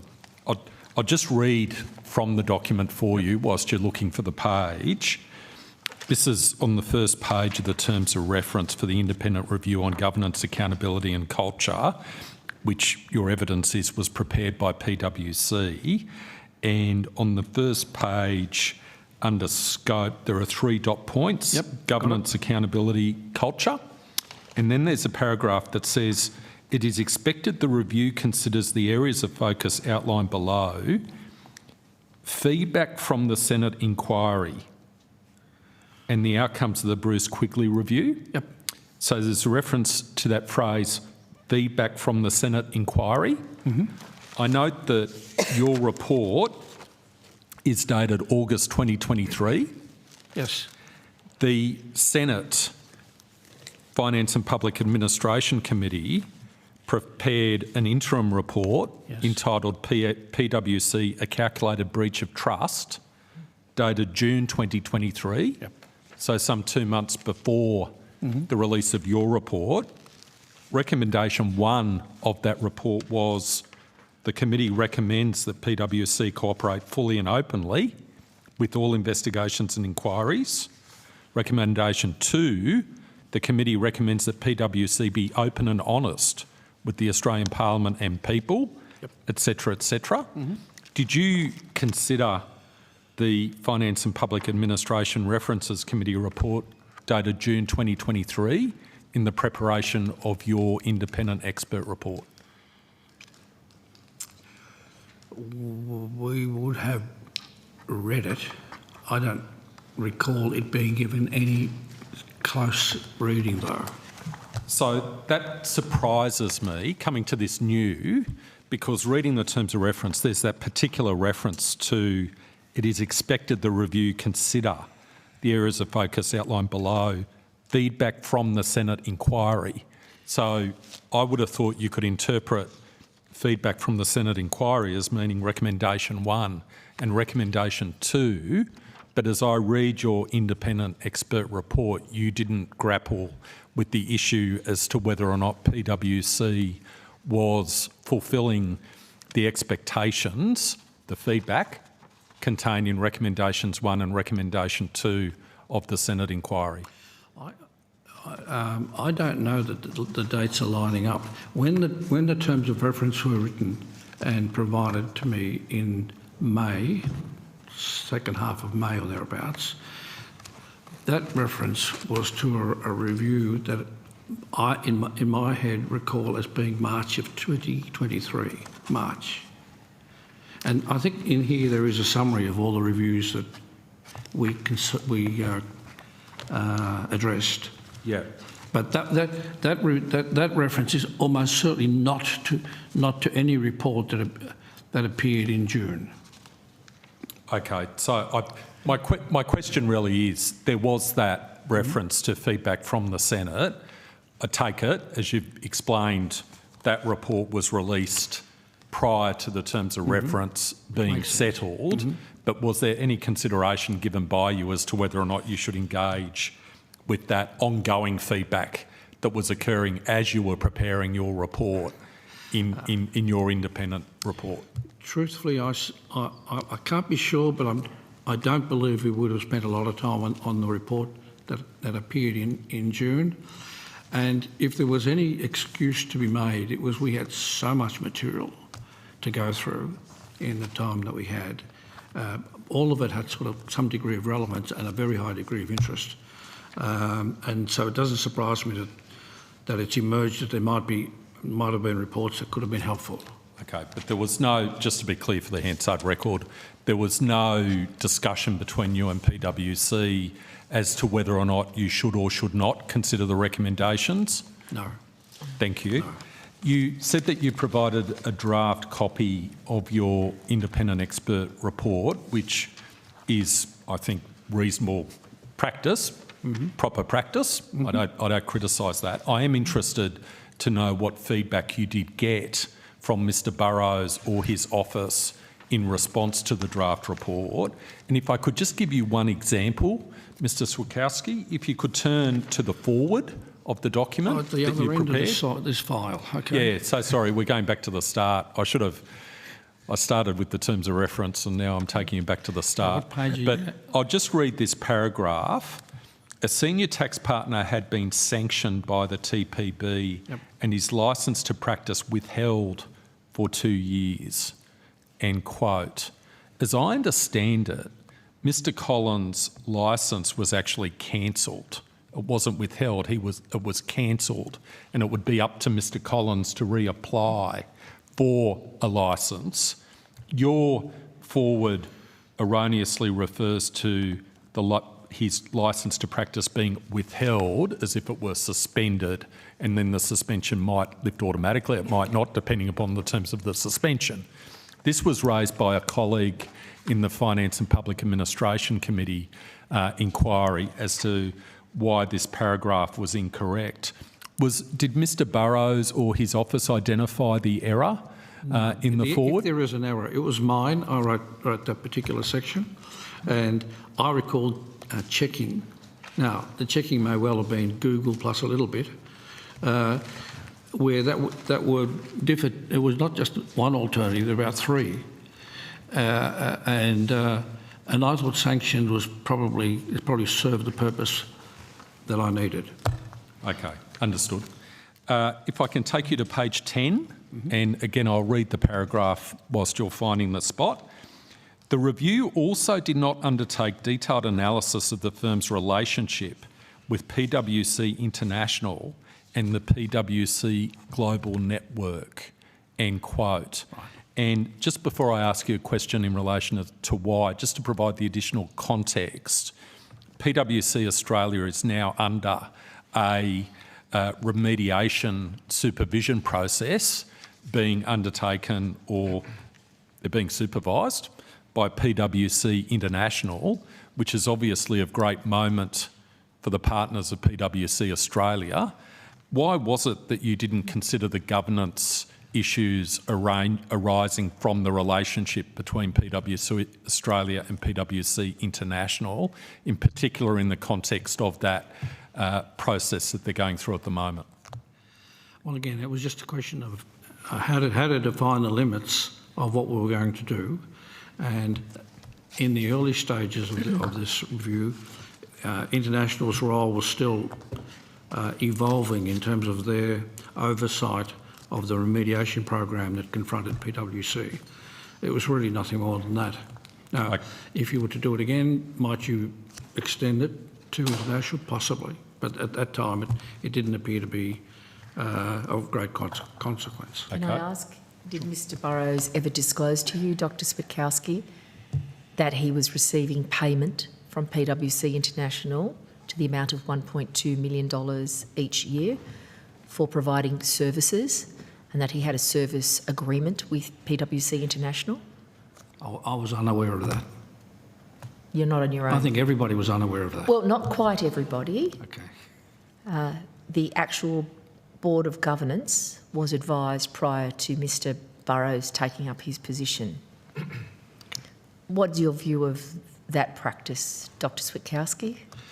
The practice of composing an executive salary in any number of ways I am familiar with, broadly speaking, and I don't have any problem with something being structured in a particular way. The difficulty here appears to be in acknowledging that that sort of an arrangement had been put in place. Because it was not transparently revealed. It was only revealed after a series of questions from the Senate to the partners in toto. When the matter was to become public, it was only then that Mr Burrows revealed the salary organisation, the salary arrangement with PwC International. Does that concern you in terms of integrity and leadership, which you're quite critical of in terms of PwC's culture? Who should be concerned? If the partners accept it, 10 of them. On the ones on the board, are they? Well, we don't know if they all accepted it, but they're the only ones who knew about it. The chief risk officer didn't know about it. Okay, that doesn't surprise me. In matters of remuneration, it's often they're treated confidentially, and the human resources function might be involved, but that wouldn't go any further than that. Even board members may not be fully briefed. The composition of Mr Burrows' ultimate package doesn't get me very excited. If there was a sense of obligation that it had to go by the board, which apparently it has gone, he's met that. If he's communicated elsewhere in other forums incompletely, that's a different issue, if it matters to these other forums. Dr. Switowski, can I really press this point? Because I've got great respect for you, your business experience, corporate leadership experience. You have a situation where Mr Burrows is an equity partner of PwC Australia. PwC Australia is currently subject to a remediation process. We don't know everything involved in that, which is being overseen by PwC International. Right.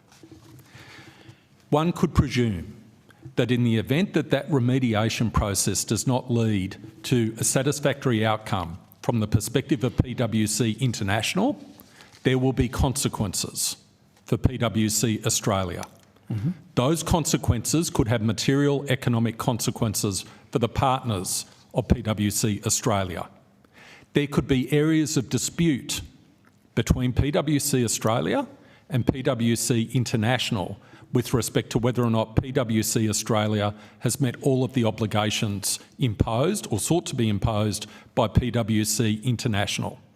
In the particular circumstances of this case, where you have produced an independent expert report that refers to the role of the CEO over 70 times, don't you consider that it would be extraordinarily important to make sure there's either A, no conflict between the duties and obligations of the CEO of PwC Australia and their obligations to the partners of PwC Australia, and B, their obligations to PwC International under a service agreement which has not been disclosed to all of the partners of PwC Australia in circumstances where the decisions of PwC International could have grave economic consequences for the partners of PwC Australia? Do you see that as an issue? No. Why?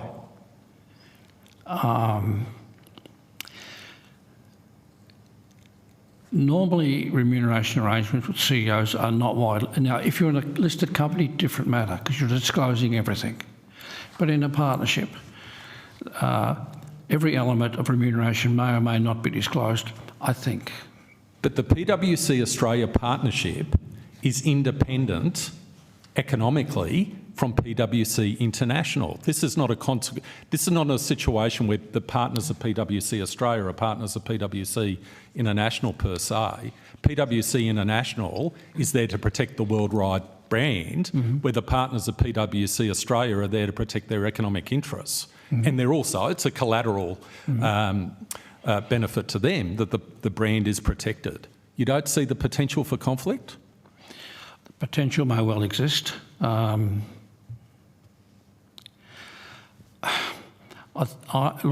think of all of the issues confronting PwC Australia, this is not a big one. Okay. Can I take you to page 21 of your report, Dr. Switowski, where you mention the CEO on quite a number of occasions there, and you state that the tone from the top is critical. Without sufficient checks and balances provided by the terms of the partnership agreement, the decision-making of the CEO and the tone from the top that he or she chooses to set is largely a function of the personality of the executive in the position at any time. Given your observations about that and your statement that the effectiveness of governance and oversight is inhibited by the composition of the Board of Partners, which lacks sufficient independence from the CEO,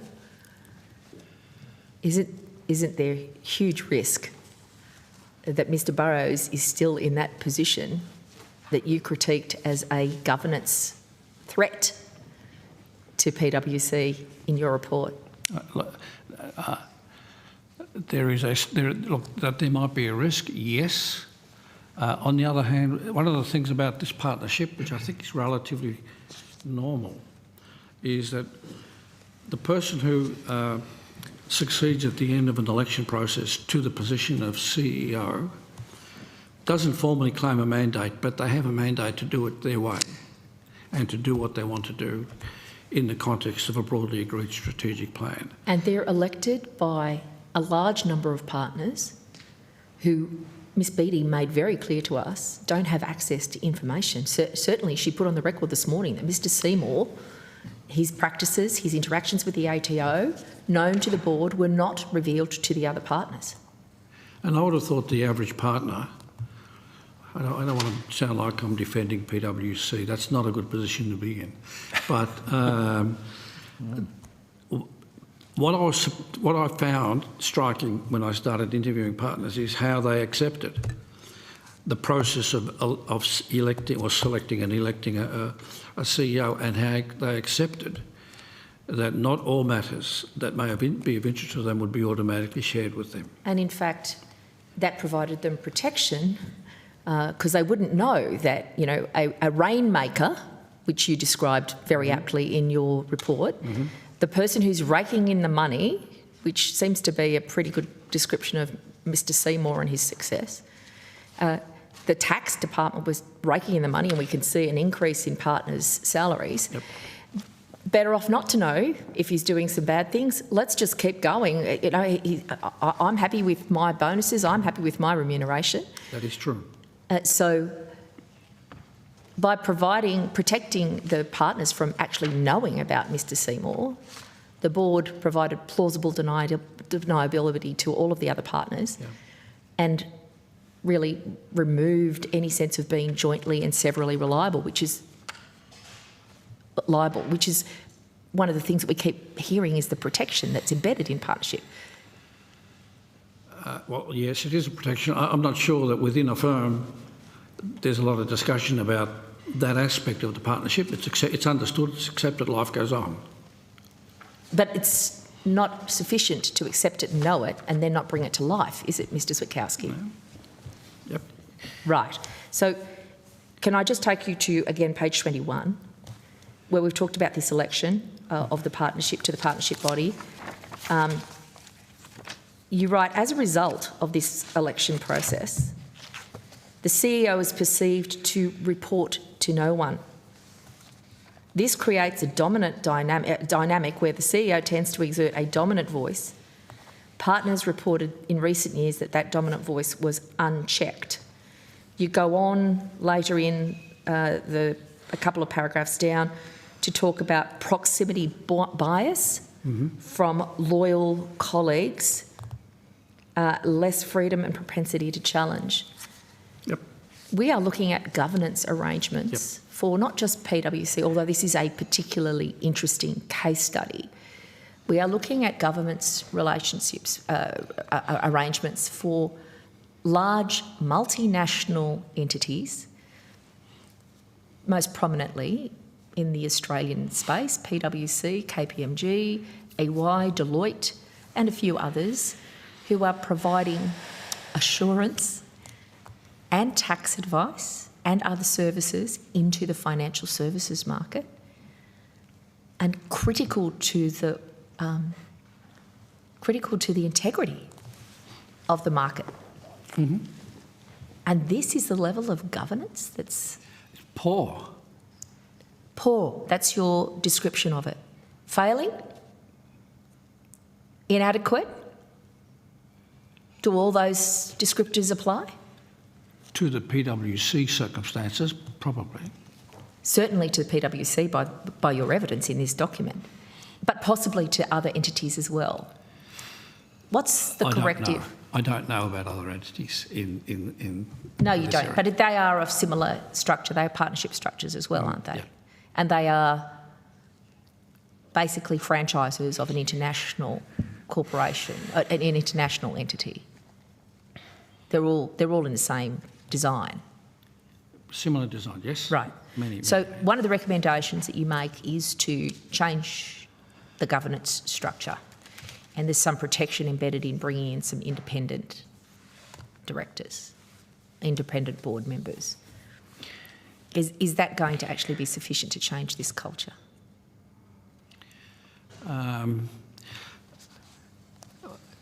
If you start with PwC, the things that need to be done there I think are being done, and they're fairly straightforward and moves them in the direction of best practice for a partnership and relatively similar to that of a listed company. So I think the fixes in PwC's case can be identified and executed efficiently, and I think that's where they're heading, including the announcements this week that I read that they've got some external board members lined up, which is good. Mr Hawke has a question on the board. Just quickly matter. on this, because you've been quite damning today, Mr Switowski, in my opinion. Very damning, and I think casually damning in your way. But, you've said not battle-hardened, not match-fit. I miss the board of a major company. I accept what you're saying. I think you're experienced enough and have the gravity and the stature and the terms of reference and the resources to work that out. But why aren't the partners that you've met with concerned? They must know that their board has degraded. They must know that their board is not match fit. It's not, you've done an excellent job, but you're not the only person that must understand this inside this firm.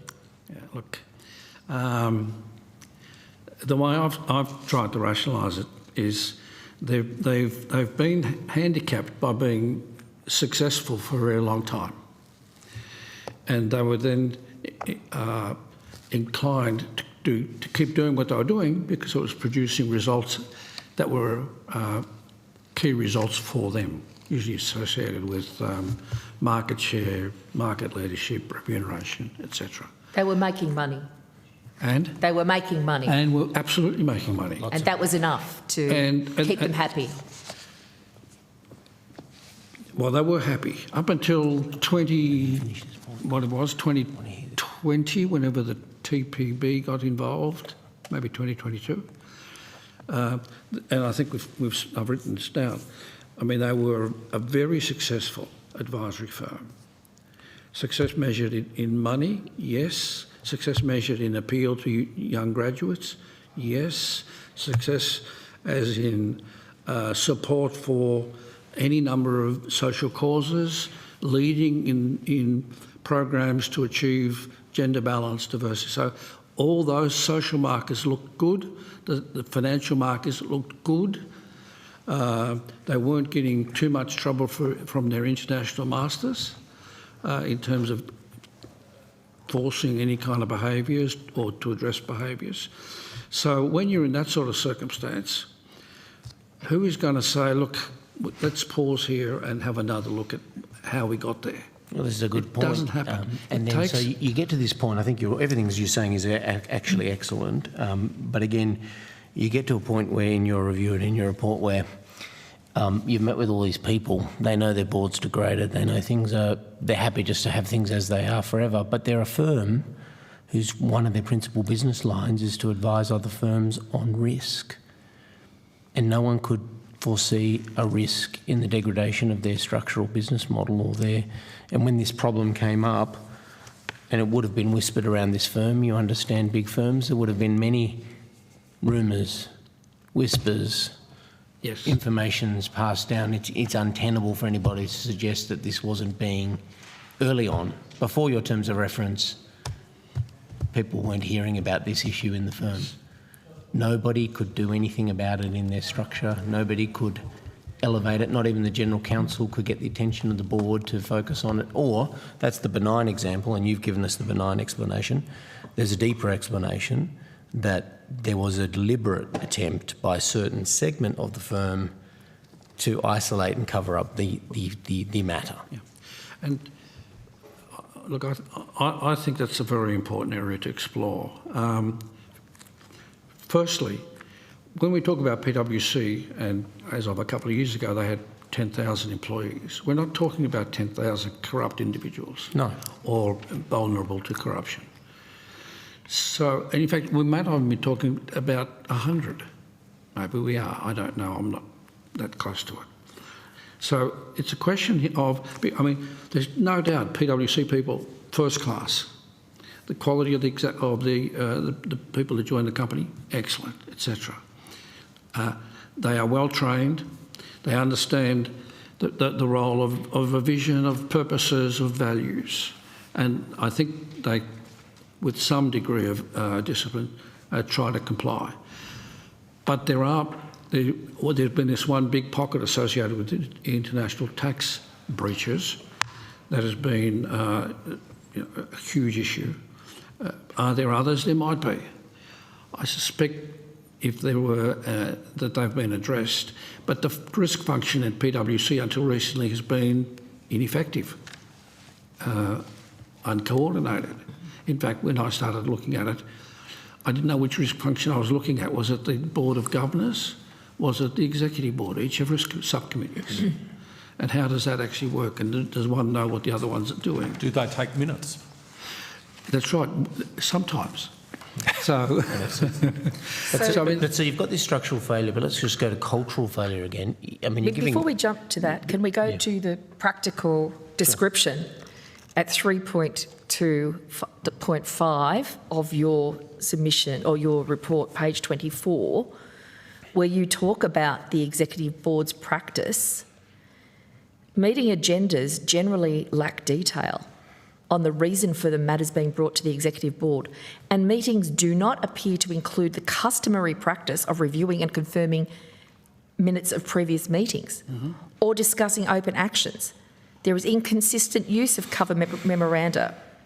You go on to talk about a recurrent theme of people finding ways to influence and make decisions outside of the room, relitigating decisions.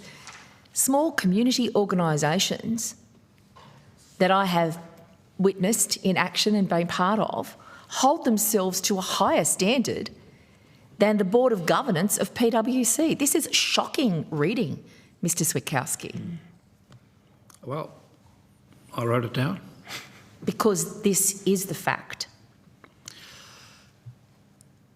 Well, again, at the risk of being seen to be too gentle with PwC, had any other organisation been subjected to this sort of scrutiny, it would probably not have been good reading as well. Maybe not at this level, but I've done reviews of Westpac and Crown and Tabcorp about these kind of matters. I don't suggest for a moment that they are individually that relevant to this, and I don't want to taint them by having quoted their names, because I don't like doing that.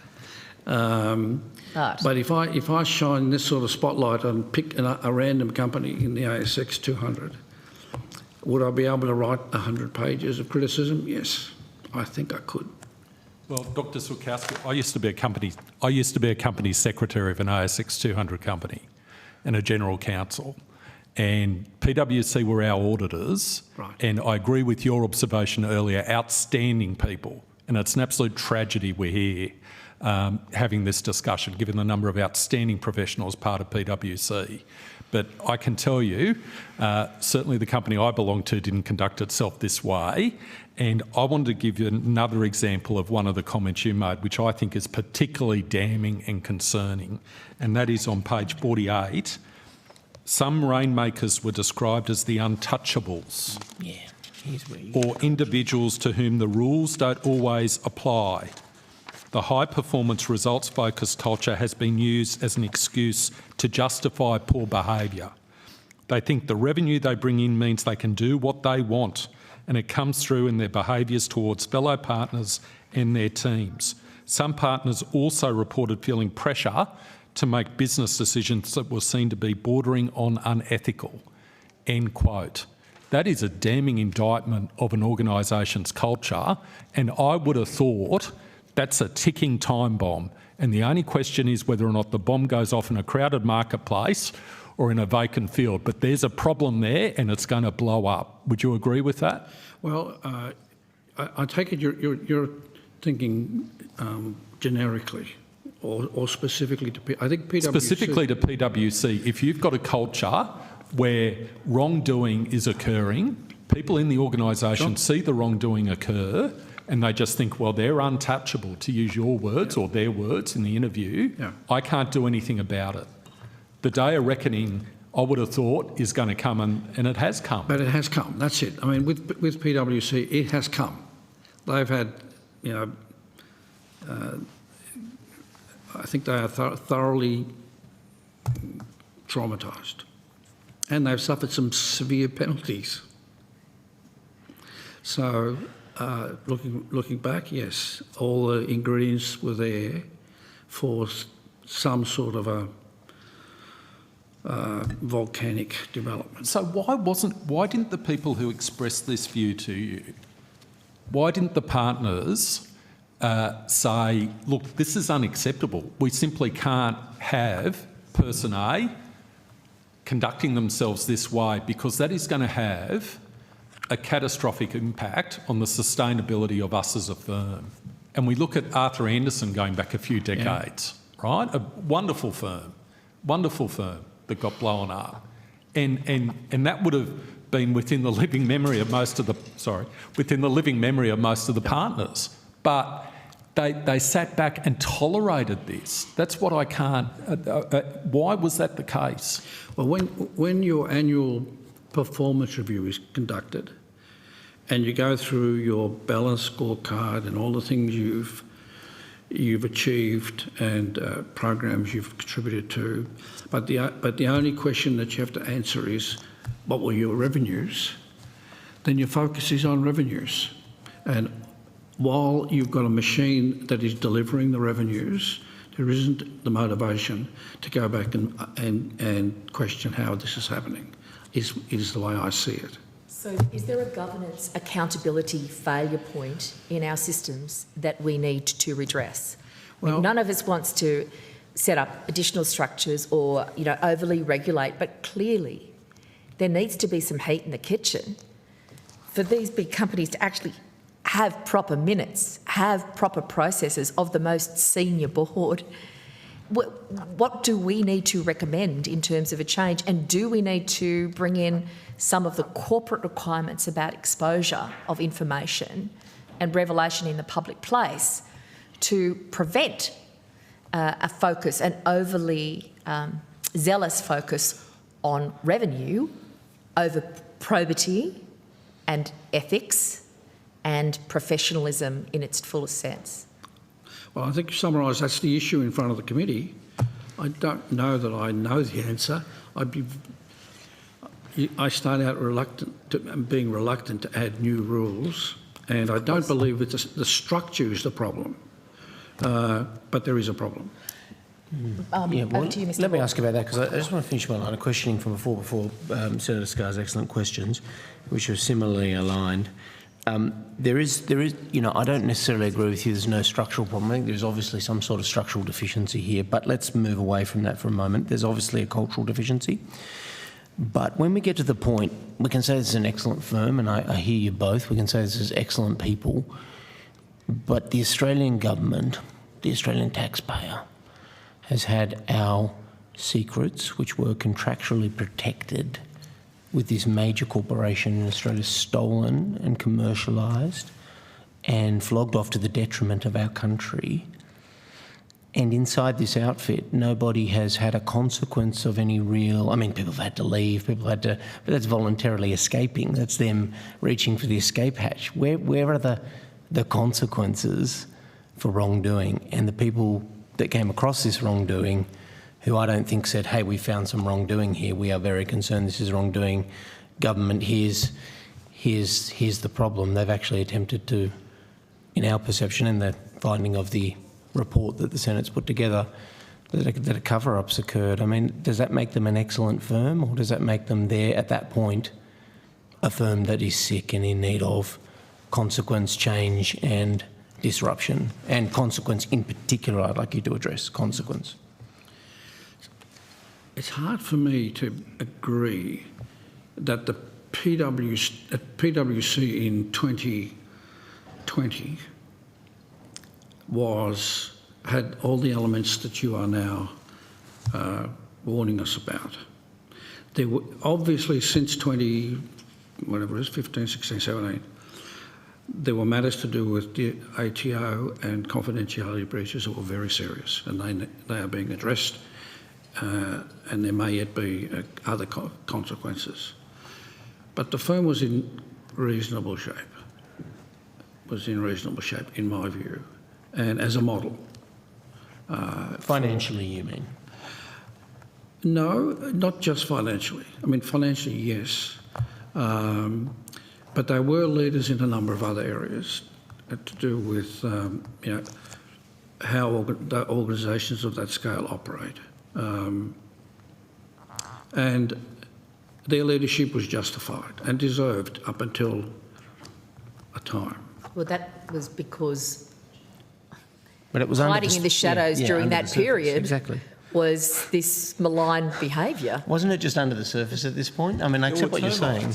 It was there. It was all there, but wasn't known yet. Isn't? And I know you didn't look backwards in your exec review, but the point is, if that's just there and then it comes up later, isn't that still there? I can't see it. I mean, you look at after the Royal Commission into the banks, and even if you go into the gaming companies, the whole organisation is not corrupt. I do think it's a leadership issue, and I think when you mentioned that I made reference to the CEO 70 times or something, which I didn't realise, but I accept that I did. Even in those circumstances, I think the focus is upon leadership. And that means the board. I mean, the board, I reckon the boards, and they're struggling at the moment, but the boards are accountable for a lot more than we've held them to account for. And then when they take on their roles and people step up into those roles, that is a serious commitment with serious obligations. Yes. So I think there's a need there to have a look at that area. You said, just before you go on, you just said that they're not battle-hardened, and when you explained that, you said they don't appreciate the seriousness. Like, do people really not appreciate that if they steal the Australian government's tax information, that's not serious? Do people on boards not know that? Do people not know that if they piss off a government in any jurisdiction in such a way, and that they will potentially not lose their ability to operate in that jurisdiction? I mean, how can people at that level not appreciate the risk of their own position? But many don't. Incredible. Mr. Molino. I was just going to follow up a little bit on some of the discussion around how much of it's systemic and how much of it is the culture or the leadership of a particular firm. And in a sense, it's always a bit of both, and it's difficult to totally disentangle. But if you go to some of the issues around the board structure, we've talked about minutes, we've talked about your finding 2.24, which is the board reporting lacks rigour and transparency, and then your recommendation 1 is that there be at least 3 independent non-executive members and that there be an independent non-executive chair, and a number of other recommendations that strengthen governance arrangements. This is not in your terms of reference, but it just begs the question for me, And those recommendations make perfect sense to me. But it also begs the question, if they make sense for PwC after bad behaviour's been exposed, why wouldn't they make sense more generally where we know that there's potentially similar behaviour that may not be uncovered, or the risk of similar behaviour? If these kinds of things make perfect sense as a corrective, they don't seem to be overly onerous. Why wouldn't they make sense as then standard practice? I take your point, and I agree. And I think one of the other areas where it does seem to me to be not overly onerous and not involving much red tape, but is the appointment of the CEO. And we heard in previous evidence that we had a CEO being elected in the middle of a situation where some allegations were rumoured but not fully disclosed. And I think you touch in your report on the difficulties of an election model and all the way that plays out. I think the recommendations you make perfect sense, where the board plays a more rigorous role and more in alignment with under the Corporations Act. Again, that would seem to me to be something worth exploring as standard practice across all, potentially all firms above a certain size. And there'll be roles for the Institute of Company Directors in terms of encouraging a discussion, debate about some of these themes, training, and I think showcasing examples where things have gone very well, and how do you achieve best practice or gold medal standard. So there is an education program involved in this as well. So last question is that you raise issues around the challenges of a decentralised business model without sufficient visibility of the enterprise view, but also some of the challenges around complexity and fragmentation. Could you just talk through very briefly, what are some of the challenges with fragmentation, for example, and silos? I'm not sure what the context was that I wrote that in, other than I have reflected upon how much does size matter, or what sort of risk is associated with allowing a company to expand indefinitely. Now, I actually have a little bit of experience in this, because when I was CEO at Telstra, albeit a generation ago, it had 60,000 people. And then I went to Optus, they had 3,000 people. And I've since then been on boards with populations of employees, including PwC, that were kind of 10, 20,000. And personally, I don't think there is an issue with managing to a high standard, irrespective of size. I don't think size is the issue. I know there's a sort of an inclination on the part of some that when confronted with these sort of problems, well, actually, let me quote you something from Petronius, Roman consul in the year 200 or 300. When in doubt, reorganise, or when in doubt, Did he have a good ending? Petronius? Yeah, sorry. Was he restructured? Usually does. That's right.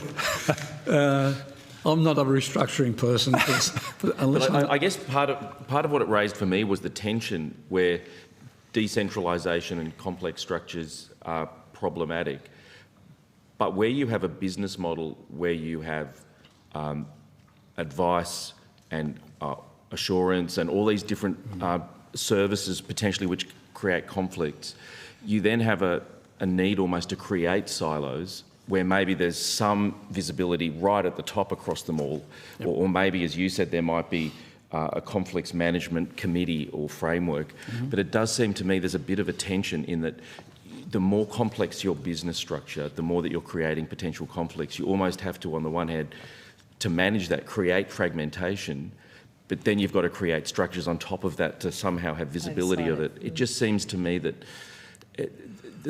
not the size per se, but the scope is creating real difficulties. Yes. But I'm also mindful of, over the years, when, in terms of board skills and board agendas, how things have evolved.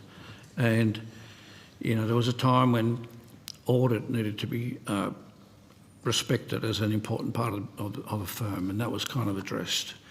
And then people more recently got involved with technology and risk. What I found with risk, to your point here, in looking at other companies is they generally have well-structured risk subcommittees, they are documented, minutes, etc., but they're usually junior participants in the agenda because it's a bit tedious and all that kind of stuff.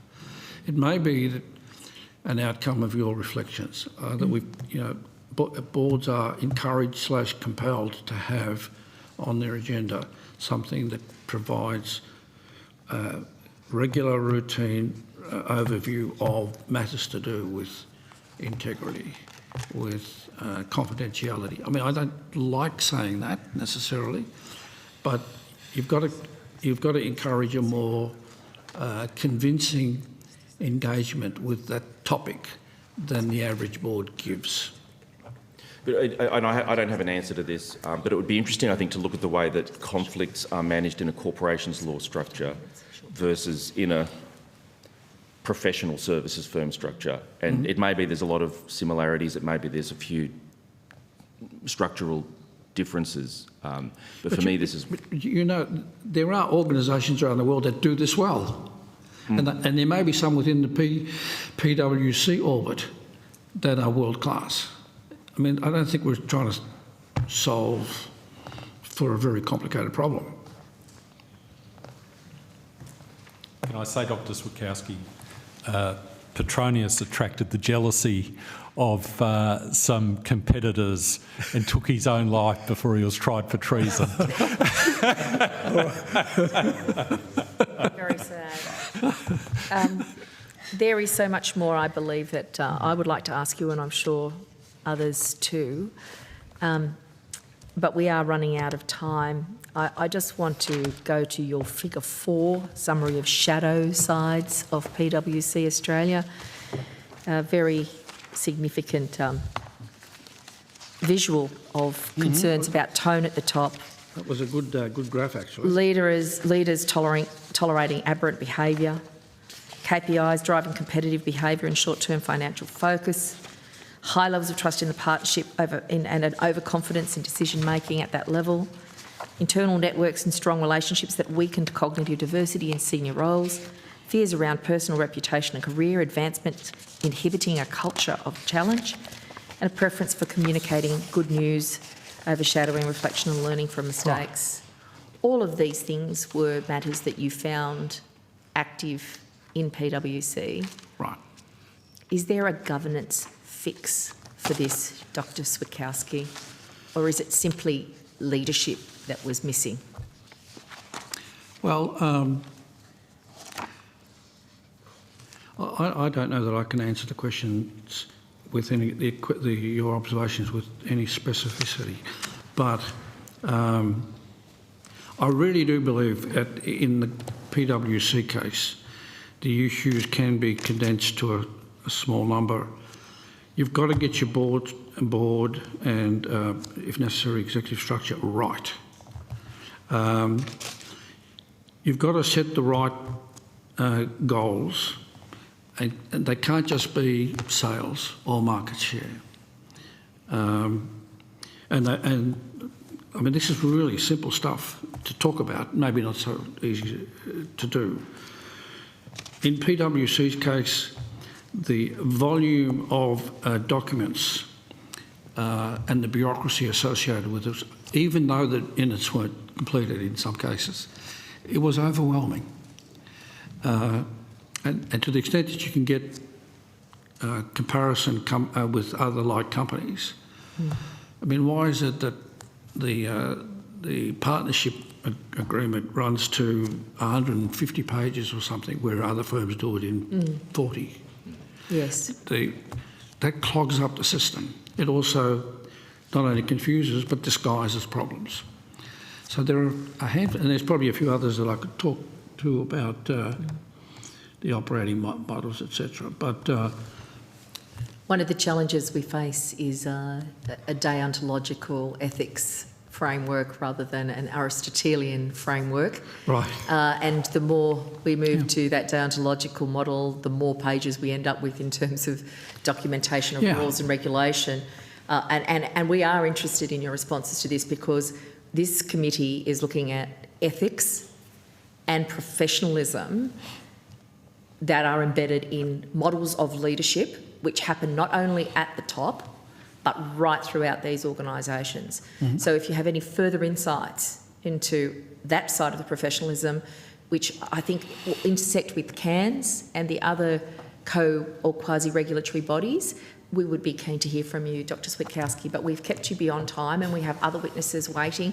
We certainly will have further questions for you, and please no. I know you don't want to do that, but we may call on you for some clarification on a few matters at another point, and we would appreciate your assistance in endeavouring to deliver something that will improve this sector, because the proper functioning of the market depends on the truth and the trust in these very important providers of services into the financial market. And as a person who has some superannuation, like every working Australian, I want all the decisions about where my superannuation is invested by trustees to be able to rely on entities such as PwC, KPMG, EY, Deloitte and others. So thank you for your evidence today. Thank you to colleagues. The committee will suspend for a short break of 20 minutes and return at 1:40. Yep. Thank you very much.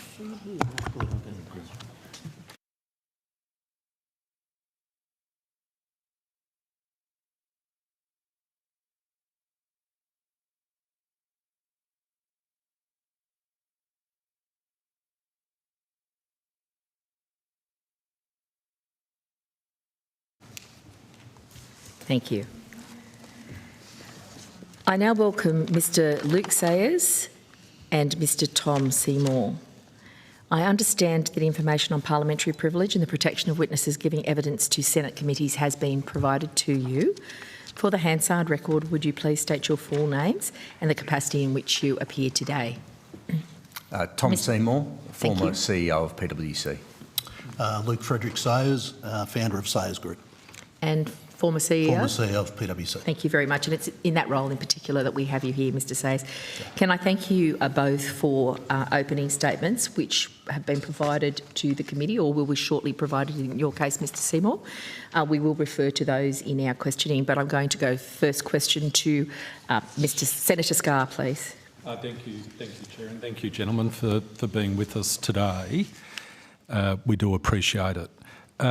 Mr Seymour, did you have an opportunity to hear the evidence that was provided earlier today by Ms Beattie, former PwC General Counsel and partner of the firm? Yes, I did, Senator.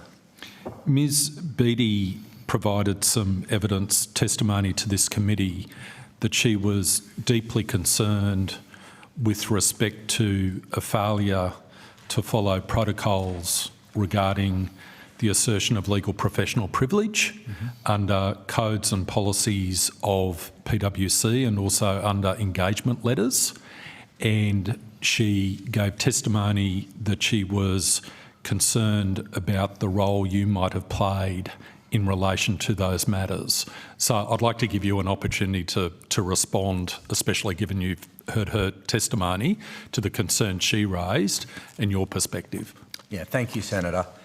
First of all, can I just start by just acknowledging that in my various leadership roles at PwC, things went wrong in the sense that PwC did not meet the expectations it sets of itself or others would expect of it. And I accept accountability for that to the extent that that happened when I was a leader of PwC. And I did so very publicly by stepping down from my role as CEO in May last year.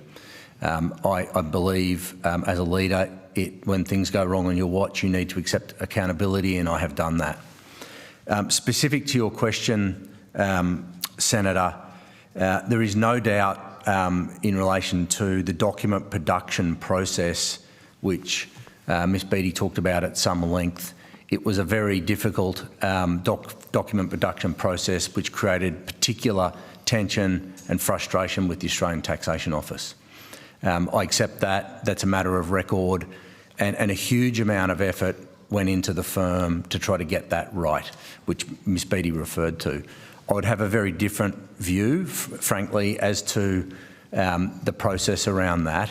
The document production process was run by OGC and lawyers from the start. Ms Beattie referred to the fact that it was run by the tax group for the first year or so, and then the legal group came in and redid it. I don't believe that is factually correct.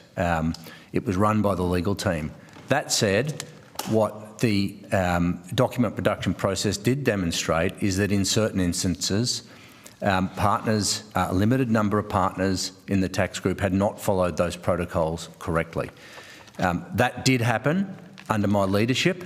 It certainly wasn't something I condoned or was aware of at the time, but it did happen when I was the leader, and I accept accountability as leader. It happened on my watch.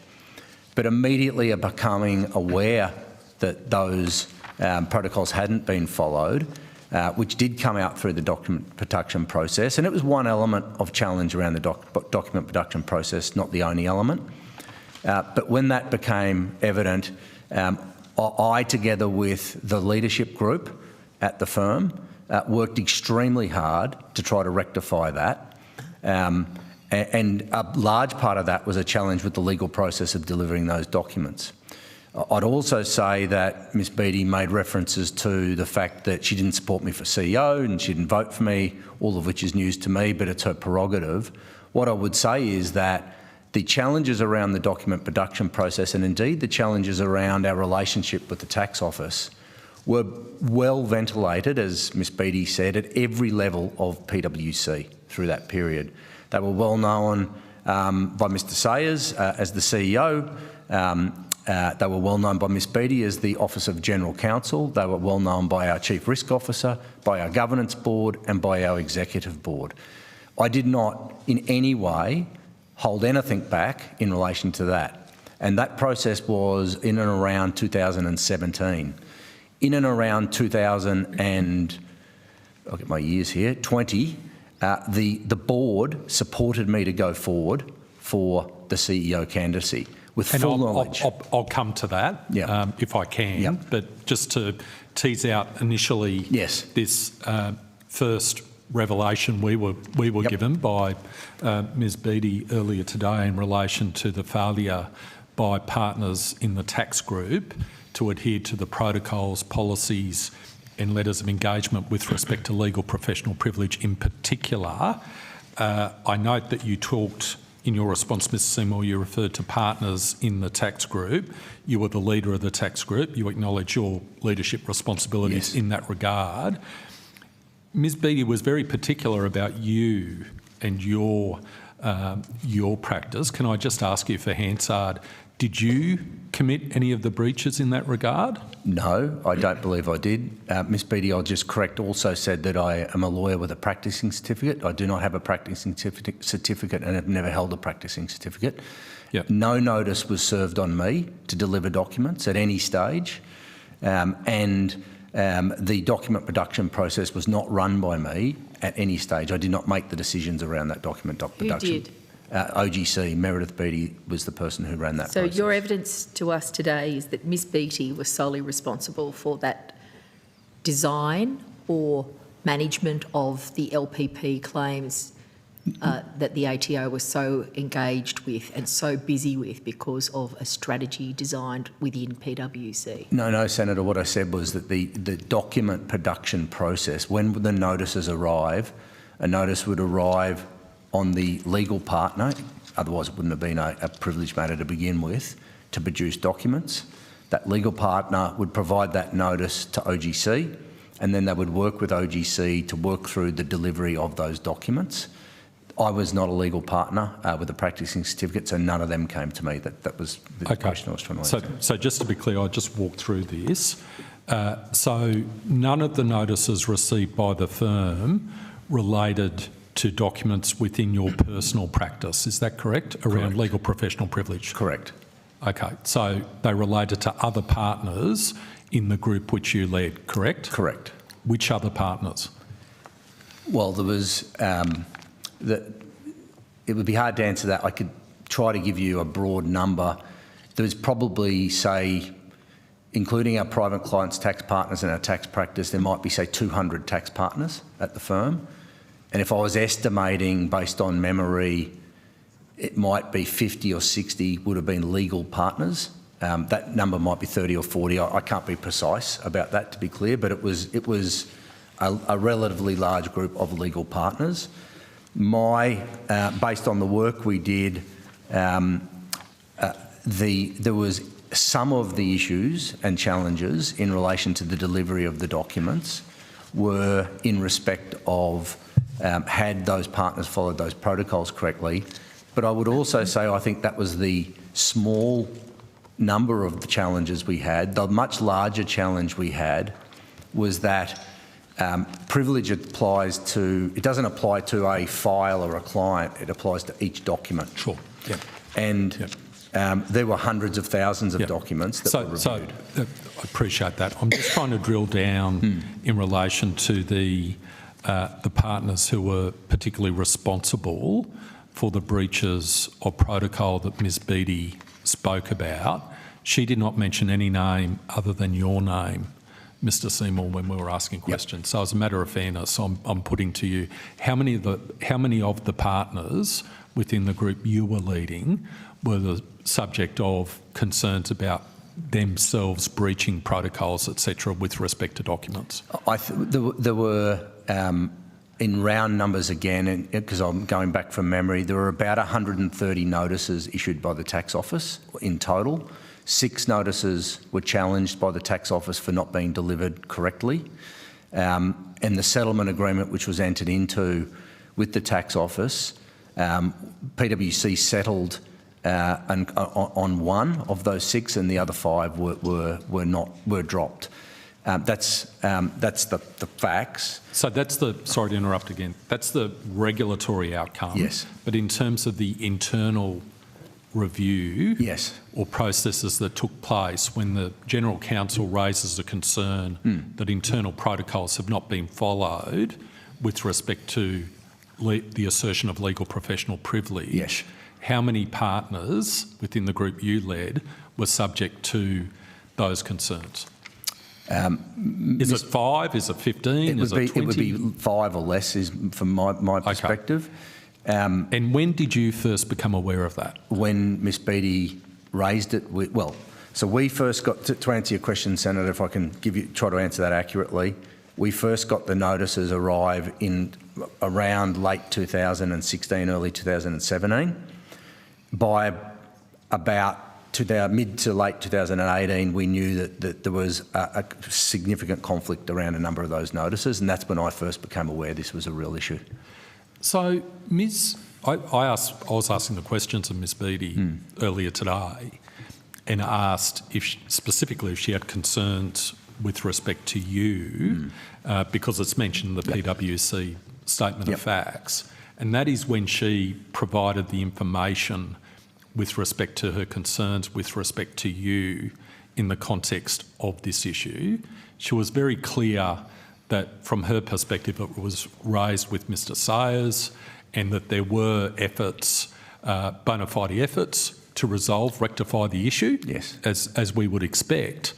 But she had grave concerns with respect to you, Mr Seymour. What were those concerns?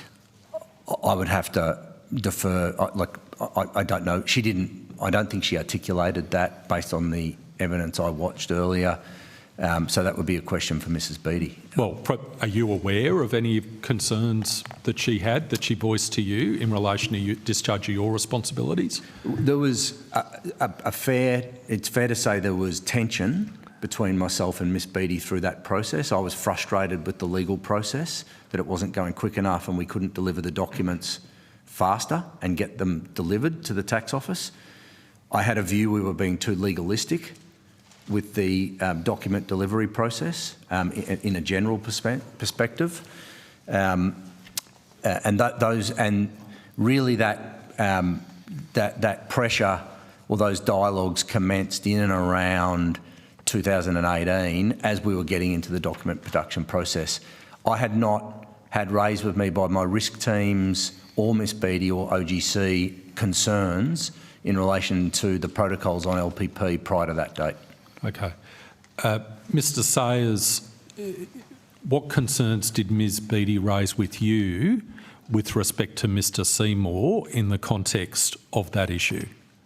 Yeah, so Senator, it was a very, very complex and hard period for PwC, and we had kind of a relationship challenge going on with the ATO, and they were issuing lots of notices, formal notices into the firm, which to a volume that the firm's kind of never had before.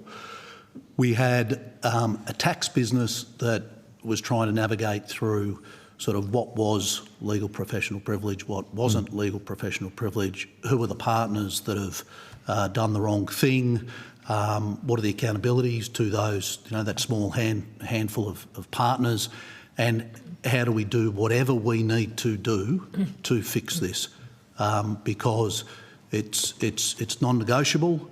The rules are the rules. Fix it.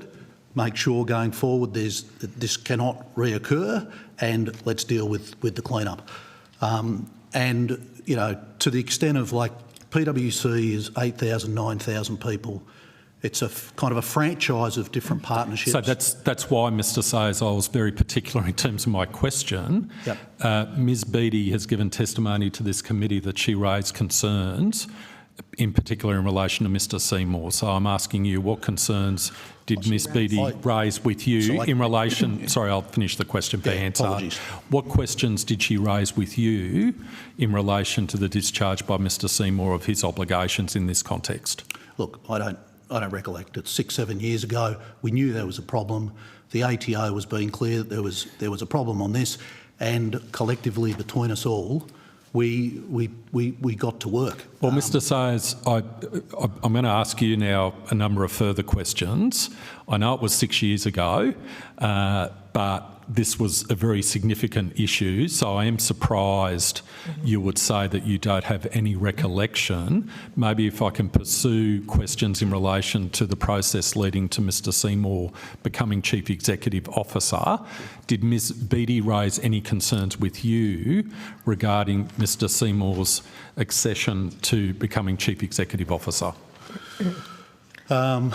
Did Meredith express any problems or challenges? I think she expressed reservations. I think she expressed that, we've got a challenge on our hands with the ATO. Did she say to me unequivocally, Tom Seymour cannot run for TSP? I'm trying to answer your question, Senator. But I don't recollect that. What did she say to you? If you can answer in the negative, you should be able to answer in the positive, Mr Sayers. Well, Tom was a high integrity leader. He's got a 20-year track record at PwC. He had a large fellowship through the firm, not just the tax business. And yes, there was a handful of people that absolutely unequivocally did the wrong thing, inexcusable. In 2017 or 2018, this all blew up. There was monthly engagement with the ATO to understand what's gone on, what do we need to do to fix it, and we got to work to fix it. So what advice, what counsel, what views did Ms Beattie express to you with respect to Mr Seymour's succession or suitability to succeed and become your successor as Chief Executive Officer? So there were, again, recollecting, I don't have file notes, I don't have records, I don't have anything. We're talking 5 years ago. So please indulge me, because I do not have specific words. I'm not asking for specific words. I can say that there were some reservations from Meredith around the relationship with the tax office and what had gone on within the tax business. In particular, the Rover model, in particular, promoter penalties, in particular, legal professional privilege, and a handful of partners that had done the wrong thing. So Ms Meredith gave us testimony earlier today that she had understood after a meeting, a telephone meeting she had with you and the chair of PwC Australia, that Mr Seymour's candidacy was not going to go forward as Chief Executive Officer. Do you remember that discussion? Could you give me a little bit more on that one? I wasn't listening to the evidence, so right. I apologise. So but Ms Beattie gave evidence that she had had a discussion with you, right, and also the chair of PwC. Right, chair of the board. Correct. Right. With respect to whether or not Mr Seymour's candidacy was going to go forward as CEO. She has given testimony to us that she thought, after having that conversation, that Mr Seymour's candidacy was not going to go forward, and she was very surprised when, after that conversation, Mr Seymour's candidacy went forward. Can you explain what was happening? What was the dynamic in terms of that candidacy succession and the reservations Ms Beattie raised, and decisions made as to whether or not Mr Seymour should go forward as a candidate for Chief Executive Officer? So if you just kind of back up here, the process for the CEO election, if you will, is about an 18-month process. Okay. Yep. The CEOs of the Times' job is to get a number of potential candidates ready. So there's work done with external learning and development firms, there's coaching done, all of this is done with whomever is shortlisted as a potential successor for the CEO. Okay.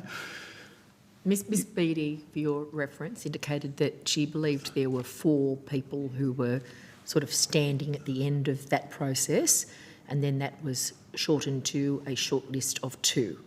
And the 2 that were left standing was Mr Seymour and Mr Sean Gregory, if I recall. Right. Okay. So I think it started at 8, then it got taken down to 4, then it got taken down to 2, and the board runs a very structured process where the board is responsible for it. You'll appreciate this. The CEO is the feather duster and kind of on the way out, and the organisation is primed to pick whomever is the next CEO. There was lots of conversations at the board with regard to the feedback from the tax office, the 2017-18 period that caused such grief and so many issues, the huge amount of change and work that was done between 18 and 20, and on balance, the governance board made a call, also with input from Global, that Tom was an appropriate person to be put forward to the partners. I'm not sure exactly what call or what meeting Meredith's referring to there. Meredith's high integrity, so I don't doubt it. I'm not challenging her recollections are quite lucid, Mr Sayers. Given that we're going back to exactly the same days, I'm surprised that she wasn't the CEO because she's the one who can recall. So, in fairness, Senator, Meredith was still at the firm up until 12 months ago, and I left 5 years ago, and have not had access to records or minutes or anything. So to help your memory, Mr Sayers, she was mentioning a Friday, then conversations over the course of a weekend, and then action on the Monday. Does that trigger any recollections of conversations for you, Mr Sayers? No. But definitely there was board meetings. There was lots of board meetings talking about the potential candidates. 100%. Yes, so our questions are about the final board meeting that ultimately signed off on Mr Seymour advancing. So that, and which is at odds with the recommendations that were proffered to that board by Ms Beattie based on her evidence today. I don't have a recollection of that. I do have a recollection that there was lots of conversations and the board landed on a decision that Tom should be put forward to the partners, but what needed to be made clear to the partners was the ongoing challenges that the firm was having with regard to the ATO. And so I do have vague recollections about sort of how does the board communicate that to the to the rest of the partners, so the partners can make whatever voting decision they need to make with that knowledge there. Do you recollect her casting her vote? Do you recollect that? I don't. To be blunt about it, I was out of the firm. I'd moved on, and I'd had an amazing career, but it's not my role, not my responsibility, and I didn't even vote. So, from my perspective, I never got into a discussion with Meredith as to who she favoured, who she didn't favour. With all due respect, that's her. So this is news to you, how she voted? Total news. You've never heard that before? Never heard that. So, Mr Sayers, I just want to test this. You're at the pointy end in terms of a successor to the important role of Chief Executive Officer. You're down to 2 candidates, and the General Counsel, also one of your partners, is having in-depth conversations, this is her testimony, with respect to you and the Chair of the Board, with respect to the suitability of Mr Seymour to go ahead in terms of that election.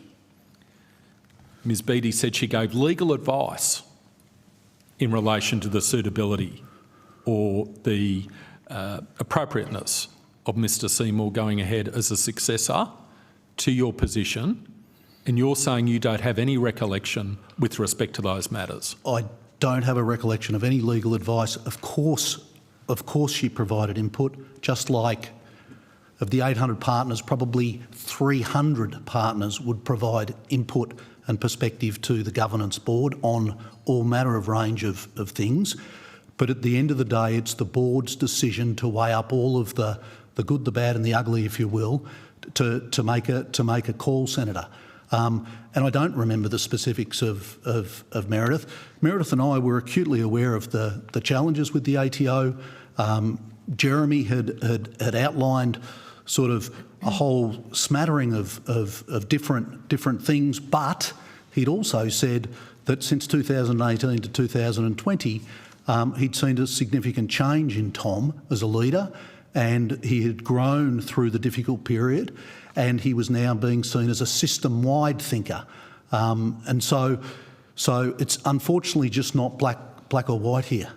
Oh, I'm not from saying my it recollection. Is. I'm not saying it is, but when we receive evidence, testimony from your General Counsel and fellow partner of such gravity that she'd given legal advice to you as the Chief Executive Officer and the Chair, and you're telling us you have no recollection. Is that correct? Yes, that is correct. I do not believe she ever provided legal advice to me as the Chief Executive Officer. She may have provided it to Peter Van Dongen and the governance board, but I don't recollect, Senator. You're being very particular with respect to your words, which means I've got to be particular with respect to my words. Respect that. Yeah. So you're saying you don't have a recollection she provided legal advice to you as Chief Executive Officer.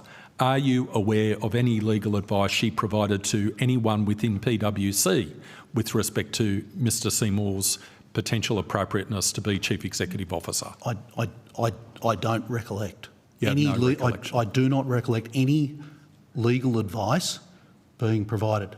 But if she said she did, she's high integrity, then I'm sure she did. But I don't. So she's got a better memory than you? Presumably. Probably, yeah. Mr Seymour, were you, obviously this is a major event in terms of your career. Yes. Potentially being elevated to Chief Executive Officer of PwC.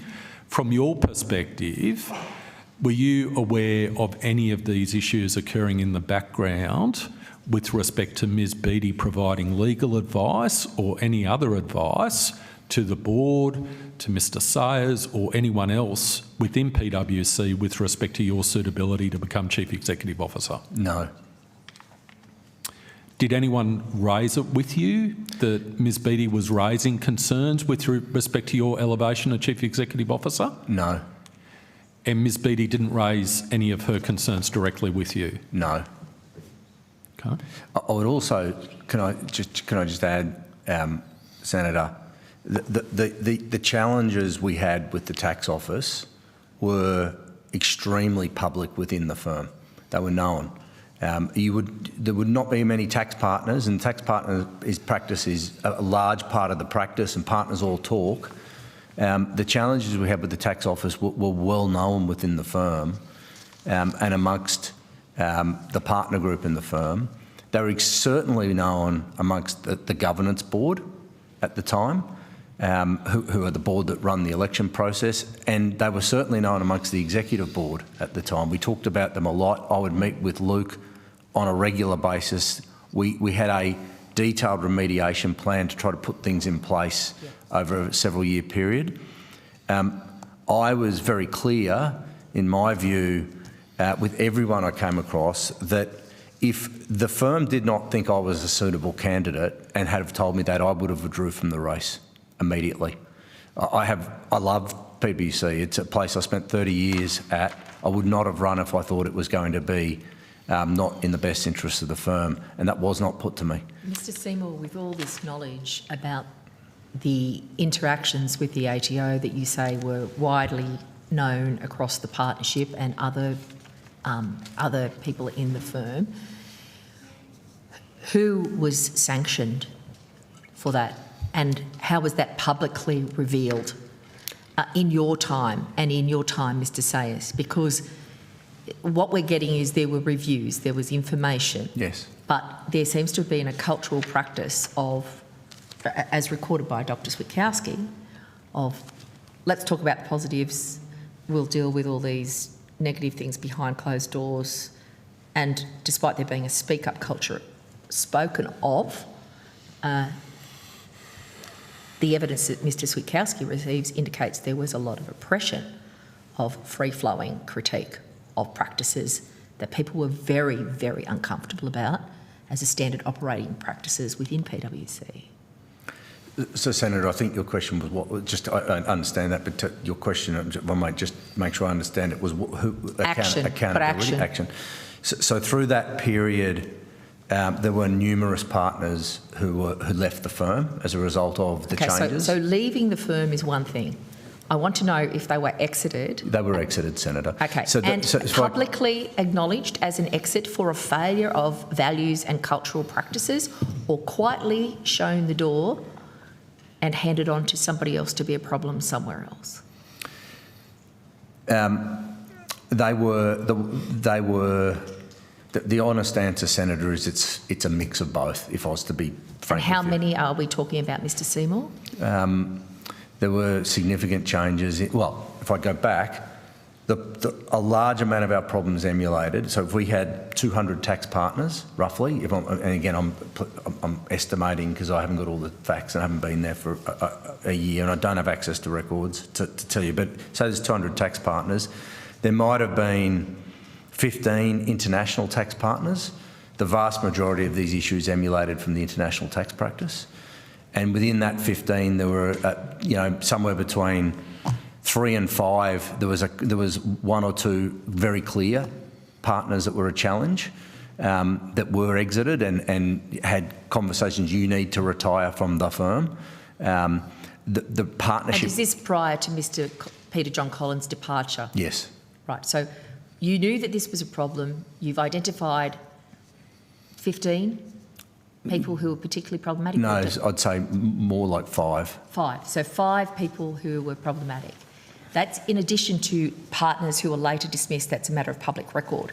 These are 5 who were embedded in the practice, who were in cahoots, perhaps, with Mr Peter John Collins. Was his mistake just to stay too long? Did he not get away quick enough? No, Senator. What was his mistake then? Well, and was it the same as the other 5 who exited more quietly? Mr Collins' mistake is the TPB findings said that he breached his confidentiality obligations with Treasury, and as soon as that finding was made and I received legal advice that was the case, we immediately, we being myself with my governance board, immediately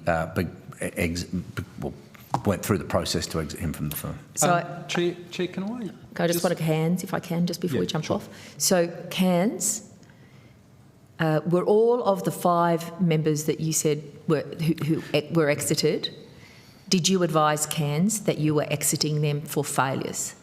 No, I don't. Professional failures? I don't recall, and I actually don't recall if they were members of Cairns. Based on Cairns' evidence to us, it would appear that there were no notifications.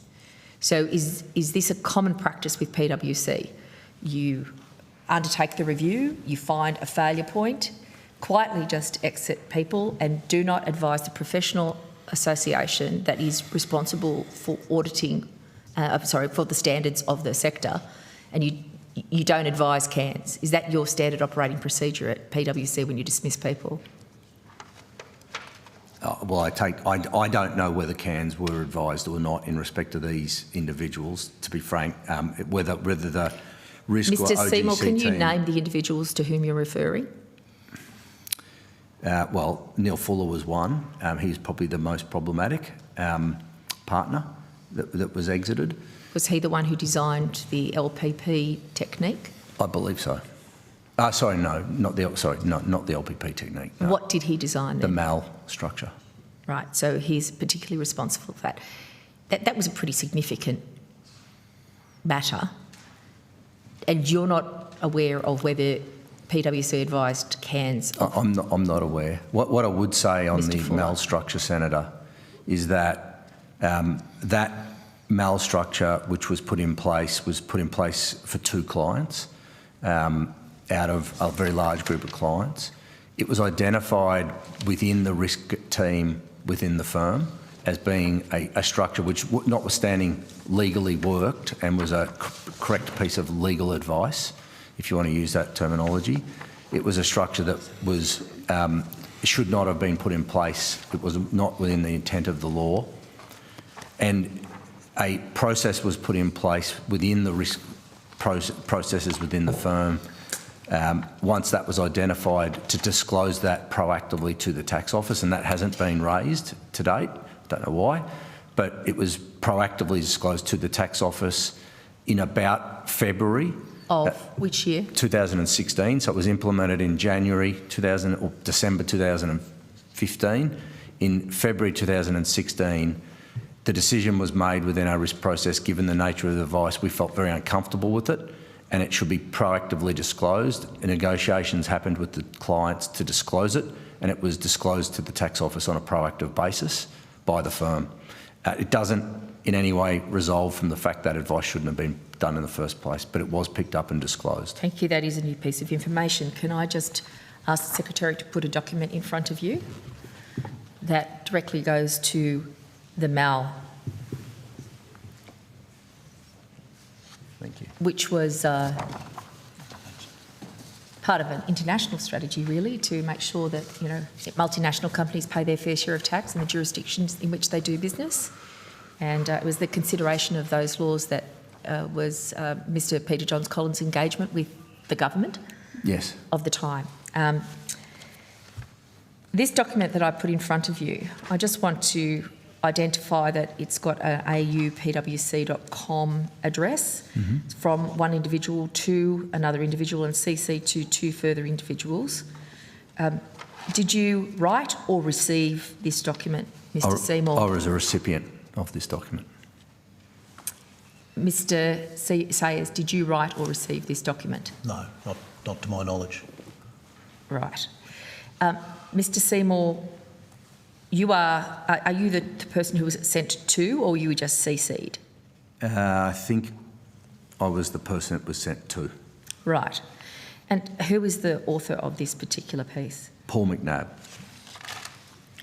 So if we just go through this document, which is, as you pointed out, January 6, you indicate in your most recent response that February 2016, you determined that there was risk involved in this and disclosed to clients in the tax office that this was underway.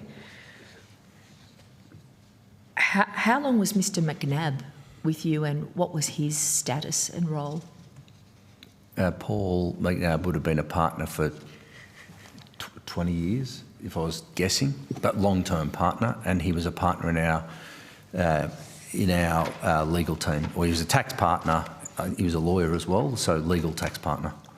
Okay. Did he work with Mr. Fuller in designing the scheme? I expect so. I don't know the specifics, but I expect so. So, in this document that I've just put before you, that you have seen before, presumably on or around the date that it was sent, the 6th of January, the summary of action is pretty concerning, Mr. Seymour. In total, we expect, based on fee estimates that we've agreed with clients, that revenue from this first stage of the MAL projects will be about $2.5 million. We've identified US tech 2 years ago representing a significant upside for the upside sector for the Australian firm. We were aggressive in telling these relationships they needed to act early, heavily helped by the accuracy of intelligence that Peter Collins was able to supply us and our analysis of the politics. We were first to them with innovative approaches to the problem.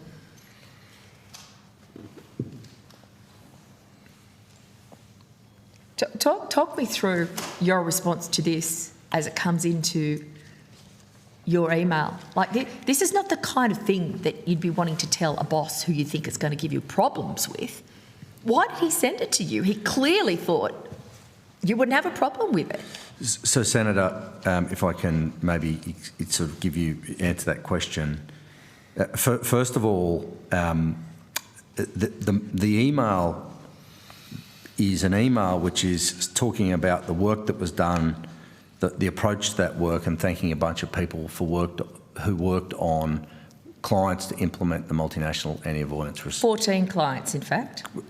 Whether it was that number or not, I'm not sure, but that's what he says. Well, if we're going, exactly, that's right? what he says. I think it was a lot less in actual fact, but it sort of doesn't matter. So this is really a bragging email, Mr. Seymour, is that right? It is, and as a leader And is it full of lies, or is it accurate? Like, which are the lie bits and which are the accurate bits, and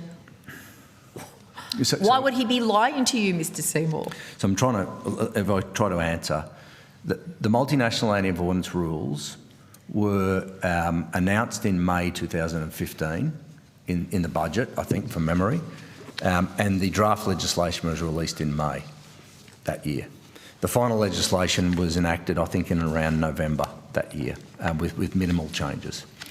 The design of that law required companies to restructure their operations before the law took effect. So the design of the law said you must restructure before this law starts or you will breach this law. And it was an anti-avoidance provision, so it had significant penalties. So the design of the provisions required companies to work with their advisors, if they had advisors, prior to 1 January to change their structures so they didn't fall foul of these provisions. Yep. We're aware of all of that, but also, I'm just trying to answer this is the interaction with you. So if I can answer your question, Senator. When I received this email on the 6th of January, I was on leave. I read it, I looked at it, and I went briefly, this is an email partly by a partner saying what a great job he and the team had done in respect to the work. And you didn't want to miss anyone who was part of the great effort, according to him. Yep, and he named a lot of people in that email, a broad group of people who'd worked on it. You would receive emails like that regularly in a leadership role at PwC. And if you've ever worked in a law firm or an accounting firm, partners will often send you emails sprouting what a great job they've done in order to try to achieve, to get recognition when it comes to the year-end remuneration and things like that. That's how I read this email. Now, I'd also say when I received this email on the 6th of January, that was after the date all of the work had to be done to implement. So I know that a lot of attention will go to the word intelligence and Mr. Collins, and I understand that. That's a very fair question. But Mr. Collins... the other bits of great interest are the fact that it networked with other PwC network firms extensively notably PwC US, PwC Singapore and PwC Netherlands. And I'll come back to that, Senator, because it's a fair question, but can I just finish on the point I was going to make? The law had been enacted and required companies to do all of the work before the date of the receipt of this email. There was no confidentiality secrecy about that law when this email was sent to me. In fact, it wasn't like it's now public and you've got 2 years to sort of work out what it means. You had to have done all the work when I received this email. So even if I had have read this email and given detailed attention to the word intelligence, which I didn't, I received it on the 3rd of January when I was on holidays, and I skim-read it, and I actually read it as an email of a partner trying to sort of tell me what a great job they've done. But even if I had have read it, Mr Collins would have been entitled to, and probably expected, frankly, to have been working to help clients through that period in his role as our international tax leader. If I had have interpreted this email in any way that confidential information was being inappropriately used, I immediately would have acted. The first I became Mr Seymour, aware... there is evidence in the documentation that we received that you were actually advised in 2013 of confidentiality agreements. Treasury wrote to you about confidentiality agreements. I was aware that partners that went on consultation committees would be required in a number of cases to sign confidentiality obligations. And Mr Collins was the one who was acting in that role for you around these matters. We had multiple partners who had signed confidentiality agreements. He was one of them. That information, again, if I could But there was no register of that either. There wasn't, and I'm... So that's another failing. I absolutely accept we needed better processes. With the benefit of hindsight, our processes should have been better. So, Mr Seymour, we have limited time. There is so much more detail I want to get to. I'm going to come back with a couple of questions, but immediately to thank you, you, Mr Chair. Hawke. Just one question on this matter. my line of questioning just before on the. Yeah, can I just do this one thing as well? On this, sure. on this matter? We've both got this just directly on this. I've only got one line of inquiry, just because I think you've canvassed it a couple of times. The Chair's you've been in front of the Chair, I think, in some other. I know you haven't appeared in another. Mr inquiry. Seymour's first appearance. First appearance. So sorry, but there's sometimes some disconnect because there's been a couple of inquiries. I actually remember this period very well myself. I was actually the Assistant Minister to the Treasurer. And so I actually introduced this piece of legislation and I carried it through the House on the last night of the Parliament at 11 p.m. with the entire Parliament present. And on that occasion, it was quite a controversial political moment, and this was the last act of the Parliament for this year. I was actually the Minister at the dispatch box. The Treasurer was away. So I just find it bizarre that we've had a lead-up, as you say, from the budget, the government's policy. We've prepared for it. It's obviously important to your clients. You're the lead partner.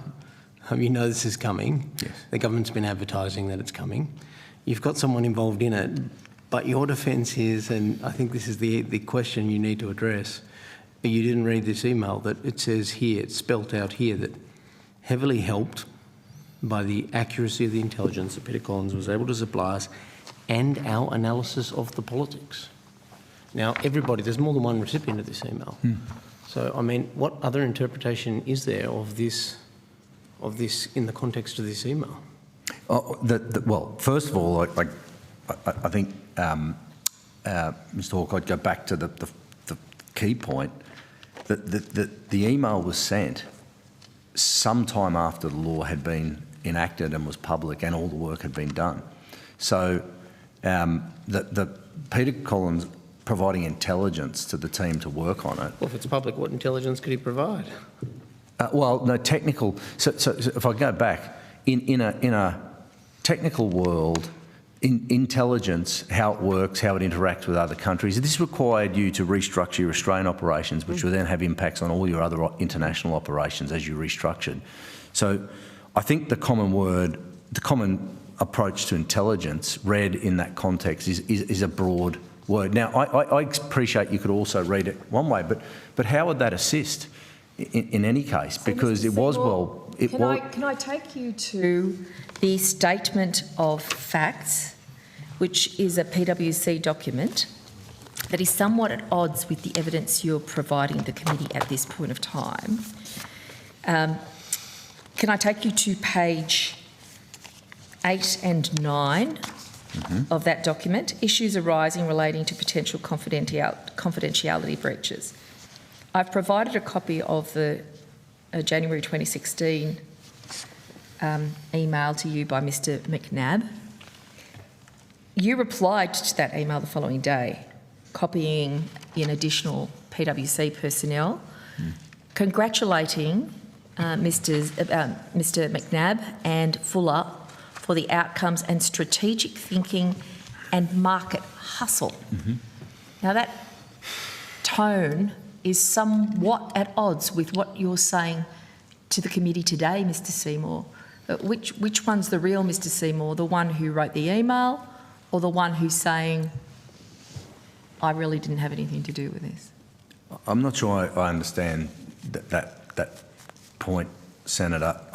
Let me make it clearer then. You wrote back to Mr McNab after this document has landed in. You say you didn't read it properly, but you wrote back congratulating them on strategic thinking and market hustle. Yes. So what I said, Senator, was I read the email. What's a market hustle? Can I? I'm trying to answer. I read the email as an email sent to me by a partner seeking to highlight the great work they've done in relation to this, and I responded saying, well done. We wanted our partners to be out winning clients. That was our business model. We did actually, we wanted partners to have market hustle. We wanted partners to build relationships in the market. That's actually, I would be amazed if any professional services firm could sit here and say that wasn't something you asked your partners to do. And I responded saying, that I read the email as, we've done a great job winning all these new clients for the firm, and we worked over Christmas with a big group of people, and we worked hard and we were smart about how we went about it. And I responded along those lines, and that's how I read the email. And I think my response is consistent with that. And so, despite the claim that was made pretty clear there about Mr Collins and the intelligence that he provided, it's noted here that PwC has not identified any evidence to indicate that Mr McNab's email prompted any of the recipients to question whether Mr Collins or others had been involved in the improper sharing of information in relation to the introduction of the mail. It didn't prompt me, and it didn't prompt the other recipients. I wish it did, because I would love to have read it differently at the time and made further inquiries, because it's hugely regret we didn't. I would love the 2018 investigation that I asked for, and the first time I heard that there was a risk that Peter Collins breached his confidentiality, I asked Risk and OGC to investigate it, and I was advised by Risk and OGC he did not breach. I would love that not to have happened. But you were aware of what he was doing at the time, weren't you? The work he was doing, Peter Collins, when you got this email. You're the senior partner, you know what he's doing, you know the work he's engaged with? Not on a client-by-client specific basis. Not with the government? But in a general sense, yes. Government contracts aren't important? Or? Well, I don't think he had his relation. Mr Collins had been long involved, together with probably 4 or 5 other partners in the practice, on sitting on consultative committees for governments where they were subject matter experts. I was certainly aware of that, as were a lot of people in the firm, including OGC and Risk. And in these, we've got this unredacted email. I mean, a redacted email, I should say. And if this was unredacted, do you think there'd be anything else you'd be concerned about for yourself? No, Senator. You don't? No. Sorry, Senator. No. It's fine. Can I ask if you have been in contact with each other or any of the witnesses in the lead up to the hearing today? So, Kevin Burrows, I have been in contact with. I think he called me maybe 4 weeks ago, at the conclusion of the alleged whistleblower work that was investigated, to say that that was all cleared. And then he called me again last week asking whether I had been called, and I said I had been called, but I've got a clash with a fundraising event I'm doing with Royal Children's Hospital. Yeah. And I don't know whether I can appear. And they were the only 2 occasions on which you conversed with Mr Burrows? That's correct. Did you discuss any of these matters that have been traversed today? It was simply about logistics. Mr Seymour. I have not had any conversations with Mr Burrows. I did have my legal advisor email Alan, who I think are PwC's legal counsel, yesterday saying that I was appearing. I only received an invitation on Friday last week to appear, and I worked through that process with the Secretary. Well, my lawyers worked through that process with the Secretariat. When I knew I was appearing, which was Wednesday, sorry, I said yesterday, sorry, it was Wednesday. I emailed Alan saying that I was appearing here, but I haven't had conversations. It was a rather iterative process, Mr Seymour. You were a rather difficult man to get contact details for. So, yes, the process was somewhat sticky, but I'm glad that you're here to provide evidence today. Sorry, Senator, one final one. I also have had a couple of check-ins with Mr Seymour since he left the firm. Health check-ins and talking about a range of things, but definitely nothing about evidence and coming here today. So I just want that clear as well. Thank you. In a previous hearing at the F&PA Senate Committee on the 12th of October, Mr Burrows stated that the scandal, the PwC scandal, represented a failure of leadership by both of you. Do you think he's justified to blame you?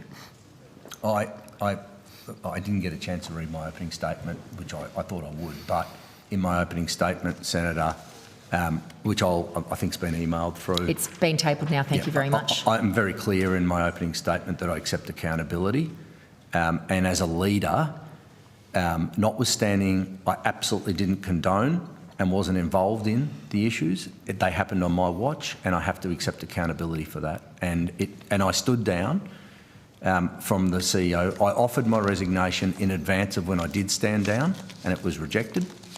And when I did stand down, I did so in very public and difficult circumstances, and it's had a significant impact on me personally and the people I love.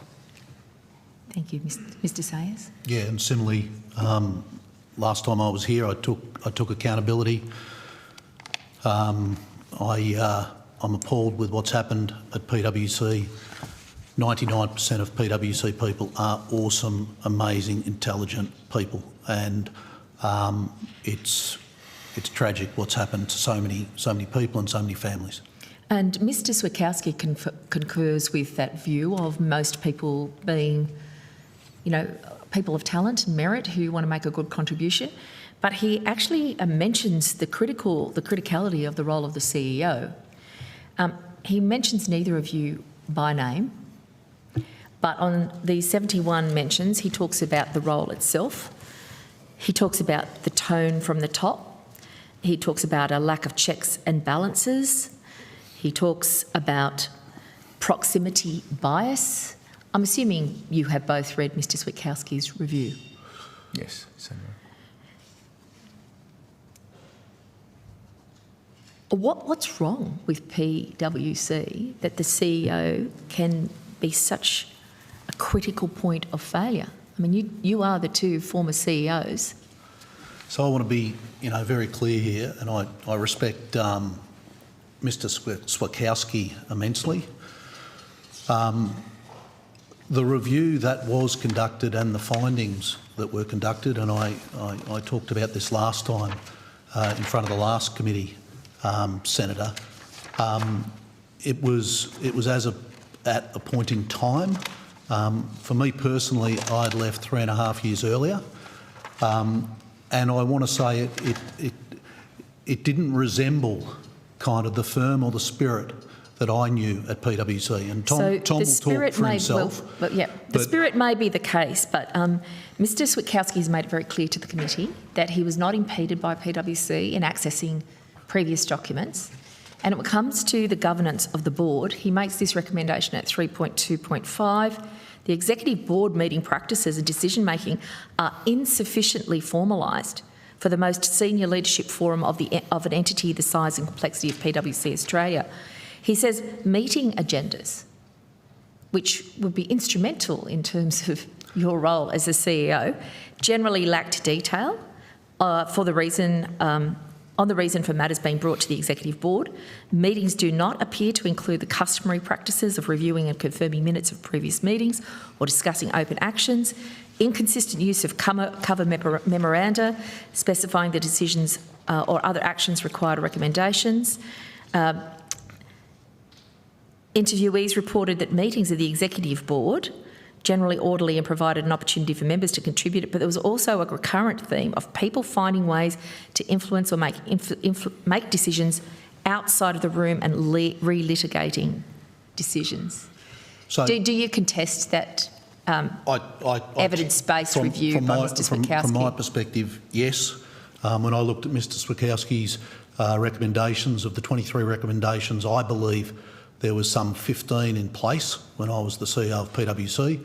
Further to that point, there were a number of recommendations because of the structure of the firm and needing to get a majority vote by the partners to get certain governance changes made, like at the moment we've got independent non-executive directors going onto the board. There is not a hope in hell that would have been voted on 10 years ago by the PwC partners unless there was a crisis like the firm has experienced.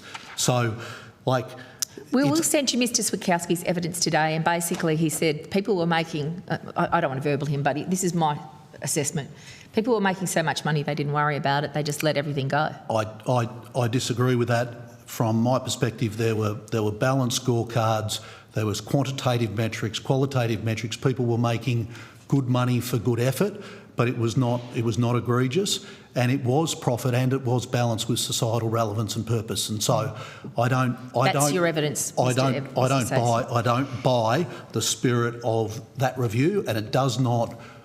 You didn't buy it. PwC's current group did buy it. Well, all I can say is that's my perspective. And to be fair, Mr Sayers, you did take up the opportunity to have a coffee with Mr Switowski and give him the benefit of your insights. Yep. However, Mr Seymour, you did not accept an invitation from Mr Switowski to provide him with your insights. No, I did, Senator. He did not. That's not the evidence this morning. What happened was, I think I got asked by Dr Switowski, would I come to a meeting? My father had died, I think, that week, and I said, I can't come now. I then responded saying I could come, and Dr. Switowski, or it was one of his team, responded saying it's too late, we're in the process. But I did offer to go, and there's emails that show that. We might seek that from you. Thanks very much. The only thing I'd add, I was in just an actual one. That's fine. Did you, either of you, at any point of time receive additional salary from the PwC International Network during your time as CEO? No. Don't believe so, no. What is your view of Mr Burrows' current financial arrangements in terms of Australian partnerships? He's got 2.4 million was his first assessment of his income. He upped that to 2.8. Then on further request for information from me, he's indicated that he is also in receipt for services, and he has a service agreement with PwC International of a further $1.2 million per annum. From Global? From Global. With the opportunity to get a bonus as well from PwC Global. So there's the issue with respect to structure that we put to him earlier today was that you're Chief Executive Officer of PwC Australia, you're an equity partner of PwC Australia, you're going through a supervised remediation process being undertaken by PwC International, but at the same time as you're getting equity return from PwC Australia, you've got a services agreement which locks in $1.2 million a year from PwC International, plus a bonus. Does this raise any conflict? So I actually, I won't bore you to death with this. I've put it in my opening statement. But as I reflect on a big part of potentially what has happened here is it's all fine when PwC International, PwC Global is aligned to PwC Local. Everything's great. It works hand in glove. Until it isn't. Unfortunately, until there comes a time where there is misalignment. And it is a private partnership, it's not a corporation, and so there is the way to structure a REM arrangement or something like that as long as it's transparent to the partners, because in Australia, when I was there anyway, you had to be transparent on REM to the partners. That was a non-negotiable, full income. But unfortunately what happens, and this, I referred to this at the last hearing, in 2018, I think it was, 2017, the tax stuff was going on. There was challenges on audit quality. The consulting business was growing, especially off the back of government work. Procurement. Yep.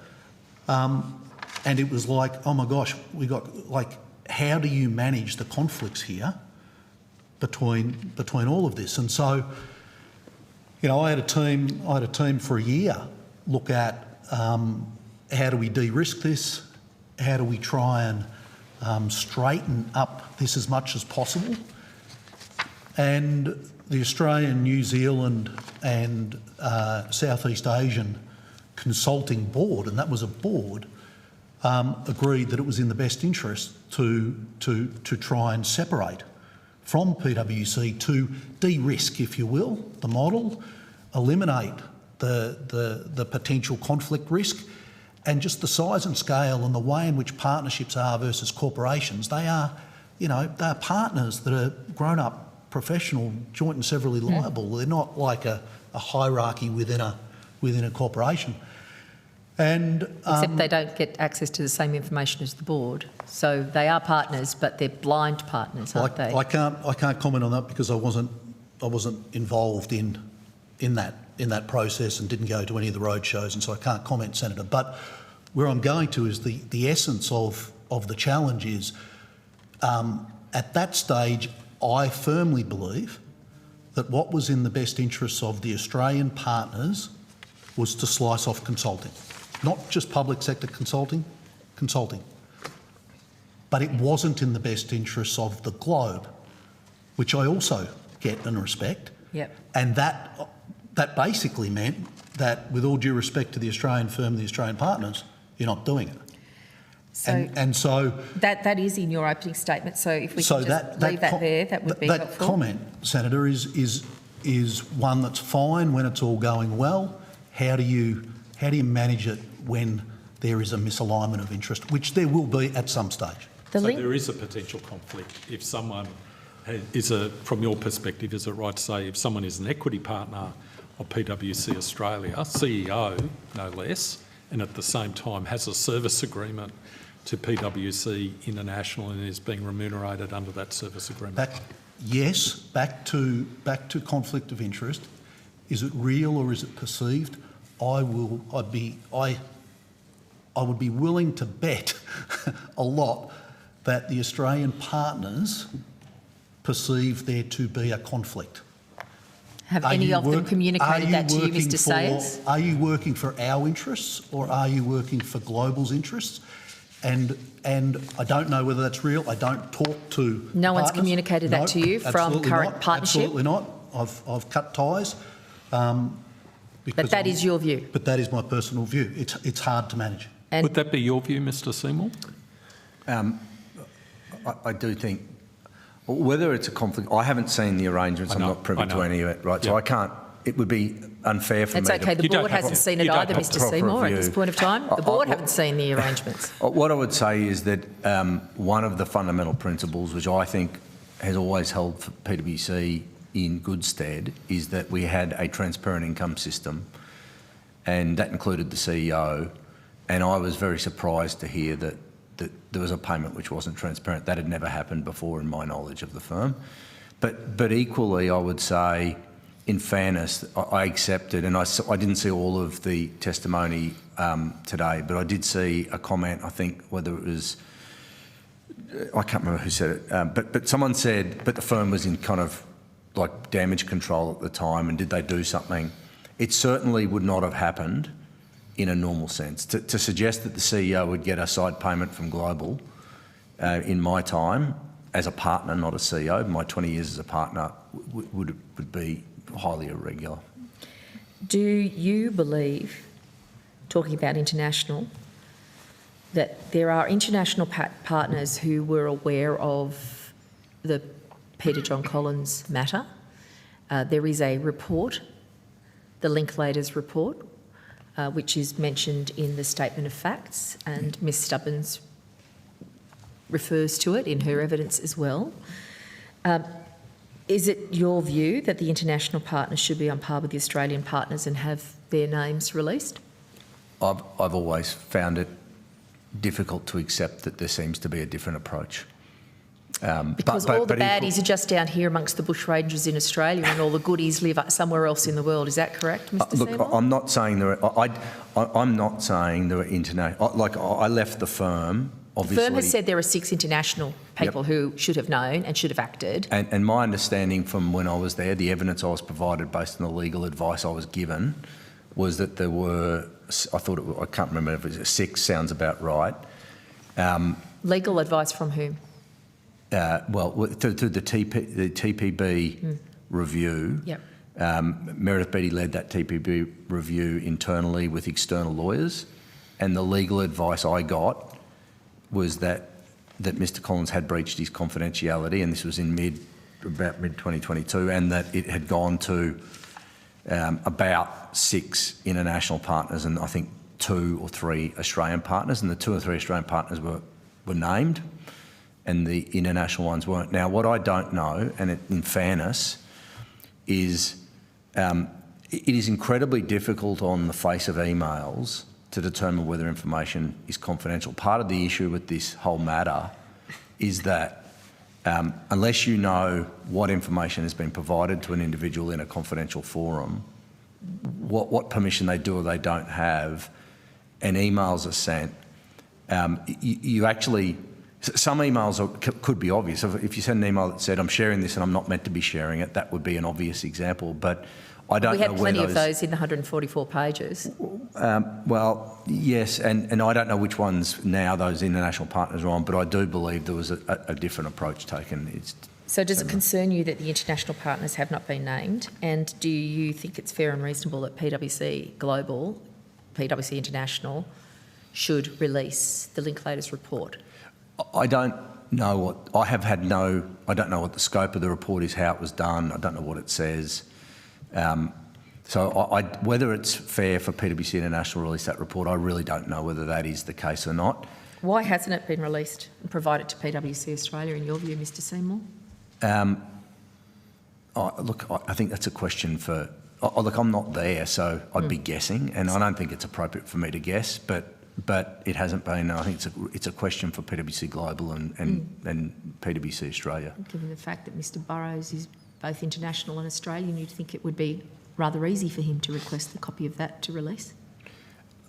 My experience is in moments of difficulty, it may not be so easy with Global. That I could understand from my own experience. Mr Sayers, do you have a comment? No. I'm going to go now to Mr Molino. Oh, look, I just had a couple of issues to touch on coming out of the Switowski report, which the Chair's already raised, but I heard your evidence that you don't accept the broad spirit of it, but I just wanted to drill down to a couple of particular findings. So one related to the observation that independence on the board is important, and there's an observation in the report that independence is important to good governance and oversight as reflected in the ASX corporate governance principles and recommendations. There's a statement that there is a relatively common view coming out of the interviews, wide-ranging interviews, that the board of partners lacks genuine power, some referring to it as ceremonial or relatively toothless, the overt collegiality between the board of partners, the CEO, members of the senior leadership team, and the perception that challenging senior leaders may risk repercussions in the remuneration and performance review processes are likely to be contributing factors. And part of what that led to was a recommendation that there be 3 and possibly even a majority of non-executive members on the board. What's your response to that particular recommendation that that board composition be strengthened in terms of its independence? So, from my perspective, I think it's a great move. I think, you know, well done to the partners that have backed it in and voted in favour to make it happen, because it would have needed a vote by the partners, and I think it's a strengthening of the governance, and so, you know, to be blunt, I wish I could have done it 10 years ago. So that one you think would have helped? I think it would have helped. Governance back in that time. You know, it's like all private partnerships. I think some external blood and external perspective, external independence is good, as long as they're the right external people that have the right substance. So I think that's a positive move. And would you? I would agree with that. And another issue that was raised was the role of the CEO. So we've already touched on that a bit, but one of the recommendations that's made specifically is that the board have more of a role in being able to replace the CEO. I understand that part of the culture of a partnership, or most partnerships, would be every partner has a role in the election of the CEO, but you would have observed through the report a number of observations about how that can become problematic. What are your observations about the way in which the appointment or accountability of the CEO to the board could be strengthened? I think the firm undertakes a deed review every, I think it's 5 years, and it did that about a year ago, before obviously the challenges the firm faced. And one of the points that deed review considered was, should you change away from an election process to an appointment process? Mr. Sayers referred to before, you have to change the deed, you have to get I think it's a 75% vote from memory up of partners. And the reality was, whether you thought that was a good idea or not, it never would have been voted for a year ago, let alone. But I think in the current circumstance it will be. But it equally, which PwC are doing, and I think that PwC actions they're taking are very good actions, and I think the report raises a lot of really good points. But you need to have a board that you then elect, that is elected for the purposes of they will appoint a CEO. Therefore, you needed a new board. And PwC have reconstituted the board because you're electing people for a very different purpose in that regard. So my understanding from the press is that they've re-elected a new board with the clear mandate that board with the independents added will appoint the CEO. And I think that's actually a very good change. And I think it's a change that they were able to make because of the circumstances, but it would have been a very difficult change to make in the normal course. And then, sorry. Yep. Mr. Sayers, did you want? All good. Yep. No, and just a couple of questions on conflicts of interest. This has come up a lot, and it does seem to me that this is an increasingly difficult issue to manage, given the scope of services that are now being offered by a lot of very large professional service firms. So I think it's fair to say that PwC, since all of these incidents, has separated from a large chunk of its government advisory services. That's obviously a way of PwC managing ex post what happened. I mean, do you, looking back, think that your judgment is it would have been better to have been separated all along, and that it's an untenable model? Yes, so this goes back to 2018. There was a decision made locally that it was in the best interests of the Australian partners to separate the consulting business. Not just the government, public sector consulting business, the consulting business. And that structural separation. And Mr. Sayers gave evidence that the value of that at the time, based on his work, was $1 billion. There was a year review. We thought it would improve audit quality and focus on what we needed to do around making sure that we do the absolute best job to protect the capital markets, and that's a role of the audit function, and not to cloud it or potentially conflict it with the role of an advisor. And so that decision was made. I firmly believe, and the industry will hate me for saying this, but I firmly believe that it is inevitable at some stage all of the Big Four firms will be getting rid of their consulting business in some way, shape or form. That's my perspective. No, look, I'm interested in that because, I mean, you could read part of what happened there as PwC managing its own affairs, but I think the deeper question for me is how much of that is going to have to be a response to conflicts that are just inherently too difficult to manage. You're always going to, in a model like that with so many partners and so many services, your greatest risk is the conflict risk. Removing a consulting business from it does not mean that there are no more conflicts. There will be conflicts, but it's a much more manageable proposition, which a much straighter purpose of societal benefit than clouding both advisor and audit, in my opinion. And last question is, you refer in your opening statement to the fact that consulting firms might have annual reporting obligations to report on work done and revenue received from government. But there is a deeper question there also about the fact that partnerships have much lower reporting obligations than corporations, for example, of similar size, particularly listed corporations. What do you say to the notion that there should be a more systemic evaluation of whether more things should be reported very publicly and transparently? Yeah, so, I mean, without wanting undue red tape, of course, which is the ever-present issue. Within the model of a Big Four organisation, are you a global or are you a local? Well, you're kind of a bit of both because you've got local responsibilities, but you've also got network responsibilities. Within the model of a local firm, you're regulated through ASIC for the audit, quality audit business.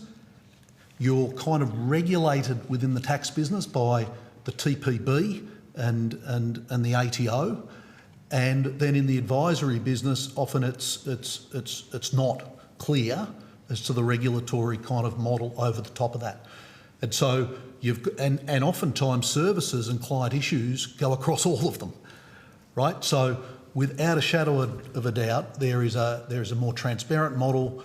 There's either an added responsibility for ASIC or a new body set up, or there's a decoupling of the various businesses that are trying to do everything into more streamlined businesses. But, I gave evidence back in 2018, actually, to you, Senator, under the audit quality inquiry, that, that was my personal perspective at that time. And it hasn't changed, and we are 6 years on. Thanks. Thank you. Can I go back to 2017? Mm-hmm. What was going on? I mean, what was your role at that time, Mr. Seymour, just for the record? In 2017, I was Head of Financial Advisory. And Mr. Sayers? CEO. What was going on inside PwC with you two in very senior leadership roles that was allowing the sharing of confidential information to happen so frequently? So there's clearly a small group, in my view, of partners that were doing the wrong thing in the tax practice. The sharing of confidential information, my understanding, though, Senator, just on the sharing of confidential information, and it's been subject to an enormous set of reviews appropriately, it was that sharing of confidential information by Mr. Collins was limited to a very narrow sharing of information with a narrow group of people. Now, that's the advice I was given by the lawyers. But it was multiple people within the PwC network in Australia and overseas? It was 3 in Australia and I think 6 internationally. And it was the sharing, and he shared inappropriately, based on the legal advice I was given, that the start date wasn't changing. He also shared information from the OECD, which was subject to confidentiality. He may well have the legal advice. It's in a statement of facts. Well, the legal advice I was given at the time, I was CEO, it was in respect of the start date, and the OECD information that wasn't provided to me at the time. It may well be in the statement of facts since, but it wasn't at the time. Yeah. I'd also say that, that one of the most deeply regrettable things, Senator, is that when this was first raised in 2018 by the Tax Office, it was investigated and missed. And I am particularly upset about that, and I was particularly upset about that in my role at the time before I left the firm. Can I ask a follow-up question just on that point? And that is, I think, Mr Seymour, your evidence was you understood that the Office of General Counsel was investigating the issue in terms of the confidentiality, alleged confidentiality breach. Yes. And you said that you got advice from the Office of General Counsel, and you might have said risk as well, with respect to the outcome of that review. And that advice, not wanting to put words in your mouth, was to the effect that there was no issue. Is that correct? Correct. Who did you get that advice from? The people? Meredith Beattie, directly to me, and Wayne Plummer, as the head of risk. Ms Beattie gave evidence earlier today that the only role she had played in relation to that confidentiality issue was to ring Mr Collins directly and ask him if he had signed a confidentiality undertaking or agreement. He had responded no, he had not, and then it was decided there should be a further review of the documentation, as one would expect, and a senior legal advisor within her team, within the Office of General Counsel, undertook that review, but she did not have any further role in relation to the matter. Was that correct or not? That's what I heard Ms Beattie say. I found that surprising. It was the gravity of a partner breaching a confidentiality issue at Treasury is extreme. I raised it as an extremely serious issue. Who did you raise it with? Did you raise it with Mr Sayers? With Ms Beattie. Did you raise it with Mr Sayers? No, in 2018, my recollection is I raised it directly. I may have, but I raised it directly with the investigatory groups in the firm to investigate it, which was OGC and Risk and Quality. So you've just said it was serious, Mr Seymour. You were outraged, but not serious enough for you to tell the CEO, even though you were in conversations with the General Counsel. Well, the way that my role worked on those things was I would come back and report. Meredith didn't report to me, obviously. I would go back and say, Meredith, this is an issue that's been raised with me. Can you please investigate it urgently? Like, it's important. Yeah. And she came back to you and said, I'll go away and do that, and then came back to me subsequently and said, we've investigated it and we don't think it's an issue. Now, the dialogue between the tax office and the firm at the time was a regular meeting dialogue where they would raise. It was designed to say, if you think there's an issue, can you raise it early so we can get on it quickly? Yeah, and we've heard that evidence from them. But Ms Beattie came back to you and said it's not an issue, and you were satisfied with that. You just left it there. Yes, I did. And I regret that to this day. Well, Mr Seymour, the other thing Ms Beattie said in response to a question from the Chair earlier today, the Chair asked Ms Beattie, whose brilliant idea was it then to institute this as a strategy? But because it was clearly a strategy, who was responsible for signing off and determining that PwC would seek to frustrate the Australian Taxation Office by claiming legal professional privilege in a manner that you've described as not following protocols? Ms Beattie replied, probably I would frame it differently. I think the issue is who was it within PwC who chose or permitted the practice, or all parts of the practice, to proceed on a basis that was inconsistent, contrary, in breach of the firm's protocols and the legal engagement letters. I then asked, who was it? The obvious question. And Ms Beattie responded, the leader of the tax group at the time was Mr Seymour. So I want to give you an opportunity to respond directly to that testimony. Did you, as leader of the tax group or otherwise, choose or permit the practice of legal professional privilege being asserted in a manner that was not following protocols or other procedures? No. Well, what happened then, Mr Seymour? Because it wasn't working properly. The specific question, did I choose or permit? And I said I did not. So both of those words, and I want to try and flush this issue out. Both of those words, chose or permit, indicates that the person we're talking about had knowledge. Yes. Either A, actually directed and was involved in propagating that strategy, or B, was aware of it but just let it happen? Both of those words indicate knowledge and an intentional decision that it should continue to occur. And I reject both those propositions. So why would Ms Beattie say that? I can't talk for why. What I can say is that there was significant tension between myself and Ms Beattie about the fact that we were not getting documents delivered to the tax office in satisfaction of the tax office. I have a view that our legal response was not run well and that we were too legalistic. The way... And that was at the direction of Ms Beattie? Correct. Did you raise that concern with Mr Sayers? I believe I did over the time, yes. Okay, Mr Sayers, do you recollect that? I know there was tension. I can't recollect whether it was specifically that, but there was... Was there tension about a whole lot of other things as well, or was this the primary issue, Mr Seymour? No, it was were we doing enough to quickly get the documents into the ATO, and what more did we need to do? And Ms Beattie said it's him, and Mr Seymour said it's her? I'm not sure it was that black or white. I certainly don't recollect that, but and your response as the CEO then to this, yep, you know, détente of some sort, yep, was what? Was we need to fix this, and we need to take whatever partners off the line. We need to move whatever internal resources. I even got on the pitch and went out and visited clients, which was almost bloody unheard of for a CEO to go out and have conversations. So which clients did you approach, Mr Sayers? I think Glencore was maybe one of them.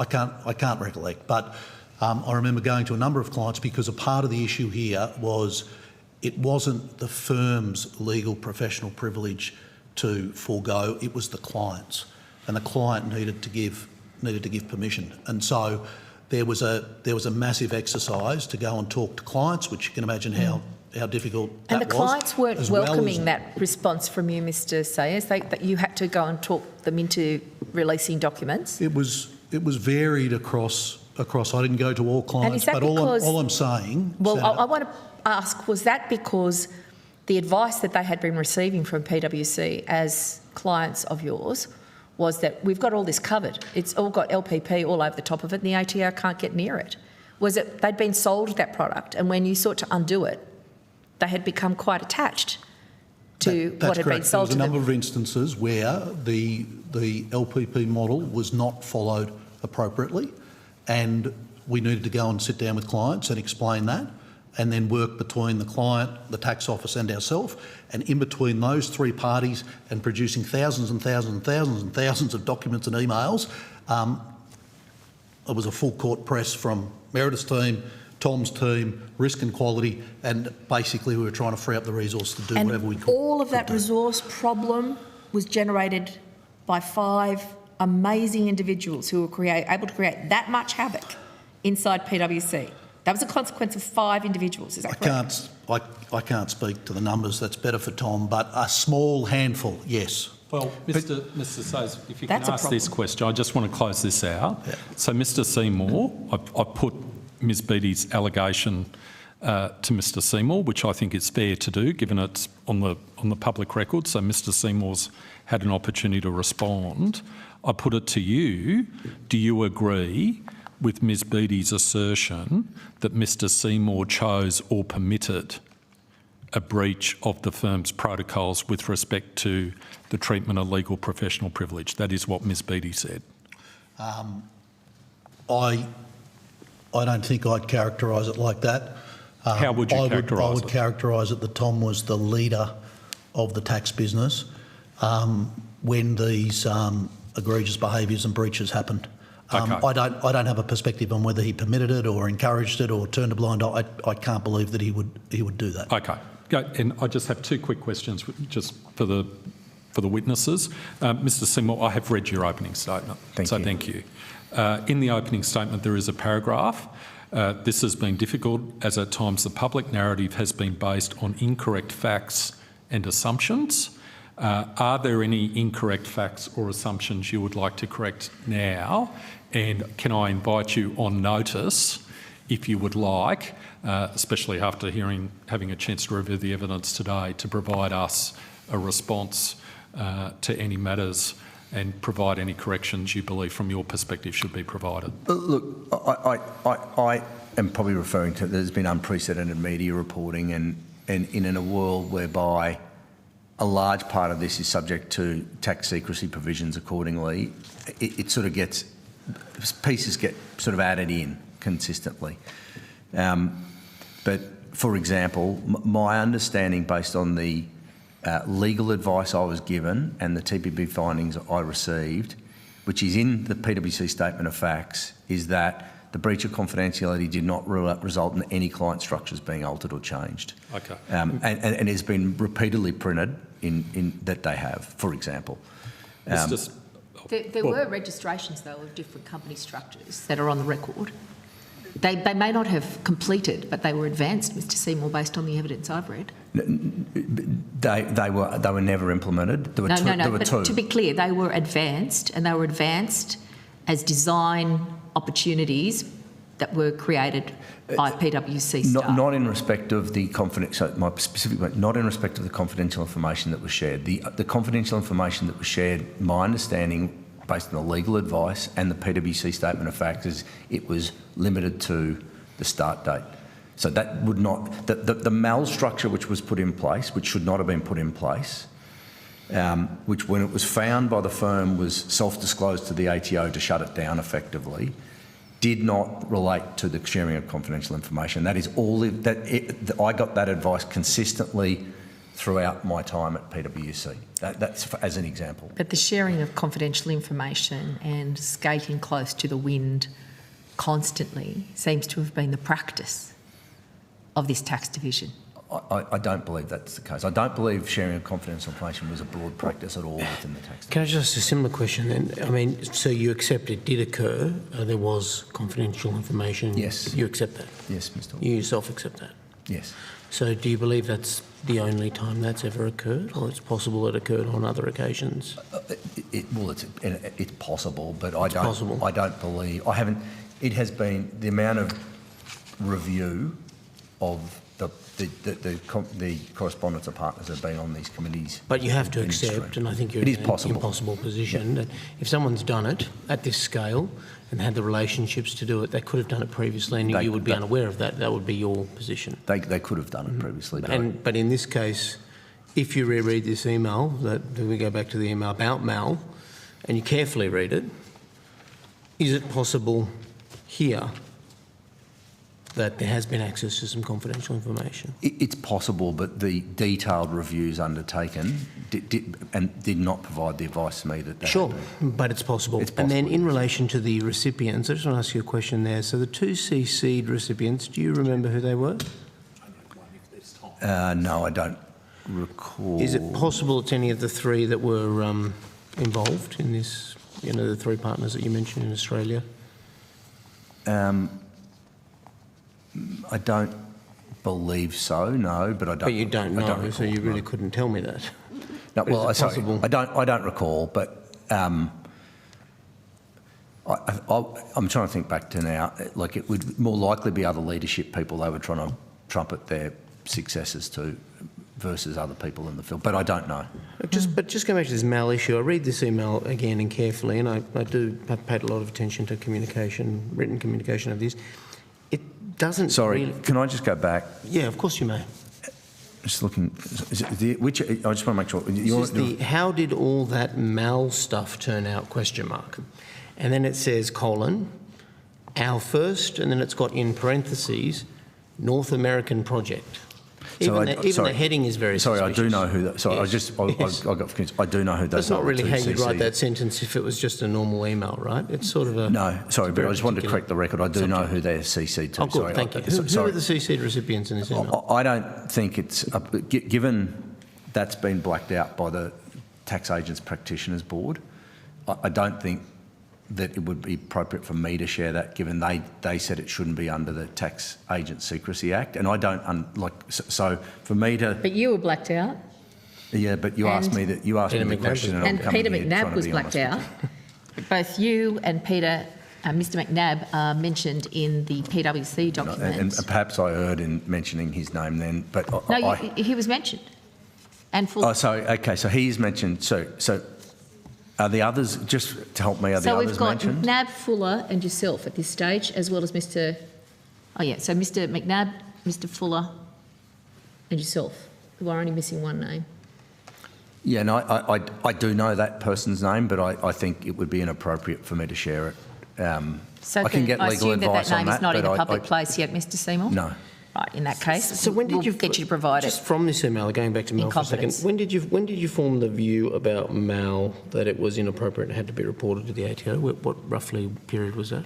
Oh, I think it was in early 2016 when I can't remember exactly how it arose, whether it was brought to me by the risk team or it was in a conversation that it was the structure looked artificial, but it certainly was something that was identified by the practice and action was taken on it immediately. Do you think if you had read this email very carefully and recognising where we don't have 50% of this email. This email, I have seen the unredacted bits, obviously. It doesn't talk about that particular structure at all. No, we haven't seen it. We haven't seen the It doesn't unredacted talk part. about that structure at all.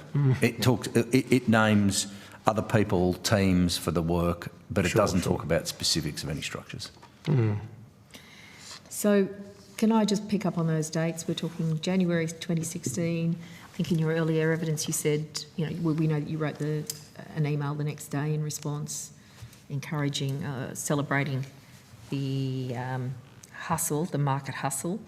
But by February you've changed your mind and you're doing something else.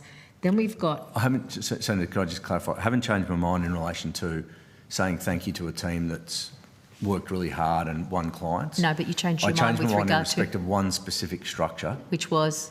This structure. No. This email is not referencing any structure. It's not referencing the structure. But in 2016, February, you took some action. Yes. And you engaged with the ATO. Yes. That is your evidence. Yes. And it's related to this email. No, it's related to, well, indirectly it is. It's related to a structure done for Mal. Okay. So, 2016, this is happening. 2017, 2018, 2019, 2020, 2021, 2022. We get all the way up to January 2023 and we've got the TPB bringing this matter forward. We know how much detail you had. We know how you were receiving emails about this matter. We know that you formed a view about it in 2016. Knowing all that, Mr Seymour, why didn't you come clean in January 2023 when the matter first became public? Why did you speak to your fellow colleagues in the industry and despite having knowledge of what occurred, describe it as a perception issue? So, Senator...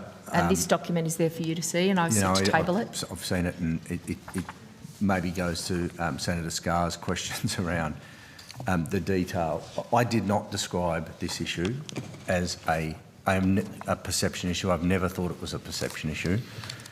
I was quoted... In response to criticisms about the firm over the tax leak, Mr Seymour said there were no findings at all, that dozens were involved.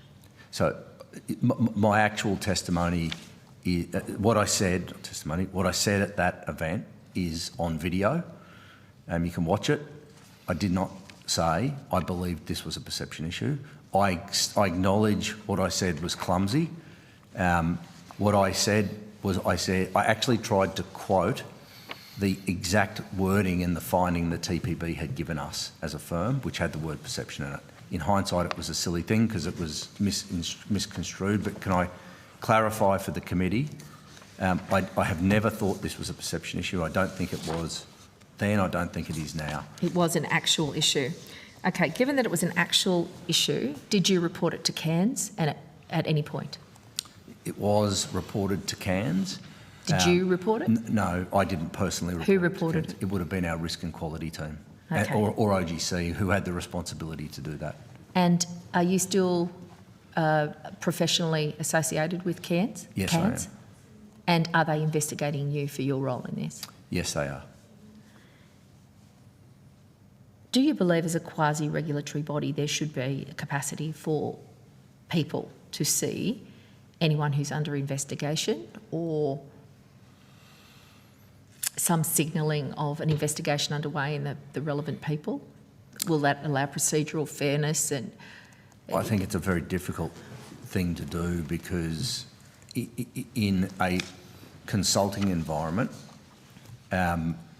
if you're if you're under an investigation and you are cleared of that investigation, and the investigation takes 2 years, your career would end as a result of the investigation in practical terms. And that actually happens in a whole lot of fields. And it may be the right thing. Doctors, lawyers, it seems to happen for them as professionals, but it doesn't seem to happen for your industry. I'm not saying it's right or wrong. I'm not an expert in that field. I just simply gave, it would be, you have to balance that up, obviously, Senator. Yeah, and in other professions it's balanced. I'm not aware of far differently. I take that. I'm not aware of that. And this is one of the challenges of a quasi-regulatory body. And out of the FPA committee, there is a recommendation for CANS and the other FPA and IPA. Is that correct? Yeah, I'll get the acronyms IPA right. To come to report to this committee about what's going on, because nobody seems to be watching, and nobody's advising them of when matters are concerned. You certainly didn't contact CANS in 2016 or 17 or any of the intervening years, did you? My understanding is our risk team didn't know. Okay. Mr. Sayers, can I go to you? There were notes prepared in advance of a governance board meeting by a person providing the update referred to as a recent discussion that Luke had with the ATO in relation to its concerns about the firm. This is from the PwC Statement of Facts. And it included as part of a list of several issues a reference to PwC Australia partner not identified who sat in on confidential Treasury discussions and also disclosed confidential information in a commercial way. PwC Australia's Governance Board does not have records of any follow-up discussions between management and the Governance Board relating to the confidentiality issue in this time frame. That is the PwC Statements of Fact at page 9. Do you dispute that? I can't comment. I don't have access to any records, or I'm not sure what I'm disputing or not disputing. There are notes that were prepared in advance of the Governance Board, and it records that you did have a recent discussion Luke had with the ATO in relation to concerns about the firm. I asked you about your conversations with Mr. Hirschhorn at the last hearing as well. Yeah, so I haven't seen that email. I don't know what that email is. I have no recollection. It was a board paper, I'm assuming. Sorry? It was a note prepared in advance of the Governance Board. By whom? By the person providing the update. Yeah, so I can't comment because I don't have the detail. But there's a lot of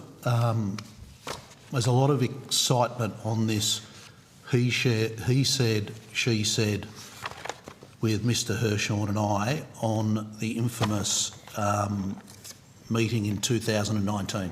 There is. And And can I put before you the QAN that we have received recently, the response from the Australian Taxation Office about that meeting with you, Mr. Sayers? Sure, yeah. Thank you. Now, as I recall, when you were last before the FPA committee... Yep. Thank you. And in some of the evidence you've given today, you have stated on a number of occasions that you cannot recall. In contrast, we have a record on Monday, the 2nd of September, very shortly after the meeting that Mr. Hirschhorn had with you that has drawn so much attention from these committees. He wrote a short note of topics. General discussion of upcoming Senate inquiry into Big Four firms, which you've put on the record and you gave evidence to this committee in regard to that. Discussion of the ATO relationship with PwC. Status of provision of documents. Kingwood Mallison's not giving proper details to allow cross-referencing. Next phase is action in relation to those clients. There have been sloppy claims. Possible actions, concerns not necessarily pursued by us or others seem to include, and he writes a list, breach of notices, promoter penalty investigations, breach of Treasury consultation confidentiality, Verb of use, aggressive planning, false statements, knowingly false statements to the RFIs prepared for clients, breach of professional duties, legal auditor and CANS, breach of US mandatory disclosure rules around confidentiality agreements, culture issues, disdain for senior management, regulators, the ATO or the FIRB, engagement model of allowing to be contractually subcontracted to a lawyer when PwC is actually providing the advice. And here he mentions Glencore, Appleby, KWM, noticing that KWM, Kingwood Mallison may be conflicted in determining current privilege claims. And then he asserts something that you couldn't recall, that he read you several emails which evidenced some of those concerns. Now, his final statement here is, I noted that it seemed that many of their problems arose from the overlap of MDP and not following protocols and the Rover model, which you've acknowledged in your evidence this afternoon. The apparent success, in inverted commas, of this business did not seem to have been adequately tested, probed by senior management. I noted that current tax senior management did not seem to have the respect of some of the senior tax partners, and this did not seem sustainable. I also noted that the risk structure which was in position to call out these practices seems to have failed. Do you dispute any of Mr Hirshorn's contemporaneous notes on the matters that were discussed, Mr Sayers? So, Senator, I gave evidence last time. Nothing changed in that evidence. Can I ask you to answer my question? Do you dispute any of these matters that are raised here that I have put this documentation before you today? The contemporaneous note by the second in charge of the ATO for the Australian public. Do you dispute anything that is in evidence in this document before you today? So, with all due respect, I think we need to just provide a little context here, and then I will answer the question. Well, how about you just answer the question first, and then I'll see if I'll give you some time for context. No, but I think this is really important, Senator, because I think it goes to. Mr Sayers, I'm going to insist on an answer to my question. I don't. Do you dispute any of the matters here in the contemporaneous note from Mr Hirshorn? Let me be very clear here, Senator. My evidence has not changed. That is not clear, Mr Yes, Sayers. it is. My evidence has not changed. This documentation I don't know whether to dispute it or not Hirshorn? dispute it because I don't have the recollection, okay? The bottom line is... Do you have a contemporaneous note that would provide any different view? I don't have... I've told the Senator I don't have minutes, I don't have records, but what I can tell you... But you do have a record with all due respect, let me just Mr. please Sayers, answer the question. Mr Sayers, just stop. I'm asking the question and you are answering another question. The question I put to you again. Mr Hirshorn made a contemporaneous note of a conversation with you. It's recorded on Monday, the 2nd of September, in which he recorded and has to provide in a hard copy for this committee a note that reflects a conversation. He hasn't got to go back and try to recall. He's got it written there, okay? Why would this be anything other than an accurate representation of his version of what was discussed? Or do you think he is lying in this document, Mr Sayers? I pass no judgment on Mr Hirshorn's recollections. They're not recollections. I pass no judgment on what he has put here on a piece of paper. But I need to please provide some context so everybody can understand what I think has potentially happened here. Okay, I'm trying to be very constructive and helpful to the fixes that need to happen. So this bloody cluster, I won't use the full word here in Parliament House, never happens again. Okay? And that is our goal too. The bottom line here is that I went to see Jeremy Hirshorn to talk about the legal professional privilege and the promoter penalty issues. Okay? There was a formal process. Of course there's a formal process between the regulator and PwC. It's called 353 notices, and whenever they have an investigation, a concern, an issue, they, of course, write it down, they send it to the firm, it's logged, it's worked through. And there's lots of these happening through 18, 19, etc. I go along to make sure that the firm is doing absolutely everything it can to work through these legal professional privilege and promoter penalty issues. That's the game. That's the formal process. That's the formal channel. That is the formal back and forth that is happening. Mr Hirshhorn absolutely did wax lyrical about a bunch of cultural things related, in my recollection, related to certain partners. One of those partners he'd mentioned was actually from another firm, right? And so he had recollections, he had ideas, he had detail thoughts. at last, Mr Sayers. Let me please finish. Let me please finish. Full stop.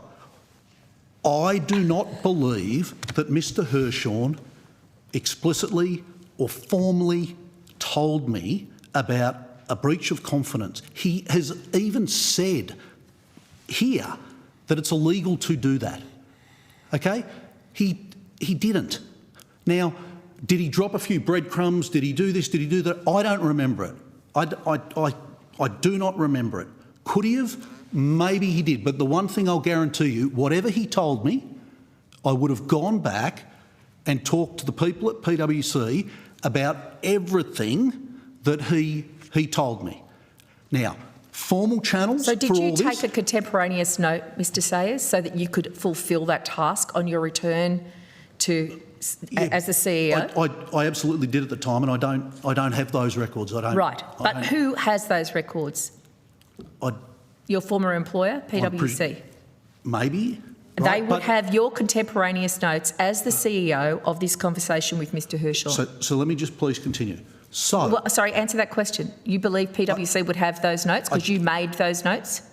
I had my notes. I don't know whether there were notes taken from my playback or not, but I can guarantee I can't even remember what the playback in totality was, right? So when you say playback, is that I had a chat with Jeremy and you just sort of have a general conversation with a couple of people, or is it your practice as a CEO of PwC, if you are engaged with the ATO on matters of such import as this list reveals, to take the information back in a format that you would expect, a written format, and plug that into your people so that they know exactly what was said? Did you share that information in any way? I talked through my notes at the time. But there were notes. But I don't remember things like that.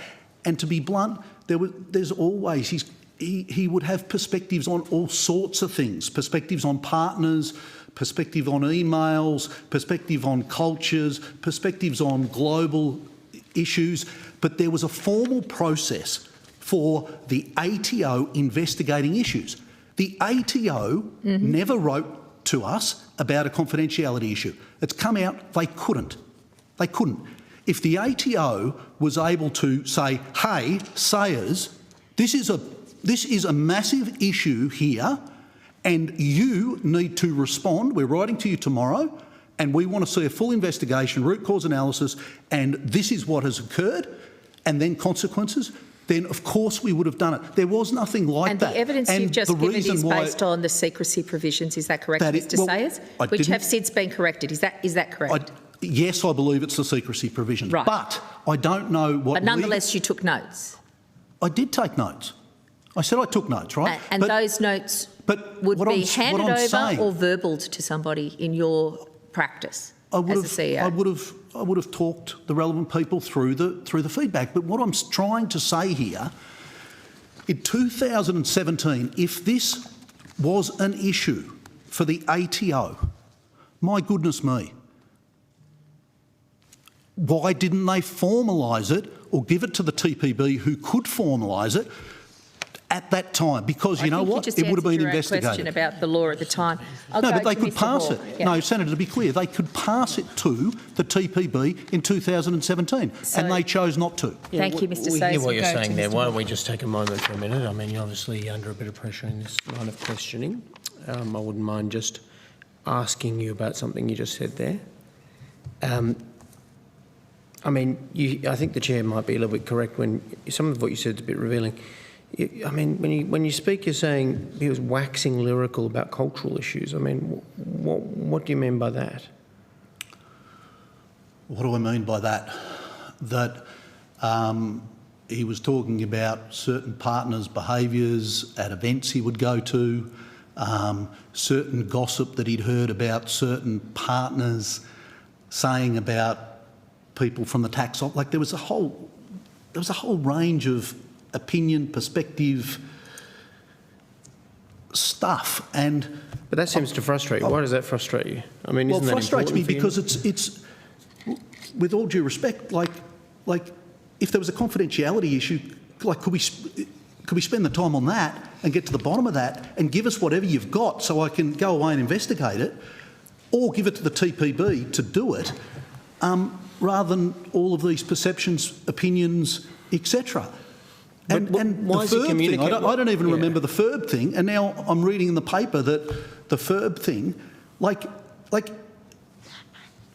if the FIRB thing was an issue, then he should have given it to Treasury, he should have given it to FIRB, and they should have investigated it at the time, not 6 years later. Like if it's not your swim lane and you're not the responsible governing body for whatever is the thing, like give it to them so they can do their job. Don't kind of like opine and pontificate and drop breadcrumbs. Because I think what's happened in 2018, I don't know because I didn't even know about the 2018 investigation. I think what's happened here is in 2018 there was no information from the ATO because they couldn't provide the information because of the secrecy laws, and so the guys have done a review, they've found nothing because they didn't have whatever the ATO had because the ATO couldn't give it to us. But you had all PwC's documents, you had the capacity to search. Thousands and thousands and thousands. It's amazing what a search function on a computer can do these days. With all due even respect, in 2018. Senator, it's not plausible. Ms Beattie did not institute a search. She said that she did not institute a further search. Well, I didn't even know about the review in 2018, so I can't comment on what she did or didn't do. Well, that's a problem too. Well, why do you think he's raising all these cultural issues with you? Like, you're frustrated by them, but why do you think he's communicating all this stuff to you? Why do I think he's raising them? Because on a lot of them, 2 years earlier, he was absolutely right. We had a handful of rogue people. Their behaviour was egregious. We'd moved them out and we'd got to work to try and fix the problem. And so why are you so frustrated about this? Why are you talking about waxing lyrical when the guy's right about everything? Well, no, I'm not saying he was right or is right. I'm certainly not saying that. What I am saying is that... You're saying he's wrong then? No, I'm not saying he's wrong. His perspectives are his perspectives, but there's a number of things... His notes are his notes. At least they're written down and they're available. We'll go to PwC and find out if you have notes too. That's fine, Senator. But why are you so frustrated? You seem so frustrated. Because I have been I have been belted for 15 months in the media. I get that. Over a he said. Just trying to answer my over a he said, she said. Yeah.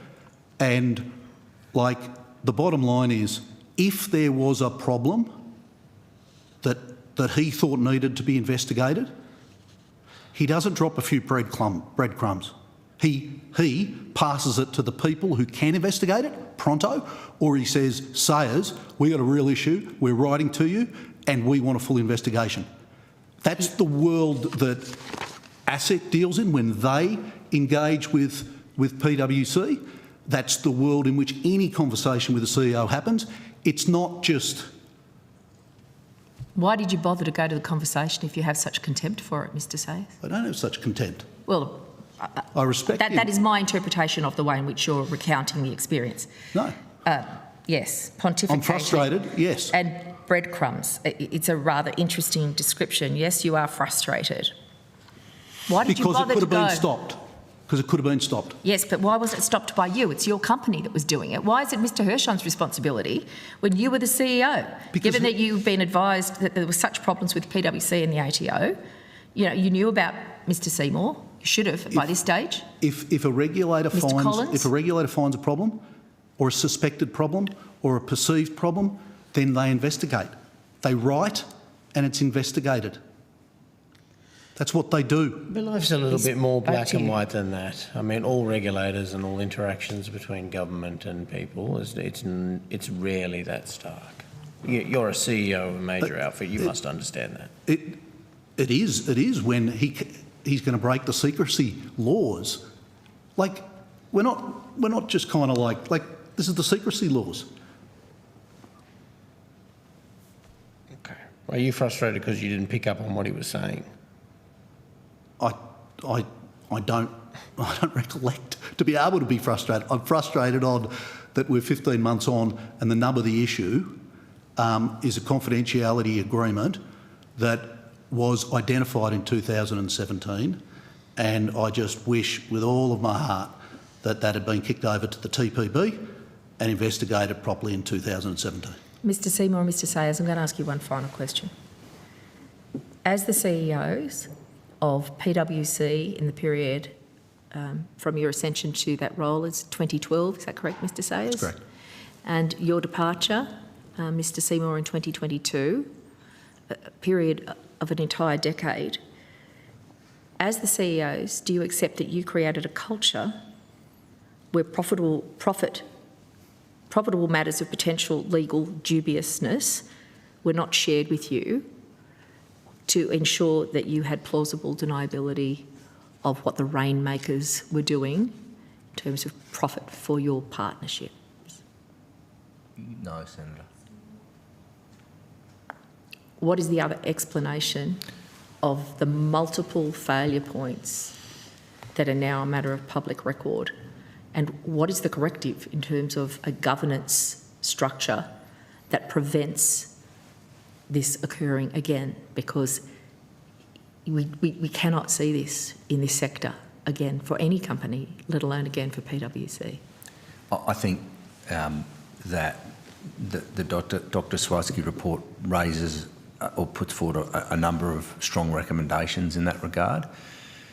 I think hindsight, unfortunately, hindsight's a wonderful thing now, but when you're in a role at the time, but hindsight, a lot of the changes we implemented in the tax practice in 2017, 2018, ideally wish we implemented them in 2014, 15, 16.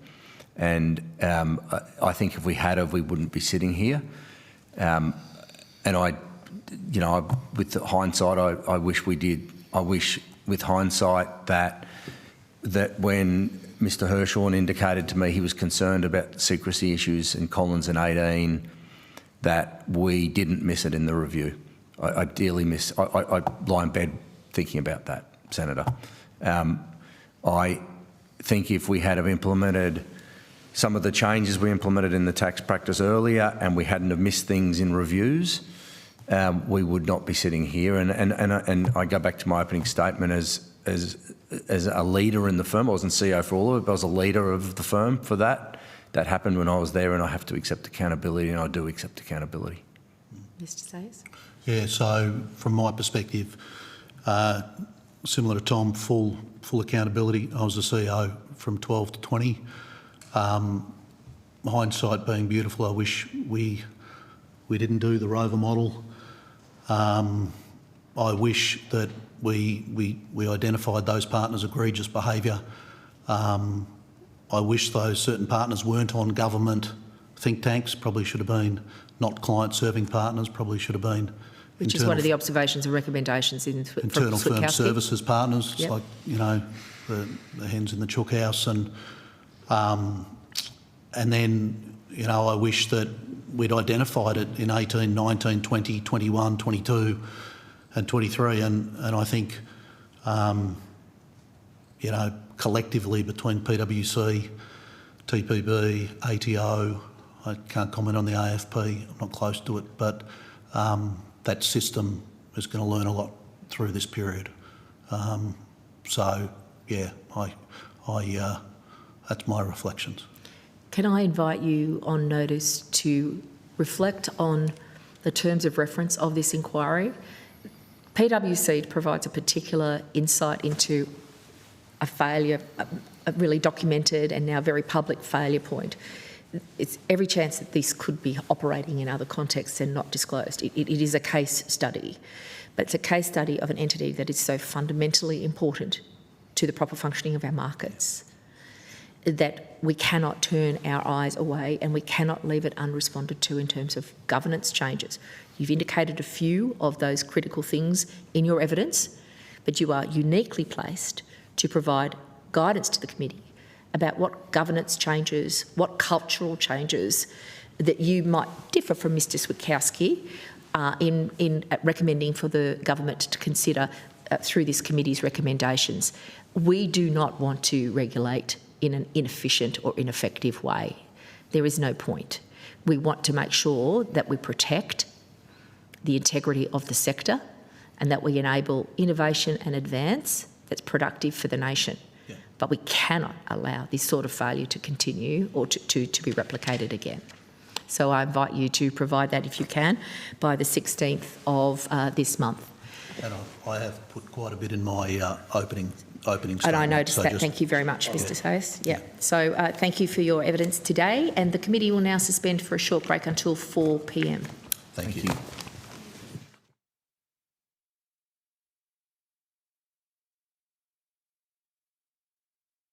We'll resume. And I now welcome representatives from PricewaterhouseCoopers. I understand that information on parliamentary privilege and the protection of witnesses giving evidence to Senate committees has been provided to you. And for the Hansard record, I'll invite you to state your full names, the capacity in which you appeared this afternoon. Start with you, Mr Burrows. Kevin Burrows, CEO, PwC Australia, Senator. Jan McCay, Chief Risk and Ethics Leader for PwC. Paddy Carney, Partner, PwC Australia and member of the Global Board. Thank you. Kylie Gray, General Counsel, PwC Australia. Thank you. Thank you very much. Can I just go immediately to the Statement of Facts document, to items 1.40 and 1.41, which relate to the meeting between Mr Hirschhorn and Mr Sayers, which was the subject of discussion just recently in this room. Have you been able to listen in to the evidence today? We've done most of it, Senator, but we were just travelling back here, so we didn't hear you talk about this. Right. So Mr Sayers gave evidence which, might be characterised as at odds, perhaps, with the notes that we have from Mr Hirschhorn on the record. So I am very keen to get any materials that we can from you of his notes. He believes he made notes that he reported back in some way. He cannot recall. And the Deputy Chair will correct me if I verbal him in any way here. I'm trying to be very accurate, that he cannot recall whether he gave feedback in a verbal form or in a written form. Doesn't appear there was a protocol around these meetings. Was anyone else in attendance? We have a desire to get documentation about what actually occurred and was recorded and reported back to PwC by Mr Sayers in his role as the CEO at that time. We are also seeking from you minutes of the board meeting. Recent developments were outlined, including the substance of matters raised by the ATO in discussions last week with Luke Sayers about the culture of the firm's tax practice. So the date there would be pretty easy for you to identify. Yep. So it's the late August, early September of 2016. So that should help you in that search. And finally, there is a reference in 1.41 to notes prepared in advance of the Governance Board meeting. A copy of those which may provide further insight. So we're seeking all the documentation that you have around the interaction between Mr Sayers and Mr Hirschhorn, and what was provided in addition to that, if anything is in addition to that, to the board. Senator, delighted to take that away. My only observation about these paragraphs is clearly they were very critical to us understanding what had happened at the time and we will take your request away, but I'm pretty certain that we did a very thorough search at that time around the events of that meeting, and had we determined that there was notes or something like that, we probably would have put it in our statement of facts, because this is designed to be the statement of the facts. So we'll go away and have another look and do another search for that information, but I'm certain we couldn't find anything at the time, but we'll take it away and have another look if that would suit you. Okay, and thank you for your frankness, but that is of great concern that a meeting of such import between the CEO and the Deputy Commissioner of Taxation was not documented in any way that you retain records of is of concern to me. That would not be the practice now, Senator.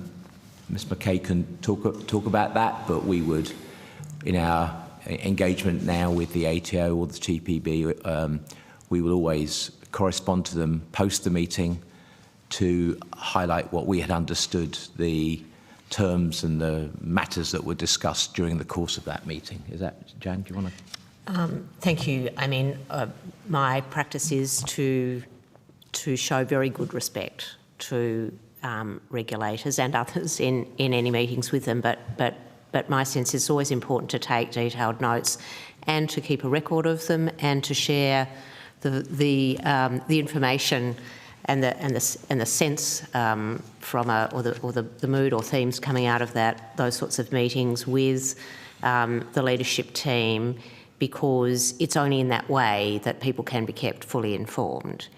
I think it's certainly a practice that we have. It clearly wasn't the practice previously in every case, Senator, and I think that is a great regret, but it's sort of one of the features that Dr Switowski mentions in his report. So, Mrs McCay, I doubt that you have had a change of heart. I think the position that you've just articulated then was probably one that you adhered to previously, yet it wasn't operational at PwC, it would seem, in the time of Mr Sayer's leadership, nor in the time of Mr Seymour's leadership. Is that correct? Well, I think it probably depended on who was attending the meeting, Senator, but... So you're saying it comes down to personal integrity? Well, I think it's personal integrity, and I think it's, the structure and the process that people follow. I mean, as you know, I've had a turn as participating in a regulator as well, and I just think that it's so important that all of the discussions that are held with a regulator are well documented and well thought through, because they play a very important role in the operation of the capital market here in Australia and broader, and I just think that organisations like ours need to be taking careful note of the observations coming from them, Senator, and it's easy to forget or things slip through your mind if you haven't sort of made a note of it. So it is generally good practice if you attend a meeting of import to take some notes. Mr Hirshhorn did take notes, and on request of a Kwan from Senator Pocock, he's provided his notes of the meeting of the 28th of August here, the 2nd of September. I believe I put that in front of you a little earlier. Do you have a copy? That's right. Mm-hmm. Yes, we saw it this morning. Yeah, so can I ask about, as you read this document, and I'm going to say that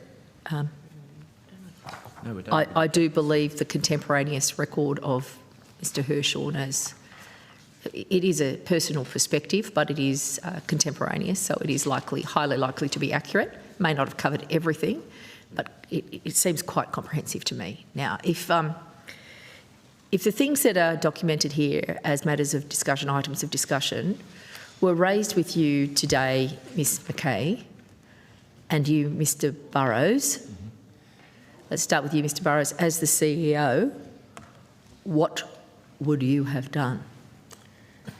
Well, there are a lot of matters on this list, Senator, and it looks like a lot of work to get to the bottom of, to me.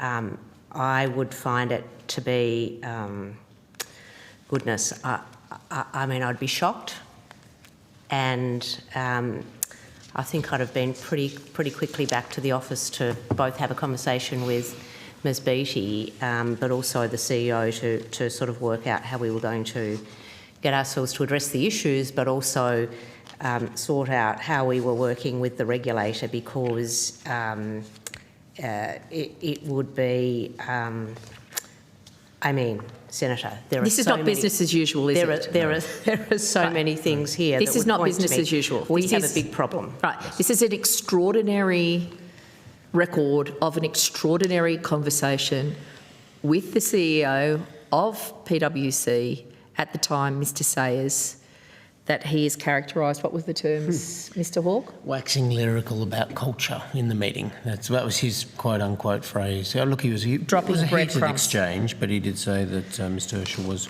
waxing lyrical about culture, in his words. So, Right. Mr Burrows, what would be your response if you... I'd be very alarmed, Senator. and your action arising? I wouldn't wait to get back to the office. I would have called someone straight away, probably Jan, maybe Chris Morris today, and I'd have said, what on earth is going on here with this? This is not the way that I expect to be interacting with our regulators, and if they've got these issues, we should seek to sort them out. One of the concerns has been that was raised by Mr Herschel in his conversation with Mr Sayers was culture issues of disdain for senior management, disdain for regulators, including the ATO and the FIRB. Given your evidence to me just a few moments ago that you have already sought documents that are referred to, and you think it's unlikely that you'll find contemporaneous notes from Mr Sayers, it's unlikely that you'll find the notes to the board. No, I think the notes to the board are there, Senator, but they do not shed any light on the discussion, particularly from recollection. Right. Well, but I'll need to check. But that was my recollection. Is what was discussed, and it wasn't clear from the minutes. So those old essays, compare and contrast. Can we ask you to do one of those on Mr Herschel's version versus what you've got of Mr Sayers' response? Yeah, we can do that. Thank you. So, is it possible, given your frank responses there, that there was a culture of plausible deniability that was operating at the time, that a strategy to deal with this matter was to deny that it was occurring, to cover it up or to hide it in some way? I can only talk now, really, Senator. I can't really talk for what was happening then. I've spent many hours talking to many different individuals about this issue.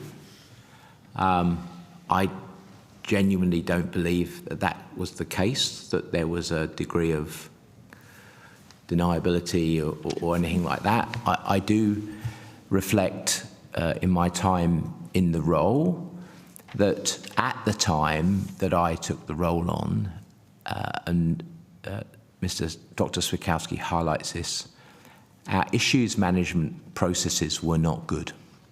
They were suppressed deep in our business, in our three businesses. And because we had no enterprise-wide risk capability, things were dealt with a long way down our organisation or by a small number of partners, such that perhaps they weren't properly investigated, perhaps they weren't properly dealt with. And if you have that with a culture issue, as we clearly did have in that small part of the tax business, that's very problematic. The small part of the tax business has been a statement that's been made quite a number of times. We had Mr Seymour in. He was head of tax. He was also CEO. We have heard about very significant disputes between Mr Seymour and Miss Beattie.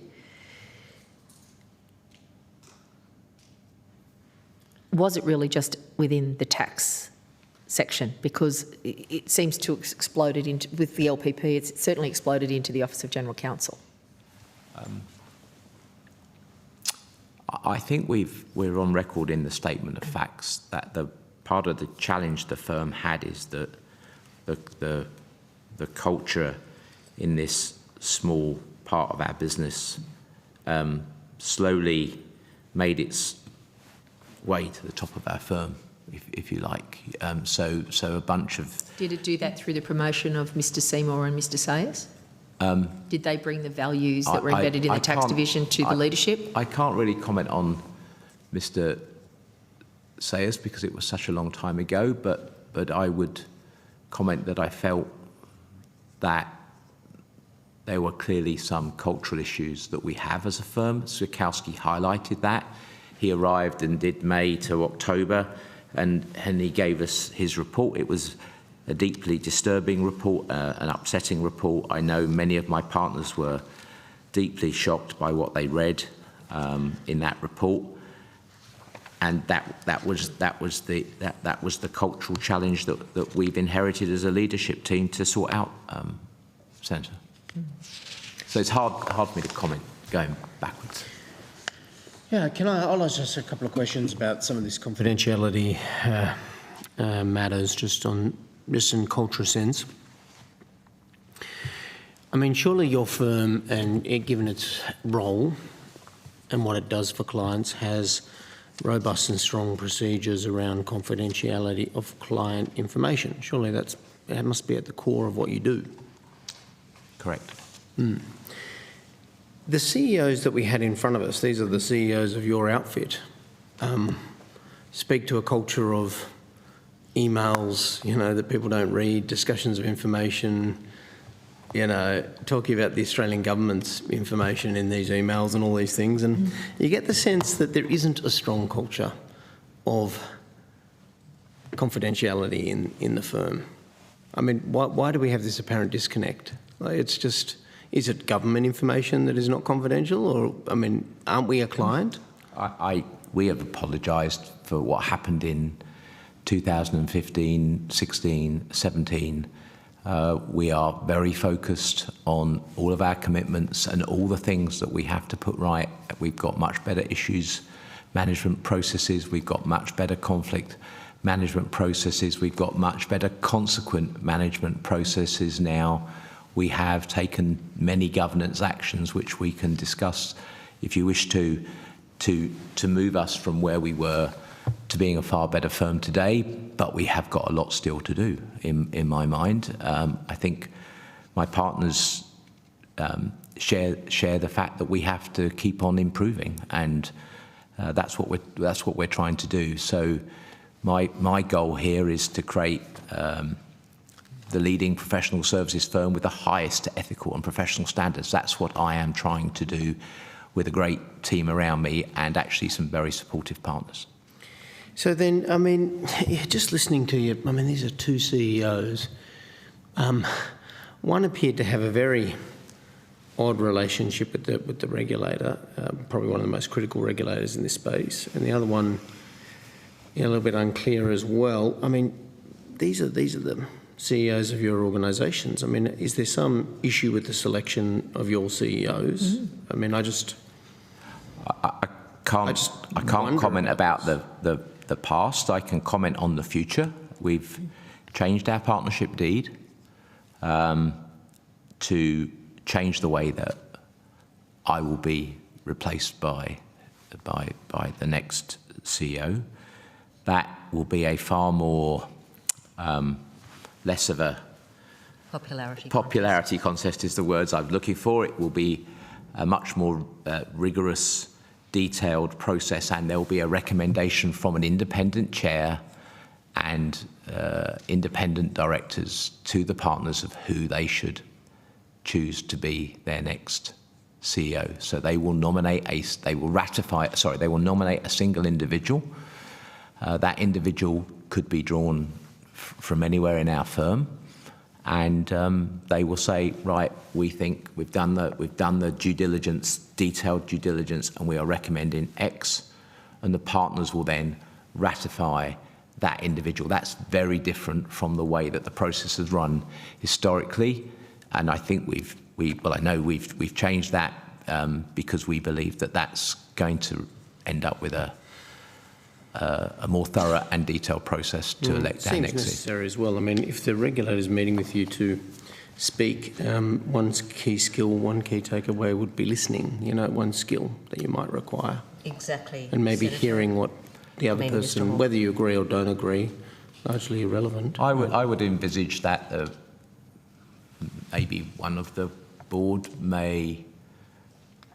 should actually, rather than may, go and visit with our key regulators as part of that process and say, well, have you had any issues or concerns with X or Y or Z? And that will properly deal with that matter. But it just, I mean, this culture that we've got, and culture is a word that comes up a lot. I've spoken to people myself who have left PwC over the years, successful people. I mean, sometimes firms are not for everybody. Sometimes people don't like the culture or you get different levels of complaints. Sometimes you have people that have left for their own reasons. But a theme comes up that the culture there does not really adjust to the reality of what's going on. And I think Switowski's pointed it out, but you get it just anecdotally from successful people, not bitter people that have left under bitter or other terms. They warn you about the culture at PwC. I mean, have you really thought about this and had a look at this? Yes, I've spent a huge amount of time on the culture journey that the firm needs to go on. One of our commitments to change was to do a gap analysis of the culture today and the culture we need to have. That was completed around about Christmas time. We spent quite a lot of time then thinking about our journey towards that target culture, and we launched a new strategy, I lose track of time, about 8 weeks ago, and it's very unusual because actually it puts culture right at the heart of our strategy. We've landed on 3 areas that we need to do way better at in our culture. That's challenge, collaboration, and curiosity. And those are the 3 areas. We've shared that with all of our partners. In fact, last week we spent all morning with all 650 of them going through what we meant by those three cultural attributes. And that's the first of a long journey that we are going to have. We've also shared that with all 7,500 of our staff. They are very keen to get involved in that. Our People Council is talking to me about curiosity, challenge and collaboration. I've got a meeting with them on Monday again, and that's what they expect of us as leaders, that we've laid down a marker of where the culture's got to go.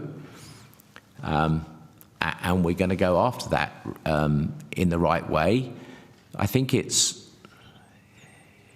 appropriate not to walk past the many good things of our culture, and Dr. Switowski highlighted that in his report. But there are things that don't work in our culture, and we've got to address those, and that's what those 3 cultural traits, we're going to get after those. Just on the confidentiality, I mean, just again, we looked into this, where sort of the culture, everything we hear, it just strikes me as there isn't a really robust culture. People can't even decide if something's confidential or not confidential. We've got to look into it. Did we sign a confidentiality agreement? But what about a basic assumption that each of your clients' information is actually confidential?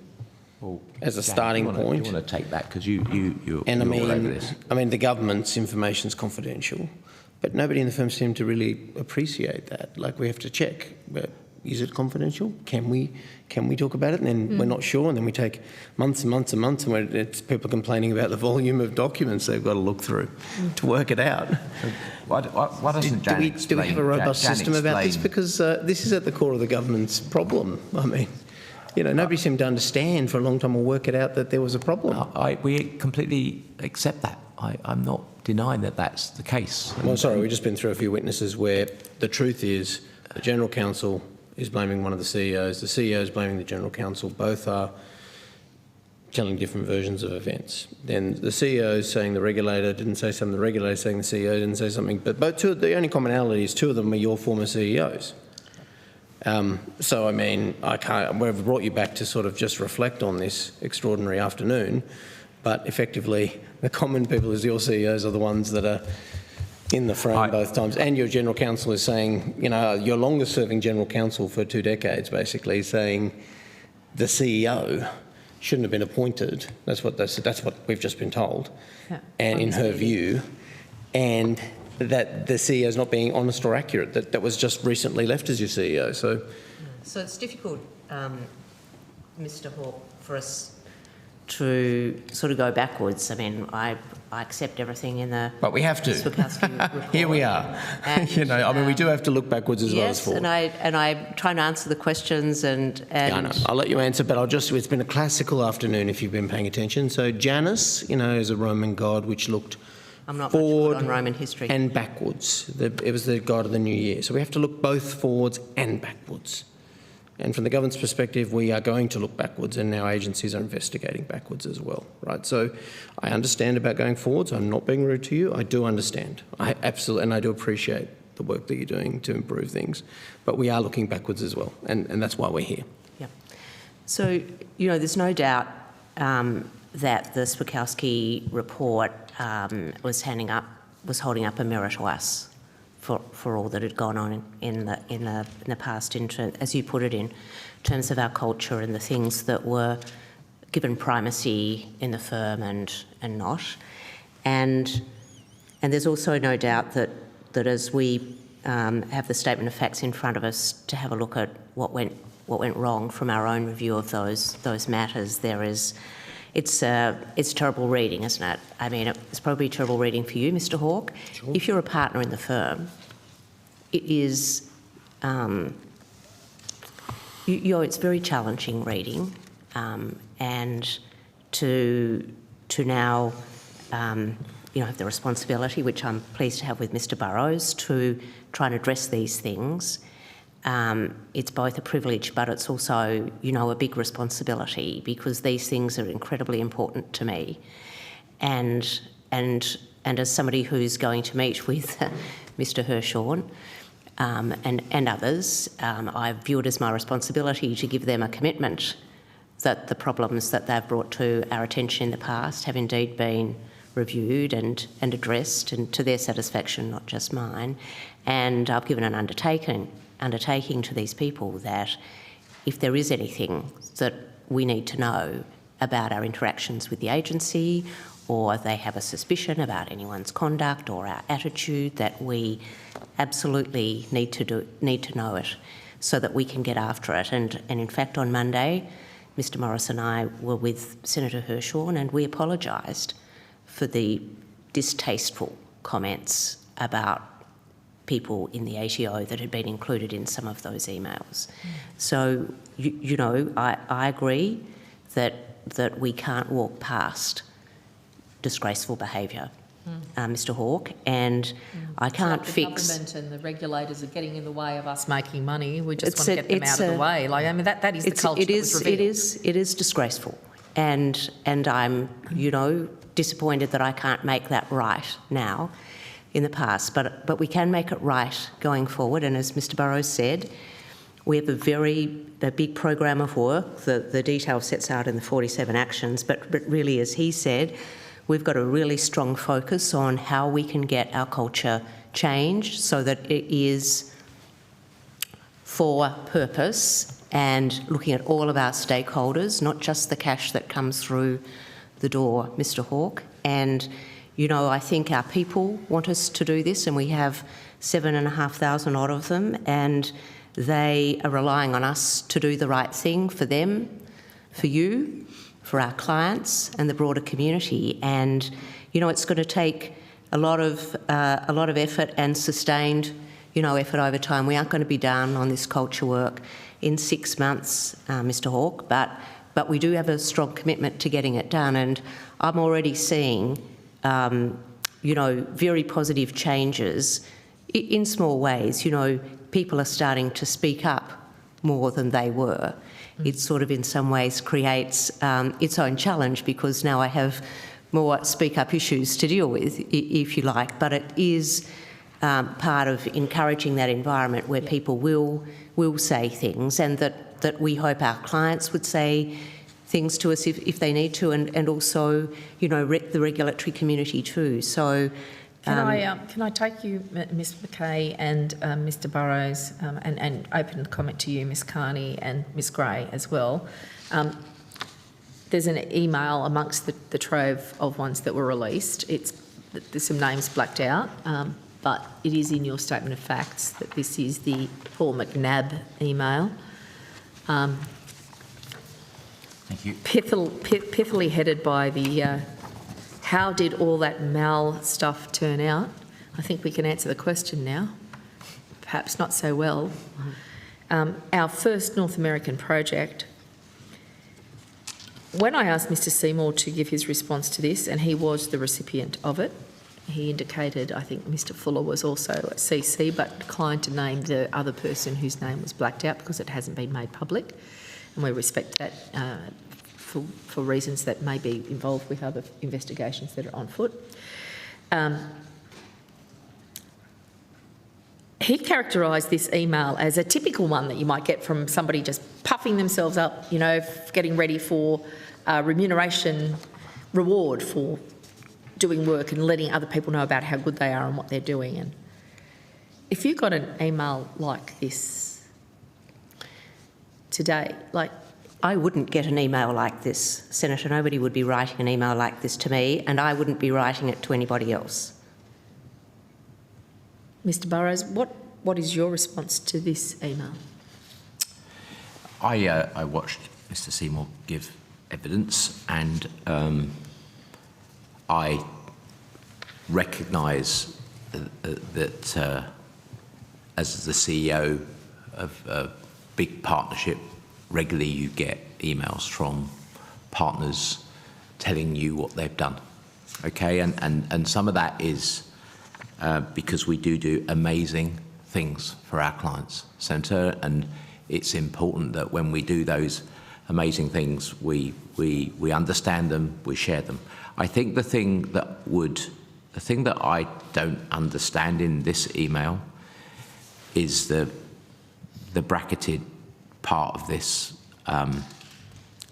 heavily helped, etc., by Peter Collins. That, I think, would have certainly made me think, oh, now I know Mr Collins is Mr Collins on both sides of this? How can that be? Which is why we've changed our processes now, such that individuals can't sit on both sides. It's a really, with hindsight, not great position to have. I mean, it's just bad. It's bad practice to have someone advising the government and then working with clients. And we should have, at the time, identified that. Mr Seymour commented that he, I think, didn't identify it, but that would be one of the things that would worry me, looking at this email. He said he didn't really read this email, Yeah. didn't pay much attention to it. But he responded to it. He responded it to the very next day, and in his response, he used these terms. Thank you. Praise Mr Collins for his intelligence, and you congratulate Mr McNabb and Fuller for their strategic thinking and market hustle. When's the last time you wrote to congratulate somebody on a market hustle, Mr Burrows? I don't think I would ever use those words. Is that a PwC term? I don't think it's not one I've heard. Term, it's not one I've heard in other countries, Senator. And Ms McCay, you strike me as the market hustle type of person. I'm not much of a market hustler, Senator. Ms Carney, can I ask for your response to this email? Yes, I'm an assurance partner, Senator, and you're with the good ones, apparently.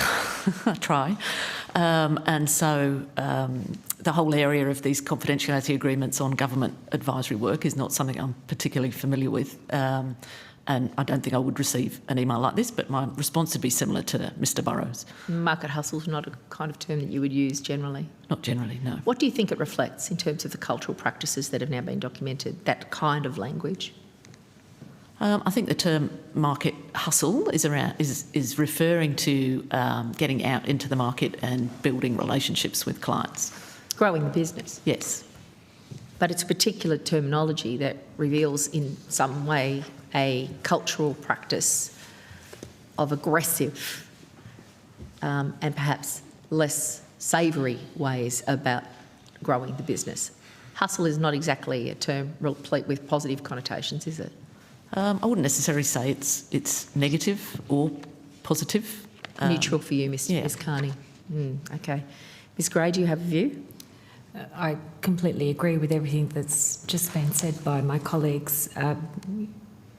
What stands out for me is the word aggressive, also act early, market hustle. It's very concerning. Yeah, I think Mr Burrows nailed it, and obviously the relevant part is the bracketed paragraph about the intelligence, given the context of who Mr Collins is, the accuracy of the intelligence, which in this case he's not referring to the dual meaning of the word intelligence, his smarts, he's referring to the information part of the intelligence term, that Peter Collins was able to supply us with in our analysis of the politics. It's a fairly damning Excuse me. sentence that would make anybody in a serious business say, what is that referring to if they didn't know? Do you concur? I've made my comments, Senator. I would be worried by that sentence if I received this email. But even if one recipient didn't read it, we've got 2 recipients there as well, so we're supposed to believe nobody read it and thought, gee, what intelligence did we get in Mal that helped us with get all these clients? I mean, that's what we're all led to believe. But nobody read it. Can any of you shed light on the evidence that Mr Seymour gave that there were only 2 clients involved? Because this document indicates we are assessing 14 clients with their efforts to comply with the MAL. I think the 2 clients that Mr Seymour referred to are the 2 where we constructed the general partnership structure that was subsequently undone. Senator, I think that's what he's... And those 2 are known in the public place. They are both large American companies, aren't they? I believe so. I can't remember the names. Yeah, and I think, Senator, we've provided responses to questions on notice previously that indicated that, in fact, I think in the end we may have provided some advice to 8 companies in relation to the topic, not the 14 that were perhaps envisaged, as being likely candidates. So this was a little bit of puffery? Well, it looks a bit like that. Okay. Can I go to some questions directly to you now, Ms Carney? You have a role as a global board member of the PwC International Network. That's correct. And you are also an Australian partner, and I think you just indicated in the assurance division. Yes. How long have you been a global board member? 7 years, just over. So you've been on that global board for the period of this contentious matter being discussed. What was your initial reaction to the tax leaks scandal that saw your firm attempt to siphon funds from your own country? Probably the same shock and surprise as others when I first found out about it. When was that? When were you first aware of this issue? In terms of the full extent of it, I think it was when the emails were released. So May the 2nd last year, right? That's the full extent. Prior to that, as a member of the board, there were, in this statement, indications that some action for Mr Seymour, for Mr Seymour and tax, he was advised of confidentiality back as far as 2013. Then we've got some activation of the issue in 2017. We've got more in 2019. The board is aware at that point of time, maybe in a cursory way because the documentation was inadequate, but How early were you aware of these matters, Ms Carney? In terms of the confidentiality matter, it was when the request to exit Mr Collins came to the board for approval. Which was in? I'm going to say September 2022. In your role as a member of the PwC International Network, as a board member of that global board, were you advised of any of these matters in that entity? Not from my recollection. So the Australian entity did not provide any formal notification to Mr Moritz or anybody that you serve on the board with in London, PwC International? There is an escalation process through the management channels, and then discussions happen at a global level. Okay, that's general. Yep. What was Yep. the escalation process in this regard? Like when was the matter escalated by the Australian entity I don't know. to the global entity? I'm not sure. Right, well, Mr Burrows, as much as we are concerned that there's a conflict of interest between your role and your contract with PwC Global and PwC Australia, the 70-30 split, which was of concern to both the former CEOs, you may be the person who has access to the information about the full sharing of information. What happened? When was PwC International informed? I don't know the answer to that, Senator. I can take it on notice and see whether there's documentation about the timing of that. You have not made any inquiries to that end? Me personally, no, Senator. So if your contractual arrangement for 1.2 million per annum is to ensure that this can't happen again, I'm surprised that you don't have chapter and verse on the structural responses inside PwC Global that would have elevated this. That's not my area of responsibility at all, Senator. Okay, so this contract of yours must be quite specific. I believe that contract, well, I know that contract is about providing support and services to the network to learn the lessons from what happened here.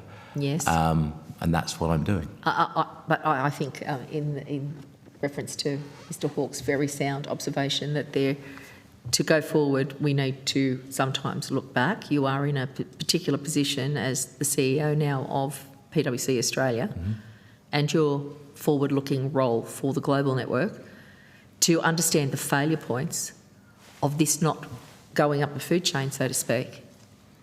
I believe that's being looked into globally, Senator, yes. By whom? I don't know, but I'm aware that the firm is considering what lessons it can learn from this whole matter, Senator. And who is undertaking that work? I don't know, Senator. But couldn't one lesson be this should have been escalated earlier globally? So as given what we're finding with the 2016, 2017, 2018, 2019, it gets to 2022, we get to a formal process. Surely somebody isn't this a lesson that you could teach your network, that somebody might have floated a balloon up a little bit earlier globally and said, hey, there seems to be an apparent set of problems that are a bit bigger than normal in PwC Australia. Yes, so I mean, am I being radical here?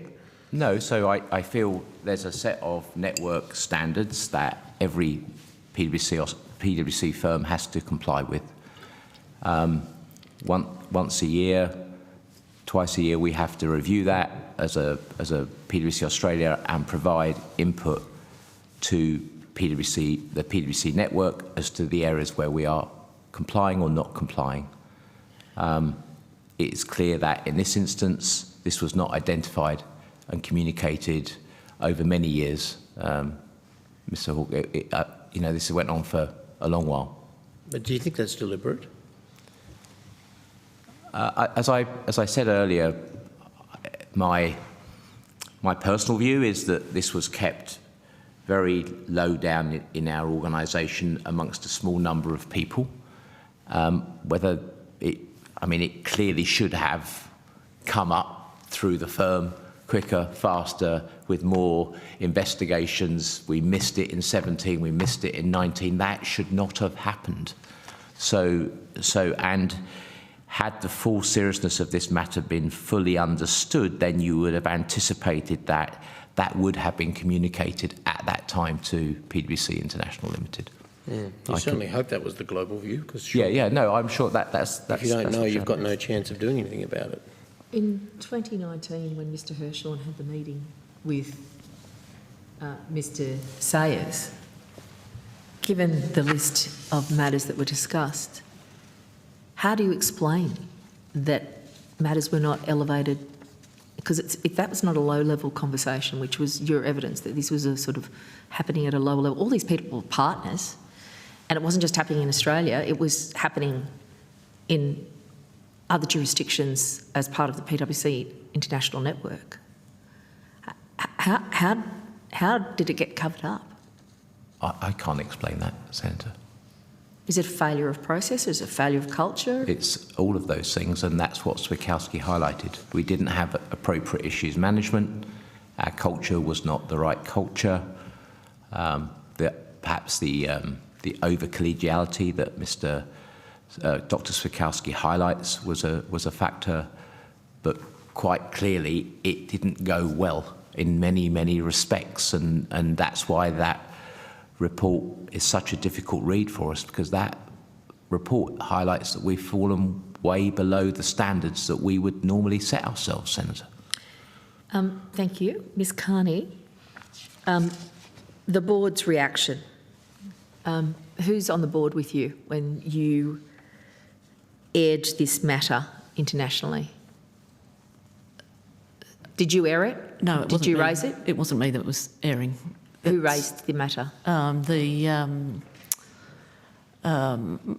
There was a communication when the TPB findings first became public. It was a brief update of many network matters that were arising that was given by the executive at the global board. Okay, so you knew as of September 2022. When did the board become aware?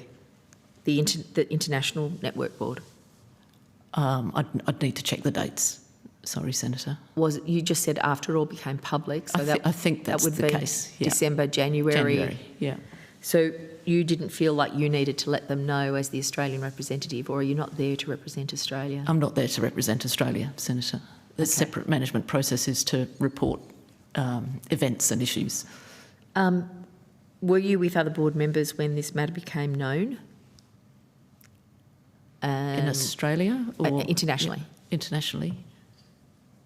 Do you attend a board meeting somewhere together? Okay. Yes. So you didn't tell them anything about September 2022, but at a certain point further down the track, the matter becomes public and there is a report through some mechanism to PwC International of what's gone on with Peter John Collins and the fact that the global network is implicated. I think there was a record of the public finding that was shared. Right. Who was at that board meeting and what was the reaction? I can't remember what the reaction was. It would have been the full global board and executives. Okay. So could you provide a list of who that is, what was at the time?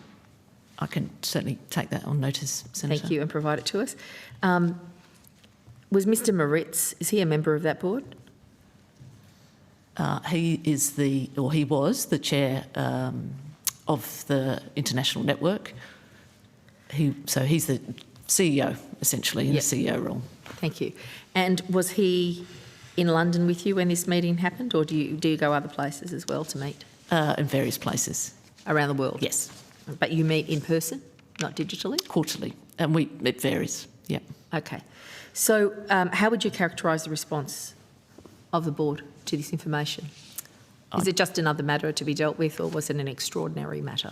It was another matter. So not that major. I'm trying to understand the scale of it. Like people go, oh my God, I can't believe this has happened in Australia, or do they just go, another issue we need to deal with? Which one? I can't recollect the full reaction.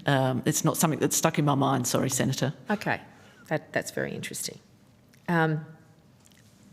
Given the outrage of the Australian people, I'm surprised that it wasn't a bit more explosive at the international board, because this seems to be an incredible failure, and it implicated multiple jurisdictions as part of the network.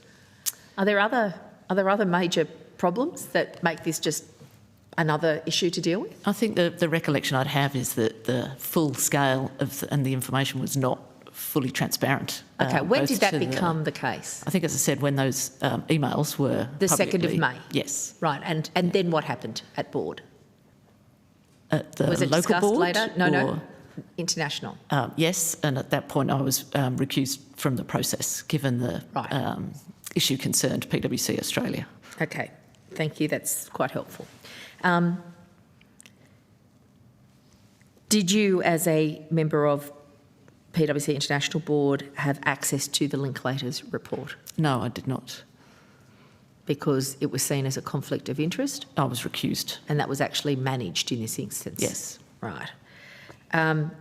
Have you yourself made the case for the release of the document to the Australian Senate or to the Financial Reporting Council of England, of Britain? Given I've been recused from the process, I didn't feel it was appropriate to insert myself back in. I've obviously been observing the requests that the firm has made, so PwC Australia has made of PwC International for the document. And did you see the request from the Financial Reporting Council? No, I did not see that. I understand that a request was made. Can I ask you to follow up and provide us with any documentation about that matter? Again, I'm conscious that I was recused from that process, so I'm a little bit uncomfortable, as I said, inserting myself back into it. Maybe I might task you with that, Mr Burrows. Can you just repeat what you tasked me with? Well, the Financial Reporting Council has made a request in addition to the Australian Senate making a request, and in addition to you making a request, I understand, Mr Burrows, which continues to be frustrated by PwC International. Yes, I will follow that up for you, Senator, on notice. Thank you. Can I ask a question, Senator? Ms McCay. Referring to the Australian Financial Reporting Council or the UK Financial Reporting Council? That was the UK. The UK one. They find out what's going on. We can ask the question, Senator. Thank you, because they are in that jurisdiction. I mean, that's right. That's right. And I just remind you that it is within the gift of PwC to reveal this information, and the appetite is not waning. It seems to be incredibly disrespectful and frustrating, in fact, to our processes and disrespectful to the public interest for this not to be revealed. So I'll put that on the record once more. When did you cease being a member of the PwC Australia Board, Ms Carney, and for what reasons? 30th of June this year. As previously mentioned in earlier evidence to this committee, we fully changed our partnership agreement, which completely changed the roles and responsibilities of the governance board, and it was entirely appropriate to re-elect the governance board under those new roles and responsibilities. Okay. And is there an Australian representative now on the international board, or do you retain that role? I'm still on the international board. The current board of governance? Yes. Right. Do you report on those meetings to the Board of Governance in Australia when you return? Yes. Okay. Could you provide material to this committee about those reports? Again, they're very commercially sensitive and confidential information, but I'll take it on notice and seek advice. And if you mark it that way, the committee will look at it through that lens and seek to make sure that we keep it confidential. We understand matters of commercial sensitivity.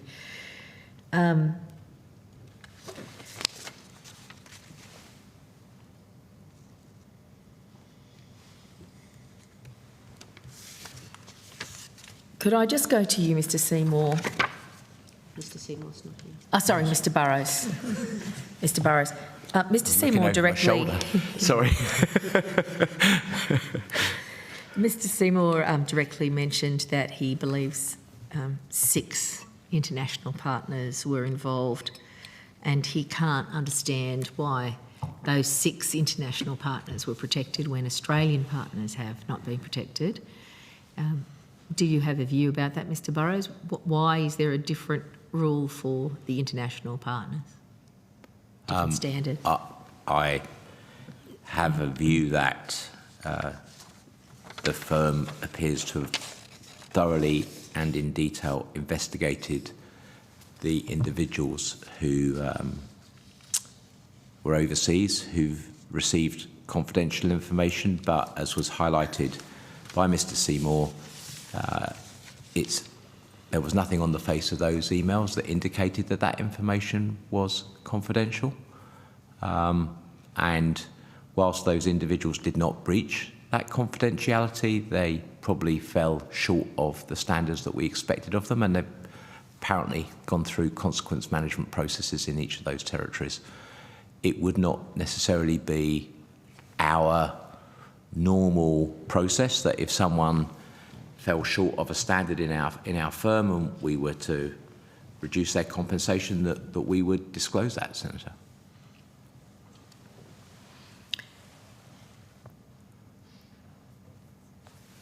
Is it increasingly important that when people fall short of standards, that there is some mechanism to engage the professional associations in their awareness of this matter? Because they are quasi-regulators in this space, yet they seem to be blind to what's going on, and no one was reported despite the scale of disaster that was going on. I can't tell you what's been reported overseas, Senator, by the firms to their local regulators. That may well have happened in each and every one of those cases, because the rules and regulations in each jurisdiction are very, very different about the reporting obligations to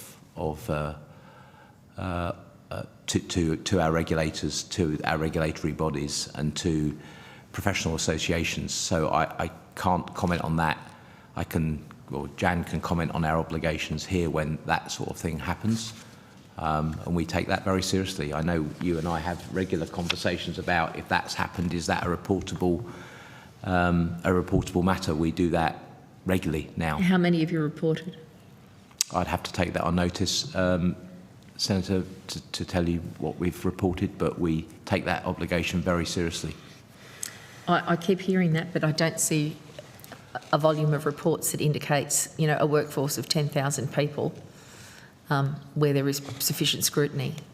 Do you want to comment on that, Jan? Because I think it's an awkward one, Senator. I hear your question because, of course, when we make a report, let's say we were to make one to the TPB, it's very confidential, and so I wouldn't want to be making any comment about that, and I don't think the TPB would want me to make any comment about it either. So that one, those sorts of ones are sort of difficult. We run ethical conduct processes.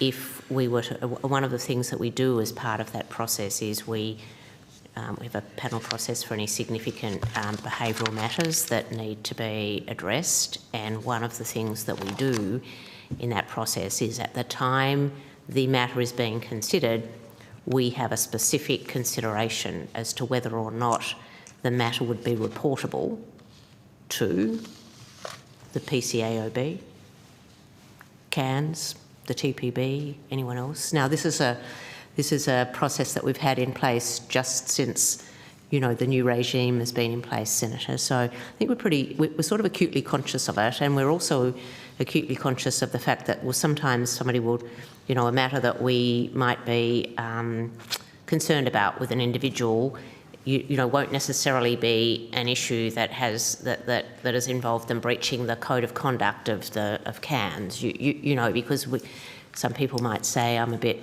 overzealous on some of these things, for example, Senator. But so we have to sort of weigh all of that up. But in any instance where we felt there was a matter to report, we would go about it in an appropriate way, including by having a discussion with the individual about their own reporting obligations, because if one is a member of CANS, for example, the onus is on the individual to self-report. Which strikes me as a very interesting model. Declare yourself corrupt. Well, as Senator, a corrupt person, it's like asking a spy to reveal themselves as a spy. It seems destined to fail. Senator, I think maybe I'll jump in just quickly, because you and I talked about this previously. My experience around the world is that the regulatory regime here is quite unusual because it is a very individualistic regulatory regime here. And if I look at many other territories, the regulation over us as a firm or the other professional services firms is much more firm-wide, with a set of obligations that the firm has to meet to a regulator. And we don't have that. We have, as Jan said, a very individualistic, oh, right, well, you have to go to Cairns, not the firm has to go to Cairns. And so I think that is something which, in your deliberations about where we move the profession to, that is something that we both feel quite strongly about, that's something that should be considered by yourself and Treasury as they progress with their thinking. Okay, thank you.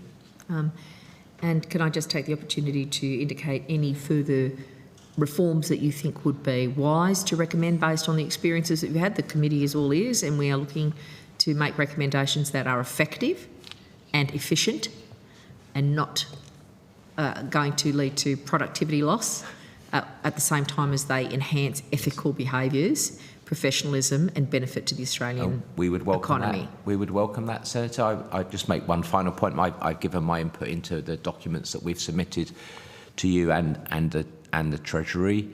I think one of the challenges, if you believe that that's the direction that we should head, is there's just too many layers around the regulation. I don't know how many fit and proper definitions the organisation that I represent has to meet. And so the more that we can simplify but get better at, in my mind, the better. So I think there is a risk if we put something across the top of professional services, and as I said, I would welcome that. I think it would be a real step forward. We have to then look at whether there's areas where we can delayer. Some cleaning up. If that makes sense, yeah. If we have one fit and proper definition for everyone inside our firm, then that's better than having one definition for the tax people, another definition for our audit people. And there's so many. It's so hard for us to manage these multiple different requirements. So I'd recommend a firm-wide mechanism. But can we also at that time look to see whether we can tidy up and clean up, because it will make it way more effective for us to be able to meet those regulations. Could I just hark back to the salary conversation, Mr Burrows?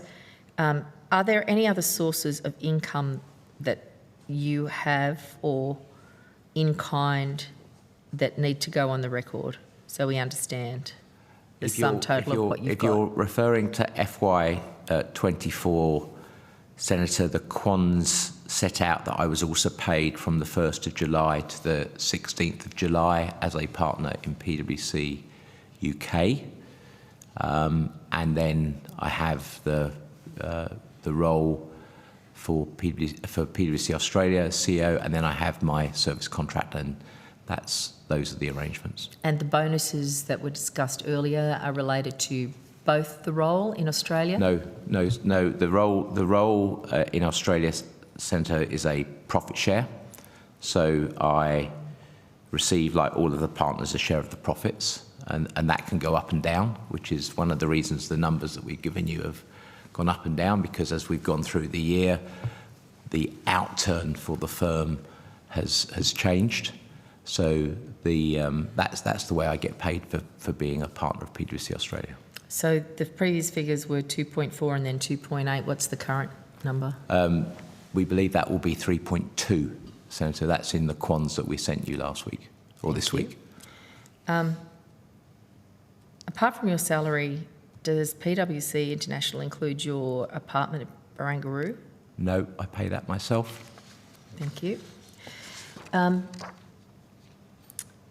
Could I go to the matter of the Fuller settlement with PwC? On the 2nd of June last year, PwC Australia identified 4 former partners involved in the tax leaks matter, all who've left the firm, including Mr Fuller. I understand that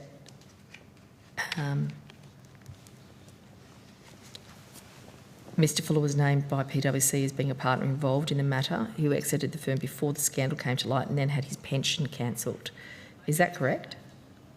I'll let Ms Gray take those questions, please, Senator. I'm very new to my role, and so I am not fully across the arrangements of the Fuller settlement, because that happened, I think, well before my time. Did it? I'm sorry. I think so. Sorry. Sorry, start again, Senator. My mistake. I thought Kylie was aware of it. So can you answer the question? Can you just repeat it? Yes. So Mr Fuller was named by PwC as being a partner involved in the matter who exited the firm before the scandal came to light and then had his pension cancelled. Is that correct? I believe that to be correct, Senator. Okay. There's a margin call article I hope that you might be aware of by Yoni Bashan and Christine Lacey that refers to this matter, and I understand from that PwC has since settled with Mr Fuller. Can you please share the terms of the settlement and what was agreed? I'd have to take that on notice, Senator. I can't recall exactly what the terms were of that. Yeah, it may be a confidential settlement, Senator. I'll have to check. And once again, the committee is requesting the information. If you want it to be confidential, please indicate that, but the committee will demand that we actually receive the information. I think, Senator, we had this discussion with Senator Colbeck. I think Mr Fuller would also need to acquiesce to the release of that confidentiality matter, and so we'd have to see whether that was feasible or not. Well, we can deal with that with the Secretariat ourselves, but we're asking for your end of the bargain. I'll take it because on you're note. responsible for that bit. Yes, the but committee wants scrutiny. I wouldn't want to break the law, Senator, that's all. So I'll take that on notice and I'll seek some advice. Yeah. And legal professional privilege, legal professional privilege does not trump parliamentary privilege in terms of getting information. Like getting you here today was an important part. We also can compel documents. So we don't want to go there. We want that document, Mr Burrows. I'll take it on notice. From a public point of view, I believe that PwC would have adequate grounds not to continue paying a former employee if it was determined that they acted unethically or against the firm's interest. The fact that this has been disputed and then settled, does that mean that Mr Fuller was wrongfully named? He's certainly been named here today as the person who was responsible for creating the scheme that was sold as part of Part 1 Project America. Senator, I don't want to misspeak, so I would prefer to take that on notice and come back to you about that. I don't want to misspeak on that. What is PwC's policy position with regard to payment of partners who breached ethical guidelines? If a partner has breached ethical guidelines, then they will go through a process that's chaired by Ms McCay, and depending on the nature of the breach, they will have, there'll be determination of the extent to which that is severe or less severe, or depending upon what they've done, and we have an ability to withhold money from them or fine them effectively or remove them from our firm. Do you pay any monies to Mr Seymour? I am just trying to see. He will be entitled to a pension payment, Senator, but we don't pay any monies to him at present. He's not reached an age of entitlement for that pension payment. Okay, and Can you just refresh my memory? I think you've given evidence before, Mr. Sayers. What is the situation with Mr. Sayers? Mr. Sayers is the same situation as well. Senator, he hasn't reached an entitlement age, but his length of service with the firm would enable him to receive a pension payment. And the quantum of that on average over recent years?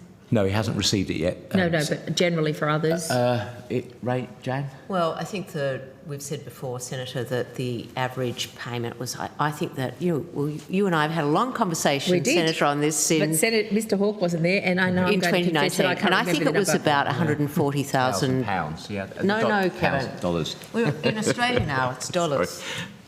I'm getting tired. $140,000. That's the average rate. That's the average. And are there any partners who have been cut off from that pension because of breaches? We have previously indicated that we would not be paying pension payments to 4 individuals, I believe. And that is Mr. McNabb. Is he one of them? Mr. McNabb, Fuller, Burstein and Collins. McNabb, Fuller, Burstein, Collins. and Collins. We've declared that to you previously, I believe. The CEOs who are responsible for the company at that time, though, they are not captured currently in your plans? Or are you going to consider what you do with their pensions depending on what the outcomes of the inquiries are? No, I feel we need to consider where we are with that matter, Senator. I think we felt at the time that it was totally unacceptable to breach confidential information, and that's why we took the stance that we would not pay them their pensions. Could I go to page 41 of the Switowski report? In that document, Mr. Switowski states that PwC Australia is the only member firm globally that does not utilise a single case management system, which I understand is the recommendation of the PwC Global Network, to track, manage and report certain conduct matters. Yep. And Senator, I'm delighted to say we no longer are in that position. We have one. We have exactly the same system in operation as the rest of the network. And with regard to the risk management framework, there was some consideration of its immaturity and inability to distinguish between risk and incidents and issues, and no clarity around that. Where is that matter now, Ms. McCay? Yes, so we have completely reorganised our ethics function, as you know, and we have this system in operation that tracks all of the matters that come to us. There's a regular meeting of an ethical conduct panel where any significant behavioural matters are discussed, whether it's a personal behaviour or a business conduct matter, and there is a regular reporting of all of those through the management leadership team on a quarterly basis and to the governance board. So that process is now working well. And in relation to the risk management framework, you will be aware, and it was one of the items in the action plan, that we had intended to appoint an experienced chief risk officer with, from outside the firm, who was experienced in dealing with such matters that would be able to bring an outside-in view to us. And we did appoint an individual to that role. They've been in place now since maybe early October last year, and he, along with others that he has brought into the firm to help in this regard, have been working with us to establish a comprehensive and updated risk management framework, our risk appetite statements and so forth, so that we are in a very good place to respond to all of Dr. Switowski's comments. I mean, we're building a new organisation, Senator.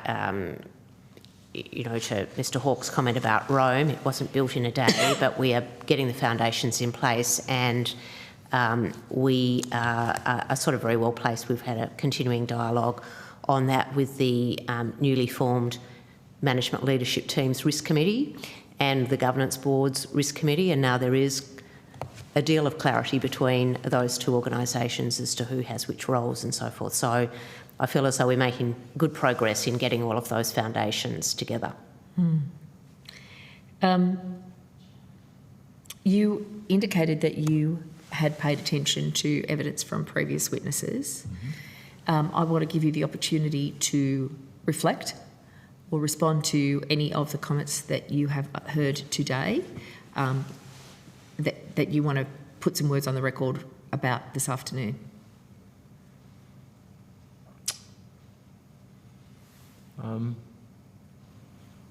I don't have anything to add, I don't think, Senator. I'm just trying to think of, it's been a long day watching many witnesses, so you'll have to forgive me if I just... It's all right, we were here too.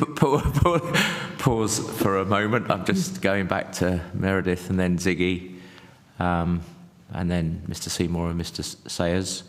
That there's nothing further I would add, I don't think, to the evidence that they've provided, or any further commentary on the evidence that they've provided.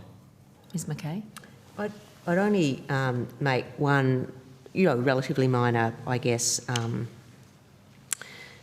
comment, and that was, I think Mr Sayers said that he attended the previous PJC committee hearing on audit matters, and I had slightly different recollections, and I know recollections can vary, but I remember you and I, Senator, in that hearing along with Mr Graham. Yeah. So I think Mr Sayers, in fact, had given evidence at estimates. Oh, okay. But not to the PJC, so he may need to correct that. Right. Okay, so I just wanted to make that clear, because I know that in advance of that... that hearing in Melbourne. That hearing in Melbourne. Yeah, I remember. That we had, the firm had lodged a submission there which had supported the continuing operation of what we would call a multidisciplinary firm that had, you know what I mean, different services provided. But we had said very clearly, and this would remain the case today, that we certainly are open to meeting stakeholder expectations around the services that would be provided to audit clients on a particular matter, but we didn't submit a response that said we felt that that there should be sort of an audit only, a consulting business should be moved out of the firm or whatever that Mr Sayers was suggesting. Perhaps he had given that evidence to someone else, but I know he didn't. It wasn't in that course. It wasn't in the hearing that I attended with you previously. I might stand corrected on this, but I believe he may have been sitting with Mr Collins at the time, giving the evidence. Oh, okay, yes. Which is a rather interesting perception. I could be wrong, and maybe that's just a terrible nightmare that I've had at some point of time. I'd maybe just, having heard Jan talk, I'd make one point, and you and I talked about this last time, is whilst I understand the worry, the very genuine worry about how a multidisciplinary firm can manage its conflicts appropriately.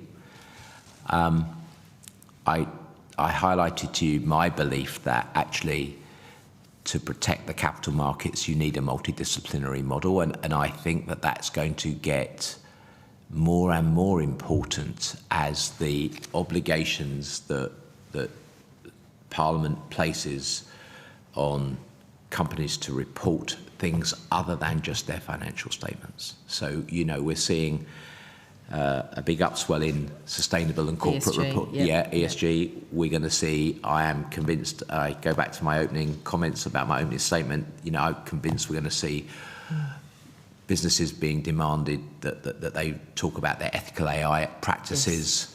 Yes. Cyber, we've got diversity and inclusion. Yep. So the skills that are needed to do that are very, very broad. And whilst... And maybe the profession needs to be ready to manage those. Well, I think that's right. Because they are responsibilities that have huge professional implications. Absolutely.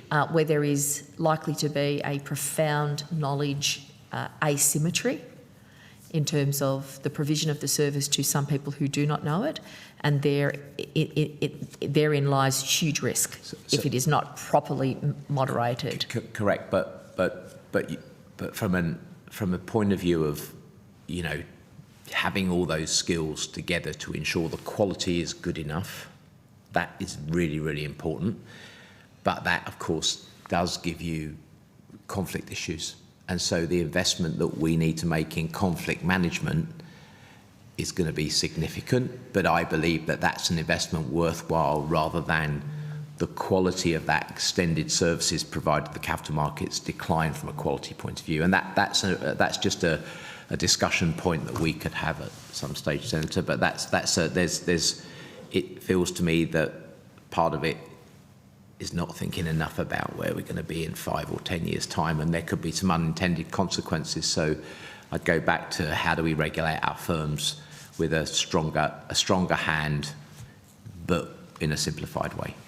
What would conflict identification, conflict registration, conflict management, then conflict failures look like if they were in a properly managed ecosystem? Because that is one of the things that concerns me, that there's an increase in awareness about conflict of interest. And we discussed earlier, you know, our concerns about the 2 roles that you share, Mr. Burrows, which you do not perceive as a conflict of interest, but I've put pretty clearly on the record that I do. Concerns that your risk officer didn't know about those 2 roles until it was publicly disclosed. There is a discernment point, a disclosure point, there is an accountability point, there is a registration point, there is an appropriate management strategy, and there is a resolution of that management at a close of time that seems to be happening nowhere.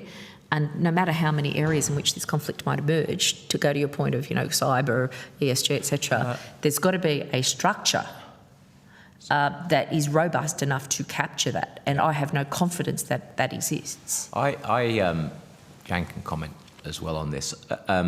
We introduced something. I don't know whether we mentioned it to you previously, but borrowing from other firms, we've introduced something here now called our Client Committee, and that is a formal committee. There are minutes taken of that committee, and it is designed that actually where we have difficult situations to do with clients, it could be conflict, it could be have we got the skills to do this work properly, etc., that those matters come up through our firm and are then discussed independently of the team that are seeking to do that work in order to satisfactorily consider and assess the risks in that situation.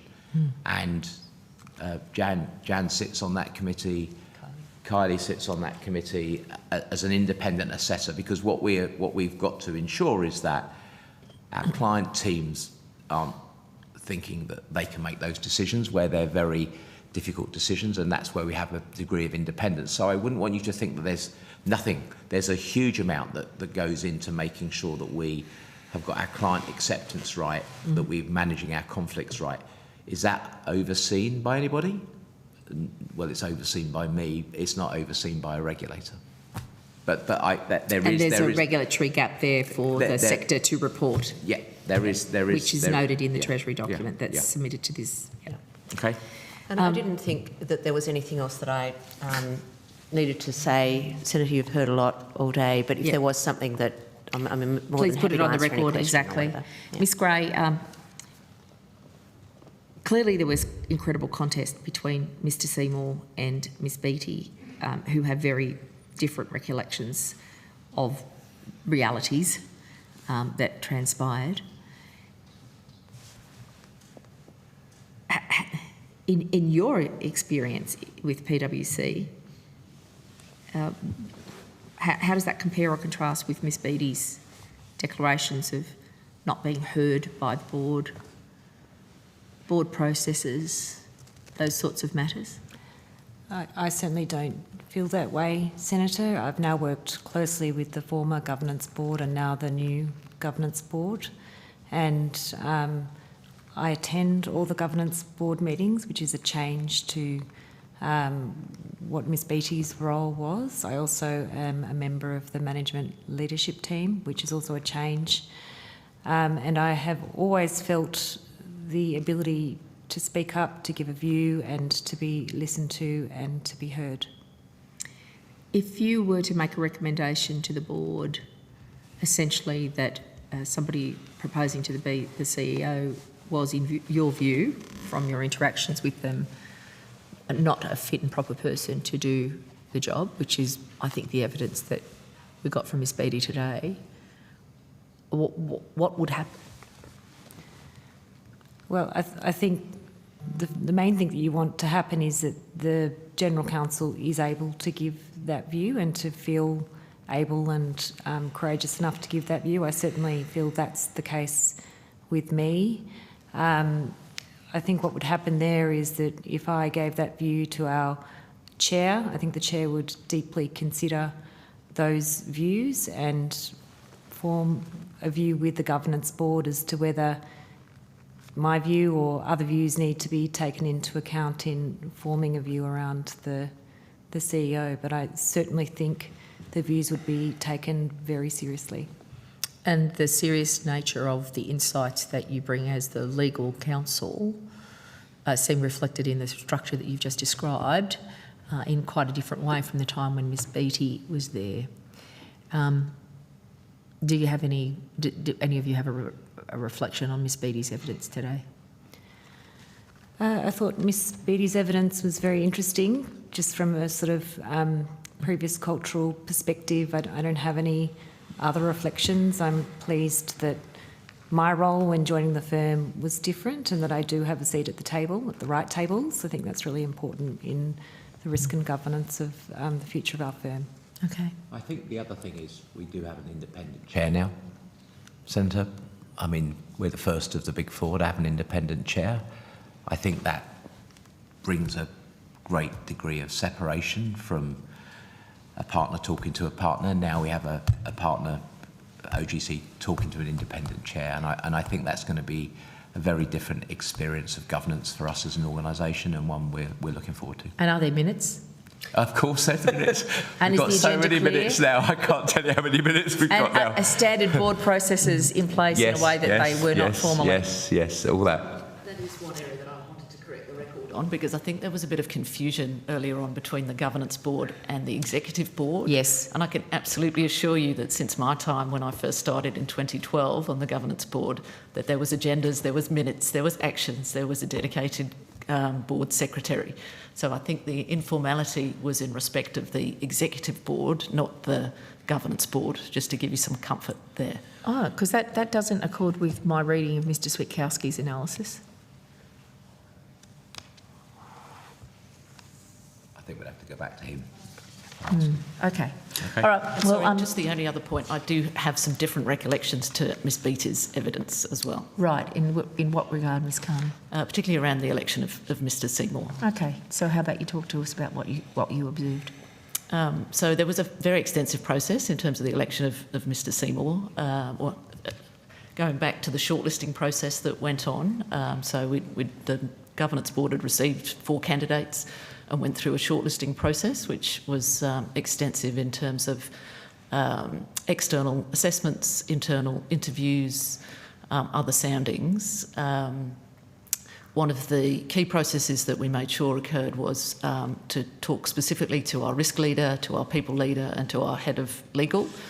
My recollection is that I asked myself the direct question of Ms Beattie whether Mr Seymour should be on the shortlist, and she wouldn't answer that question. She said that was a matter for the governance board to decide.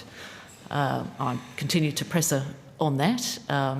The only thing she raised was the ATO litigation matters that were well known at the time because they'd been requesting lots of information from the firm, and that was the matter that she raised. That then led to myself saying, well, I think we need to talk to the ATO about their views on Mr Seymour, just to make sure that there was nothing there. And that, I think, led to the conversation that Mr Sayers had with Mr Hirschhorn.